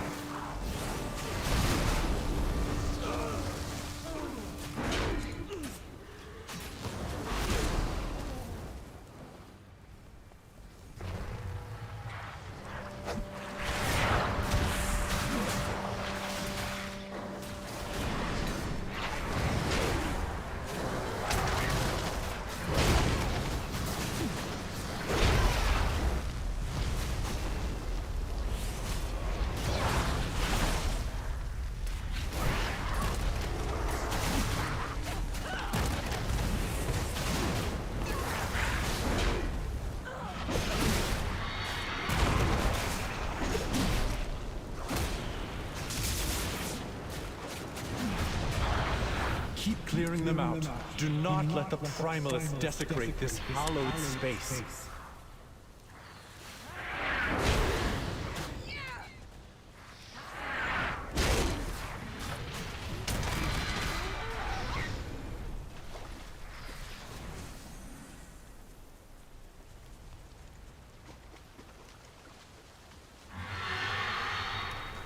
Oh, thanks. I'm trying my best.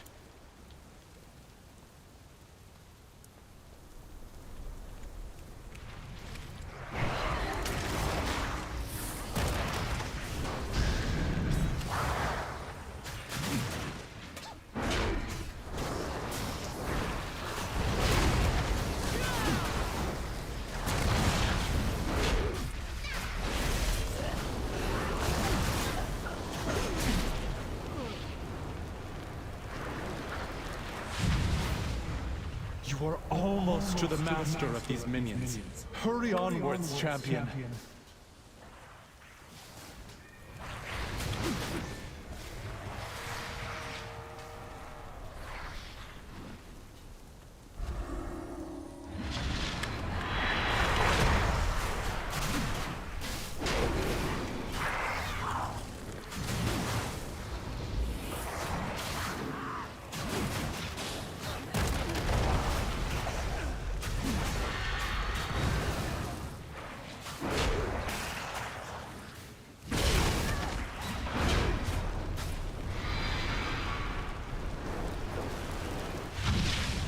The last pool is safe. She is exposed. Attack that primalist before she can summon reinforcements.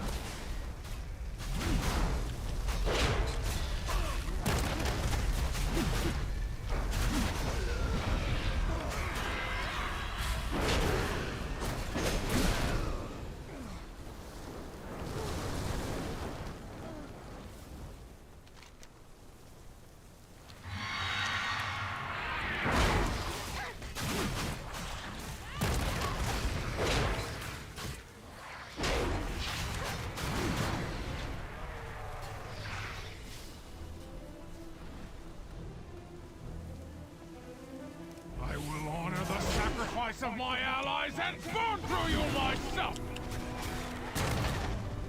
Be overwhelmed by the flame!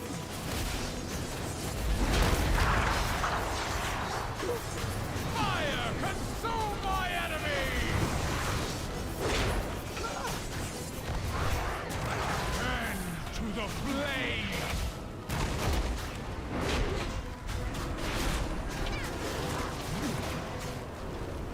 Fire, consume my enemies!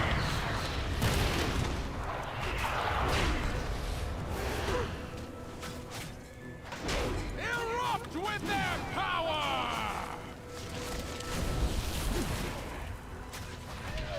You cannot escape the heat! Snuffed out too soon. Ooh, nice upgrade. Vile monster! I protected these life pools! No!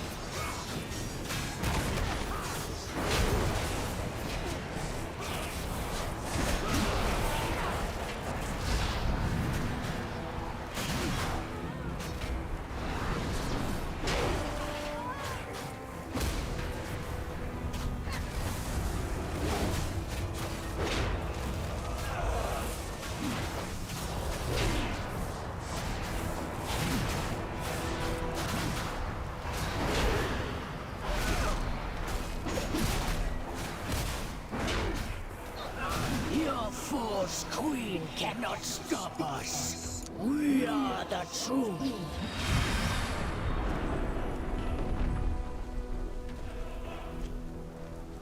God,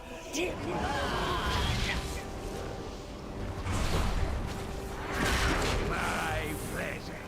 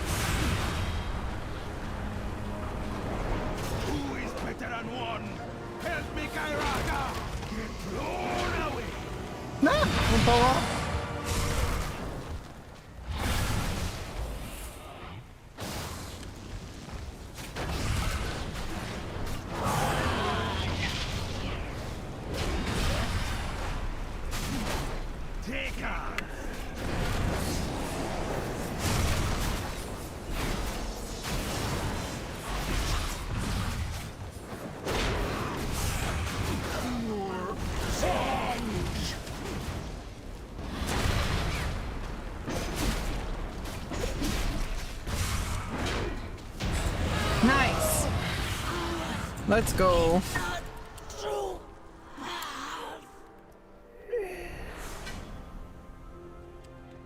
Thank you, champion.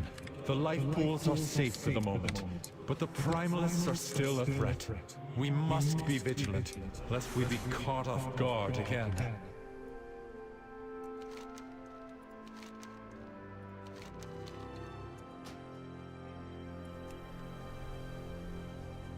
Well, I mean, that was a nice way to end the stream. Oh, I got that said. Don't want to end the stream right here.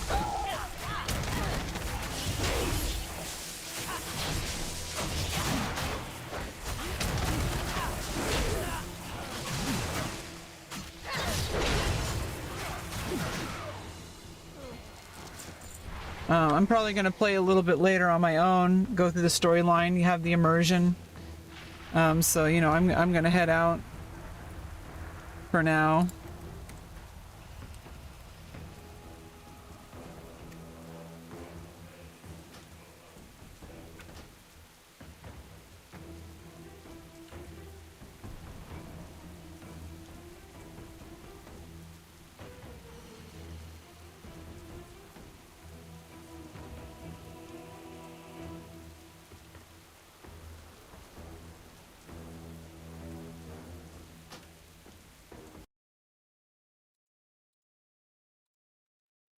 Okay, I think it was a pretty good stream today. It's good to be back.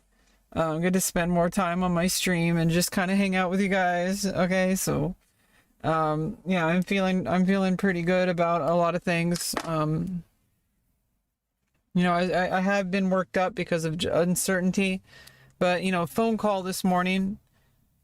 Hey, like your surgery is going to be scheduled within the next month or two.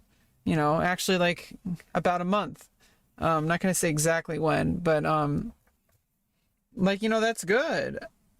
Like it's going to happen. Like I really, you know, I'm still like kind of on edge until it actually happens, but I'm going to get through this. I'm probably going to clean my room today, if I can. I don't think I can go for a walk. I could probably go for a bike ride in my stationary bike setup, because I need to exercise. I have not gone on a bike ride in quite a while, so I do need to go on more bike rides. I'm not going to be able to do it for 3 months. Okay, so I need to. It strengthens the pelvic floor. It strengthens the core, like, you know, all this. It strengthens all this. Okay.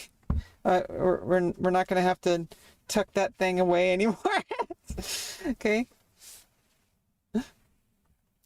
I mean, I got like a nice setup here, but you know, a little bit flabby. But you know, that's normal. It's healthy. Also, estrogen is supposed to do that. You think that you're ugly because you have a little pooch. Okay, you're supposed to be like that. That's a female body. Okay, don't let people tell you you have to be absolutely flat fat, like flat, skinny. You don't have to have like a super skinny body, okay? You're beautiful just as you are. Okay? Okay? Don't let anybody tell you otherwise. I'm beautiful. I mean, look at this little face here. How could you be angry with me? How could you ever hate me? Ah. Bye-bye.